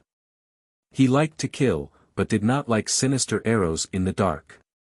Jiang Yuan knew that he did not want to be the emperor. She made such a decision, on the one hand, to divert Xian Li's attention from Xian Pei, and on the other hand, it was for him. In order to let him have no worries and to eliminate future troubles, this imperial edict was broken in the hands of Xian Li. This was the decision she made on his behalf. No wonder, that night, Jiang Yuan asked him, "Do you want to be the emperor?" So this was what she meant. She had long known that the emperor had written an imperial edict for him. She was helping him solve these troubles in her own way. All along, everyone seemed to think that Jiang Yuan's temperament was cold, warm on the outside but cold on the inside. Compared to Xiao Xiao after he got married, Jiang Yuan was still the same as before. But Xiao Xiao knew that she was just not good at expressing herself. For example, at this moment, she was using her own way to silently contribute. Seeing Xiao Xiao's thoughtful expression and the changing expression in his eyes, Qi Feng could not help but feel bitter. He cleared his throat and said, "The reason why third sister-in-law came to me is because she knew that you would not agree to let her take the risk. Instead of letting you be on guard, it is better to make the first move." The news that Xian Li's subordinates in the palace got was deliberately leaked to them by me. Xiao Xiao glanced at him and did not speak. He got up and was about to go out. Qi Feng also stood up and grabbed him. "What are you doing? Let go." Xiao Xiao pulled out his sleeve. Qi Feng pressed his shoulder. "Are you going to order the genie guards again? Don't go." Xiao Xiao looked at him coldly. Qi Feng hurriedly said, "Think clearly, why does third sister-in-law want to do this? Isn't it all because of you that she is in danger? If you really order the genie guards now, third sister-in-law will be rescued, but her painstaking efforts will be in vain. Instead, Xian Li will be on guard. In this way, the loss outweighs the gain." When he saw that Xiao Xiao did not answer, he breathed a sigh of relief and continued, "I know that you are feeling indignant now, I also. I can understand, but you have to calm down. Now that third sister-in-law is not here, only you can continue her plan. If you are in a mess, Jining Wangfu will also be in a mess. How can third sister-in-law not be angry when she sees this?" He finished speaking in one breath, only to find that his emotions were a little too agitated. For a moment, he was a little embarrassed. Anyone with a discerning eye could see through Jiang Yuan's thoughts. Although he did not do anything excessive and tried his best to be a gentleman in his relationship with Jiang Yuan, every time he met Xiao Xiao's indifferent eyes, he felt a little guilty and short of breath. Xiao Xiao clearly did not say anything, nor did he do anything. Qi Feng could still feel that Xiao Xiao was very dissatisfied with Jiang Yuan being close to him. This indifferent man had a strong possessiveness in his bones, which made people unable to even think about it in their hearts. Xiao Xiao looked at him again. There was no emotion in his dark eyes. He said lightly, "I am going to rest." After that, he did not look at Qi Feng again and walked out. Qi Feng was thrown to the ground and was stunned for a long time. Then he touched his nose and smiled bitterly. Xiao Xiao had no tolerance. He was really unhappy in his heart. Wasn't it a bit childish to vent his dissatisfaction in this way? Xiao Xiao turned his back to Qi Feng and walked into the house. His heart gradually calmed down. He knew that what Qi Feng said was right. Although he was distressed, he should respect it. Seizing this opportunity created by Jiang Yuan's own safety and giving Xian Li a hard blow was the best way to not waste her painstaking achievements. She had confidence in herself, so he should also have confidence in her. But, thinking of Qi Feng's words just now, Xiao Xiao's eyes sank again. Why was Jiang Yuan so close to Qi Feng all day? That boy Qi Feng did not have good intentions. It was annoying to look at him all day long. He did not know what caught Jiang Yuan's eyes. If she really wanted to discuss it, she could have discussed it with Xia Qing. Moreover, why was she so sure that he would not agree to her idea? He had always been very reasonable. Xiao Xiao had completely forgotten that Xia Qing was a straightforward person. It was impossible for her to come up with any good ideas with Jiang Ruan. As for him, he would put Jiang Ruan's safety first. The only one who could stand in a fair position and look at this matter reasonably was Qi Feng. However, Xiao Xiao did not feel good about looking at Qi Feng. He was also somewhat unhappy that Jiang Ruan had made this decision on her own. In his heart, he secretly decided that when Jiang Ruan returned, he would definitely punish her properly to strengthen his authority as a husband. Chapter 241. When Jiang Ruan woke up, the sky was already dark. This was not a spacious room, and it looked a little old, as if it had not been occupied often. A young maidservant stood beside her, adding food to the table. Seeing that she had woken up, she quietly put the food on the table faster, then immediately grabbed her things and ran out. Jiang Ruan did not chase after her, and she did not know how long she had slept. Things seemed to be going more smoothly than she had imagined. At that time, taking advantage of the chaos, when she was rescuing Lu Zhu and Tianzhu, a few people suddenly swarmed up and snatched away Empress Dowager Yida's reward. She was also knocked unconscious and taken away. She had probably been drugged, so she had only just woken up. Jiang Ruan lowered her eyes. When she was taken away, she saw with her own eyes that Lian Xiao had been stabbed. She did not know how her injury was now. She was afraid that the capital had been turned upside down. She also did not know where she was, but until now, no one had come looking for her. Whether it was Xiao Xiao's brocade guards, Jiang Xing's people, or the capital governor, it could only mean that the place she was staying in was extremely hidden. And such a hidden place could not be found by the holy maiden of the southern border. Xianli was cunning and would not do it himself, so naturally, it could only be the work of the previous dynasty's southern princess. Qiman Jiang Ruan walked to the window, opened it, and looked out. It was dark outside, and it seemed very quiet, as if she had already left the wilderness 100 miles away from the capital. There was a different kind of tranquility. Jiang Ruan did not attempt to walk out. She believed that as long as she stepped out of the door, there would inevitably be at least 10 experts blocking her path. This was nothing more than a house arrest. It was precisely Xian Li's arrangement and Qi Man's execution. What was she going to do now? She did not need to do anything, she just had to wait. Jiang Ruan felt a little hungry. Since entering the palace today, she had not eaten anything, and now that she had slept for a long time, she was already very tired. She walked to the table and sat down. There were a few plates of porridge and side dishes on the table, and they were not considered luxurious. Jiang Ruan picked up the bowl and slowly began to eat. Xianli still wanted to use her as a bargaining chip to make a deal with Xiao Xiao, so naturally, he would not make things difficult for her. The food was certainly not poisonous.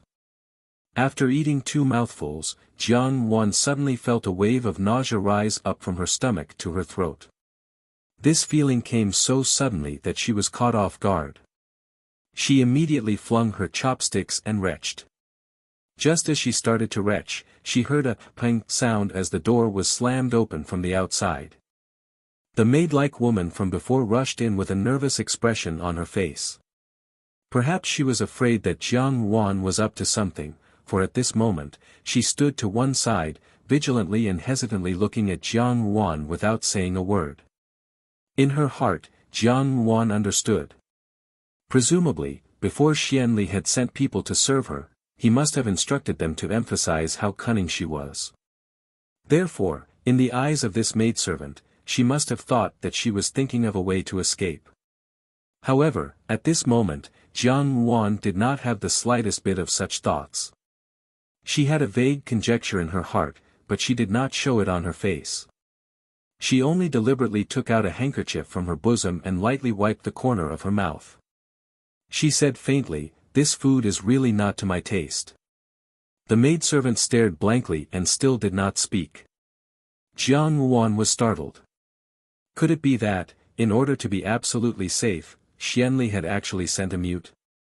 She said, "Go and make another table. If your master knows, he will not refuse." The maidservant hesitated for a moment before turning around and leaving. After the maidservant left, Jiang Wan suppressed the feeling of nausea in her heart. Unhurriedly, she walked to the bedside and sat down. She stroked her forehead and pretended to be somewhat tired. There were spies hiding in the dark both inside and outside the room. If she was the slightest bit careless, she would be caught. At this moment, Jiang Wan leaned against the cushion on the soft couch, but it was difficult for her to conceal the horror in her heart. The nausea in her stomach was not unfounded. Almost at the same time, a thought flashed through her mind. Could it be that she was pregnant? A few days ago, her taste had become somewhat strange. She somewhat liked to eat sour things, but she did not feel any nausea. She had thought that it was only because of the beginning of spring that her appetite was not good. Who knew that today's actions almost caused her heart to tighten? Even if at this moment she could not determine whether it was true or not, as long as there was a 1 in 10,000 possibility, it was enough to start making her feel uneasy. How could this be? No matter how much Jiang Wan calculated, she did not expect that she might be pregnant at this time. The reason she had made this plan was based on the calculation that she was a bargaining chip. Xianli would inevitably protect her and keep her safe for the time being. And in order to provoke discord between Xianli and the southern frontier, the key to this elimination was the Holy Maiden of the southern frontier. But if she knew that she was pregnant, any woman would not be indifferent to the fact that the man she loved had another person's child. In particular, the Holy Maiden's possessiveness had already reached a perverse level.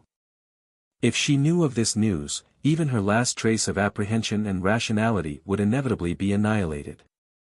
Jiang Wan was not afraid of death. Even in the face of danger, how could a person who had died once easily feel fear? But in her previous life, the tragic state of Pei before her death was still a nightmare even in this life. How could she let such a tragedy happen again? Jiang Ruan's heart tightened. For the first time, she felt vexed with her own decision. If she had found out about the condition of her body earlier, she would certainly not have made this decision so rashly. This child had come into this world under her and Xiao Xiao's expectations. But why did it have to be at this time, when danger was lurking on all sides and killing intent was everywhere? She closed her eyes, and when she opened them again, Jiang Ruan's gaze had become firm and resolute. Since things had already come to this, self-pity and self-pity were of no use. It was better to act according to the circumstances. Her hand slowly stroked her lower abdomen, as if a new life had really been born there.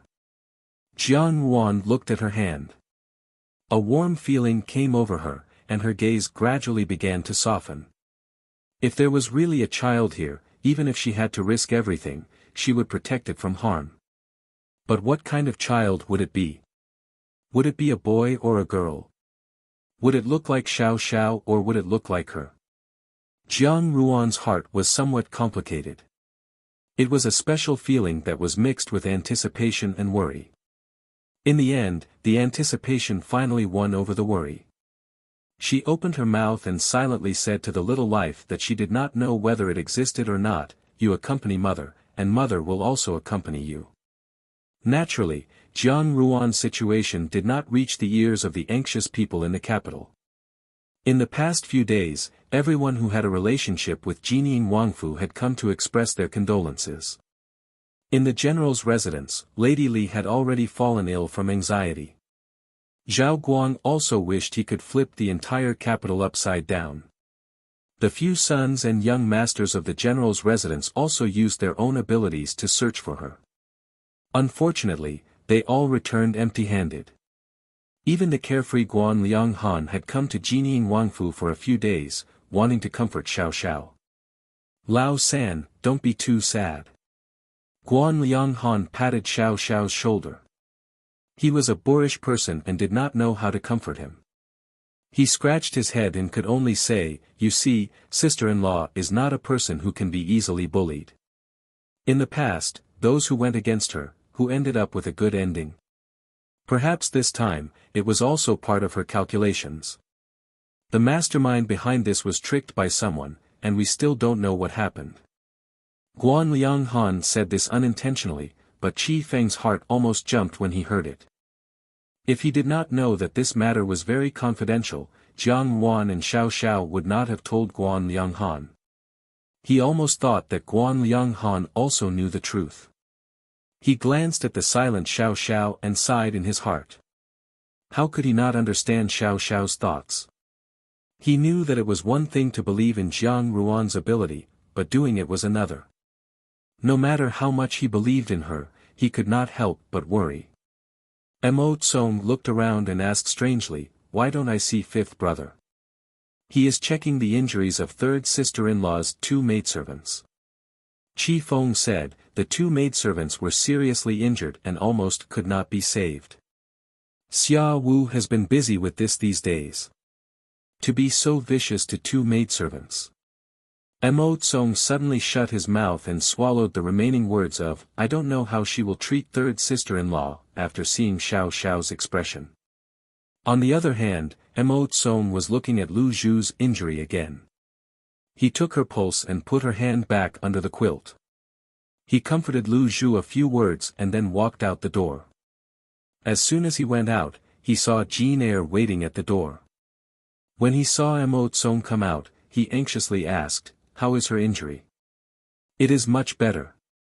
Mo Tsong said, "It was more serious a few days ago. Fortunately, Miss Lu Zhu has a persevering temperament and the foundation of her body is also good. Her injury has recovered very well.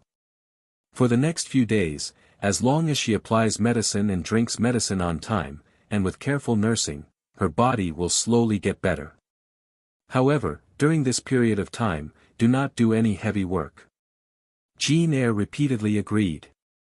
Mo Tsong was about to leave when he suddenly thought of something and said, "Oh right, go in and apply medicine for her." Today, the 2 maidservants who applied medicine for her went to Miss Lien Qiao's place for acupuncture. They will not be able to do it in a short time. You are a martial artist and have good control of your strength. Since you are going to be husband and wife with her, you don't have to worry too much. Firstly, Mo Tsong usually lived in seclusion and did not pay much attention to the outside world. Therefore, he really did not know that Lu Zhu and Jean Eyre had a grudge because of Liao Meng. Secondly, people who were trained in the art of Qi Huang always looked down on such matters. They did not care much about physical intimacy, as long as their hearts were clean. After saying this, Mo Tsong did not feel that there was anything wrong with it. He carried his medicine box and walked towards Lien Qiao's room. Jean Eyre was stunned for a long time before he regained his senses. In the room, Lu Zhu was lying with her back facing the outside. These days, she had been lying in bed and was not worried about her injury. Instead, she was brooding over Jiang Ruan's disappearance. She always remembered that if she had not been injured at that time and Jiang Ruan had not asked Tian Zhu to come over to protect her, perhaps Jiang Ruan would not have been abducted. Lu Zhu's heart was full of self-blame. She thought that at that time, it would have been better if she had died. Lu Zhu did not dare to think about the consequences of Jiang Ruan being abducted by those vicious and evil people. Xiao Xiao did not blame her. Instead, he let Xia Qing treat her injury. The more he did this, the more Lu Zhu felt guilty. Sometimes, she thought that if Jiang Ruan really had met with some mishap, she would also have followed her. In any case, she would have completed a period of fate between master and servant. As her imagination ran wild, she suddenly heard the sound of someone pushing the door open behind her. Lu Zhu did not pay much attention to it. She thought that it was time to apply the medicine. It must be those servant girls who had come over to apply the medicine. Therefore, she did not turn around. She only heard the footsteps coming to the bedside. Then, Lu Zhu opened her mouth and said, "You have worked hard today. There is no need to make any preparations, just apply the medicine directly." However, the footsteps paused. Lu Zhu felt the bed sink a little. The person must have sat on the edge of the bed. She changed to a lying position so that it would be easier to apply the medicine. Immediately after, she felt a chill on her back. Her clothes had been lifted. Lu Zhu was not used to this chill. She felt that it was strange that this girl did not speak today. Could it be that something had happened?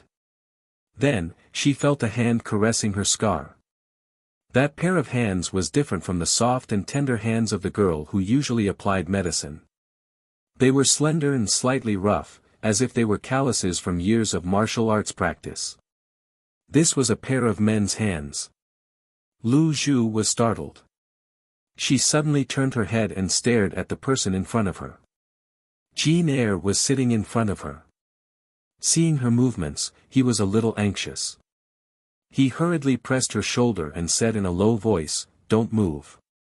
Be careful of your wound. Why are you here?" Lu Zhu was embarrassed and angry. She was embarrassed that this person had suddenly come without saying anything and even looked at her body. She was angry because. What was their relationship now? "I am here to apply the medicine." Jin Er picked up the ointment at the side and said softly, "Lian Xiao needs acupuncture. The maid applying the medicine has gone over. I will do it for her. Don't move. If it affects your wound, you will feel pain." So he was only here to replace her with the medicine. Lu Zhu could not tell if she was disappointed or something else. She was angry at her own thoughts. She ignored the injury on her back and sat up immediately. She pushed Jin Er out. "I don't want you to apply medicine for me.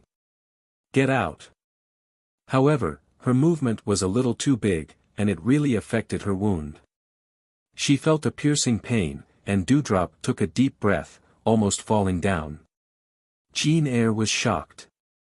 He grabbed her arm and pressed her into his arms. Although his movements were fast, he was careful not to touch Lu Zhu's wound. He said with a pained tone, "Be careful. The wound has not healed. Don't hurt yourself." Lu Zhu's heart ached. Even when she was on good terms with Jin Er, this person liked to bully her. When was he so gentle? But now, this gentleness seemed more like mockery. She sneered, "Jin Er, what do you mean? Is it fun to bully me like this?" Lu Zhu did not take Liao Meng's incident to heart. It was just a tactic. She was not an unreasonable person. People in this world pursue flawless relationships. But how could there be so many flawless relationships? If one had to take everything to heart, life would be very tiring. However, even though she did not take it to heart, Jin Er did. He did not show any intention of getting back together. Lu Zhu always wanted to give him time. The genie guards were usually very strict with themselves. But before that time could come, this incident happened. Lu Zhu. Jin Er saw that she was suddenly agitated. He could not care about anything else. He pressed her into his arms and buried her hand in front of his chest. He said hurriedly, "I am sorry, Lu Zhu. It is my fault. I am too weak. I thought that I am not worthy of you. I did not know how to face you. I thought I would just have to wait a little longer, but I didn't expect that God would never give people time to wait. That day, you came back drenched in blood. I felt like I wasn't myself anymore. I was so afraid of losing you. That day, I thought that if you weren't here, I wouldn't be able to live a good life." His lips pressed against Dewdrop's forehead, bringing with it a strange heat. "Fortunately, you are still here. It doesn't matter what you do. If you are angry, I will keep waiting for the day you forgive me. Dewdrop, I am sorry, don't be angry, okay? If you are angry, just hit me and scold me. Don't hurt yourself." Jin Er's words were clumsy and careful. He did not have any of his usual flowery words. He was not clumsy even when he was young. At this moment, it was all displayed in front of Lu Zhu. Jin Er knew that if his colleagues saw his clumsy appearance, they would laugh for 3 to 5 years. But he did not care. Because the words he said at this moment were all from the bottom of his heart. That day, when he saw Lu Zhu being carried back drenched in blood, Tian Zhu only said that she had been stabbed. The amount of blood was a ghastly sight. Xia Qing's solemn expression also made Jin Er's hands and feet turn cold. He stood outside Lu Zhu's house and watched Xia Qing go in and busy herself for a few hours. During those hours, he did not think about anything else. He only thought about what he would do if something happened to Lu Zhu. A person would meet countless people in their lifetime. Among them, there were many people who liked someone. But the people who liked someone also happened to like them. How many people would be able to walk together in the end when two people were in love? It was easy to say that they would grow old together, but it was too difficult to do it. Moreover, one could encounter countless setbacks in the world. Why should one not cherish the present? Jin Er could not describe how he felt at this moment. He only felt that Lu Zhu was still alive and well. Perhaps this was the greatest fortune and kindness that the heavens had shown him. He suddenly felt that he had been very foolish in the past. Those so-called external objects and face, those unreasonable feelings of guilt and cowardice, were actually not worth mentioning. What could be more important than the two of them? Lu Zhu closed her eyes. In the past, she would have been very touched to hear these words. But now, she slowly pushed Jin Er's embrace away and forcefully forced back the tears in her eyes. She said, "What's the point of saying all this now? It's impossible for us to be together now." "Why?" Jin Er looked at her anxiously. "It's fine if you're angry. I don't expect you to forgive me immediately. It's none of your business." Lu Zhu composed herself and said, "You're the young master of the Huang family. Even if you follow the son-in-law, you're still a free person. I'm a servant girl who's still a slave. Our statuses don't match. Moreover," she was a little sad, "I still have that terrifying scar on my body. You can find a better girl. We're not suitable for each other. We're probably not fated to be together in this lifetime." For an unmarried girl, having a scar on her body was something that could not be tolerated. Even for a married girl, having a scar on her body was enough to be a reason for her to fall out of favor. Even if it was a scar on her back, it was enough to be considered as disfigurement. Who would be willing to see an ugly scar appear on an originally smooth and clean skin? Moreover, Lu Zhu's cut was extremely deep. After the wound healed, it would definitely leave a scar. This was what Xia Qing had said herself. Since the sacred hands of Jinling had said so, it meant that there was no room for negotiation. Jin Er did not expect that Lu Zhu would be brooding over this matter. He was stunned for a moment before he seemed to suddenly understand. He suddenly burst into laughter. Lu Zhu was slightly taken aback and looked at him with some anger. Jin Er coughed before he stroked her hair. "Silly girl, I don't mind these things." Lu Zhu shook her head. "Although you don't mind now, you'll mind one day. I don't want you to regret it in the future. If that happens, both of us will be ashamed." No matter how strong a girl was on the outside, when it came to the man she loved, she was always timid and unconfident. She hoped that she could be a little better, so that she could welcome the man she loved with her best and most beautiful appearance. This was something that could not be blamed. This was the principle of being timid when close to love. "I won't regret it." Jin Er put away the smile on his face. He looked at Lu Zhu and said seriously, "I know that I look unreliable. I always make you angry and I like to bully you. But Lu Zhu, since I was young, you're the first girl I've liked. I don't know how to say it, but when I see you angry and bully you every day, I feel that only then will you notice me and talk to me." The famous playboy of the gaming brothel had one day met a girl who did not spare a glance at him. What made him even more anxious was that he found out that he liked this girl. Naturally, he could only use some childish methods to attract her attention. He said, But what I like is you, not your appearance.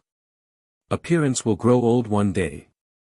No matter how beautiful you are, it can't withstand the passage of time. Not to mention that this scar is on your back, even if it's on your face, you're still the most beautiful girl in my heart. As for what you said about a well-matched match, right now, we really aren't suitable. Why don't I ask Master for a favor and accept me as a servant of the Wang Fu? Lu Zhu was very touched when she heard the first part of his words, but when she heard the last part, she could not help but be shocked. She immediately raised her head to look at Jean Eyre. Are you crazy? What she saw was Jean Eyre's evil smile. She immediately understood that he was trying to scare her and said angrily, "You're lying to me again. Be careful." Jean Eyre held her shoulders. "Don't tear your wound. I'll help you apply medicine. If you want to hit me, come and hit me later. After I've applied the medicine and my body has recovered, I'll come to your room every day to let you hit me to your heart's content." This person was starting to have a glib tongue again. But this time, Lu Zhu did not argue with him. She only quietly turned around. Her face was still slightly red as she muttered, "Lecher." But she could not refuse any more. Jean Eyre felt fear in his heart because he was afraid of losing her. How could she not feel the same? At the moment of life and death, all kinds of past events flashed before her eyes. Suddenly, those grudges were not so important. Because only after losing something would one know how to cherish it, and life was originally something worth cherishing. As for those trivial matters, let nature take its course. In the palace, everyone sat with a solemn expression on their faces, minding their own business. Even the usually cheerful little eunuchs secretly had bitter expressions on their faces. They did not even dare to breathe loudly, for fear of offending their masters. Ever since the emperor fell ill, everything in the palace had not been smooth sailing. Disturbances came one after another. First, Eunuch Li had died, and now, Princess Jining had also disappeared. Although Princess Jining was a member of the Shao family, she had been bestowed the title of Junju by the royal family before she married. Moreover, she was the favorite of Empress Dowager Ida. Now that Jiang Wan had gone missing, people from the General Fu would come to the palace every few days to discuss the matter with Empress Dowager Ida. Empress Dowager Ida was also unable to restrain her anger. She had also sent people to track down Jiang Ruan's whereabouts, but unfortunately, they had all returned with no results. Thinking of this, the little eunuch had another headache. Walking a few steps forward, he happened to see Eunuch Chen waving his horsetail whisk in front of him, ordering a few eunuchs to do some work. When he saw him, he asked, "Where are you going?" "The imperial kitchen has prepared some medicinal cuisine for Lady Xiao Yi." The little eunuch raised his face with a smile and spoke to Eunuch Chen in a somewhat fawning manner. Thus, it was said that one's fate could only be discovered by chance and not sought. Half a month ago, this Eunuch Chen was still a little eunuch who was no different from him and had the least status in the palace. He was clumsy, always making mistakes. If it were not for Eunuch Li's backing, he would have died many times over. In the end, Eunuch Li died, and this Eunuch Chen took advantage of the situation to rise to the heavens. Because of his filial piety towards Eunuch Li, he was directly promoted by the current steward, Dong Xiao Yi. Empress Dowager Ida did not object. It would be a lie to say that she was not jealous, but the little eunuch was clear that he could not offend this person and could only curry favor with him. As he thought about it, he sighed in his heart. It was said that a new ruler brings a new court of ministers. Now that the emperor was seriously ill and Eunuch Li had died, with Eunuch Chen replaced, he did not know if the crown prince of the great Jin dynasty would also be replaced. As he was thinking, he heard Eunuch Chen's slightly shrill voice, "Go." The little eunuch hurriedly wiped his sweat and carried his things towards Dong Xiao Yi's bedroom. When he arrived at Dong Xiao Yi's bedroom, he did not see anyone, only a few palace maids. The little eunuch smiled and went forward to ask, "Jijia, is Lady Xiao Yi not here?" "Lady Xiao Yi has gone out." The palace maid saw the food basket in the little eunuch's hands and took it, its medicinal cuisine. Go back and tell Lady Xiao-yi. When the little eunuch heard this, he was somewhat unhappy. This task was something that he had fought hard to get from someone else. He even spent a silver hairpin just to show his face in front of Dong Xiao-yi. One had to know that from now on, the only person in charge of the palace was Dong Xiao-yi. If he could gain Dong Xiao-yi's favor, he might have the opportunity to climb up. However, it was impossible now. The little eunuch was disappointed, but he still smiled warmly on the surface. He said a few more words to the palace maid before leaving. At this moment, Dong Yinger was in a long corridor in the palace. There was only her personal maid around her. Today, she was not the same as before. Because she was fully in charge of the emperor's affairs and Mu Shiro did not manage anything, if there was no Empress Dowager Ida in the inner palace, she could almost cover the sky with one hand. At this moment, her clothes were gorgeous and her makeup was exquisite. However, her mind was not on the matters of the inner palace. Her purpose had not changed from beginning to end. She came here only to wait for a person. After a moment, she saw a person hurriedly walking over from the other end of the long corridor. That person was in a hurry. Dong Yinger smiled slightly and went up to greet him. Long time no see, General Jiang. That person stopped and looked at her with a bit of confusion. It was as if he was trying to remember who this person was. Just this one glance caused Dong Yinger's heart to feel pain. So in this person's heart, she was nothing, and she didn't even leave a mark on him. She bit her lips. Jiang Xing seemed to remember and nodded his head. Dong Xiao-yi. His tone was restrained and polite, but it stung Dong Yinger's heart even more. She looked at the man in front of her, the man that she had been yearning for a long time. Compared to the beginning, he looked more mature and handsome. That kind of elegance and fortitude were mixed together, showing a different kind of charm. This and the emperor, the man who was old enough to be her father, had a completely different kind of youth and tension. Dong Yinger discovered that even after such a long time, when she saw this man again, her heart that was like stagnant water would still beat for him. Do you still remember me? She smiled reservedly. Back then, Ruan Mimi and I were very close. Jiang Xing was somewhat puzzled. He was not a young brat who did not understand anything. Naturally, he could see that the way Dong Yinger looked at him was somewhat strange. At this moment, Dong Yinger's words made him feel somewhat disgusted for no reason. Jiang Xing was very clear about what kind of person Jiang Ruan was. Although she appeared to be cold and cheerless on the surface, in reality, she would really treat people well. Lin Zixiang and Zhao Jin were both Jiang Ruan's friends. Jiang Ruan would also mention them and sometimes help them secretly with some matters. However, Jiang Ruan had never mentioned this Dong Yinger. Jiang Xing had never doubted his own sister's decisions. Therefore, Dong Yinger's words immediately made him feel somewhat unhappy. Moreover, regarding Dong Yinger, he really did not have much of an impression. Therefore, when Jiang Xing heard this, he simply said. He just lightly said, "Oh, my memory is too shallow." Dong Yinger's heart ached. How could Jiang Xing say such words so lightly? To her, wasn't this the same as admitting that he could not remember what she had said? Why did he have to embarrass himself like this? Dong Yinger's heart surged with complex emotions. She knew that today, Jiang Xing had entered the palace to discuss the matter of Jiang Ruan's abduction with Empress Dowager Ida, so she deliberately waited for him on this road. She wanted Jiang Xing to see her and not ignore her like he did in the past.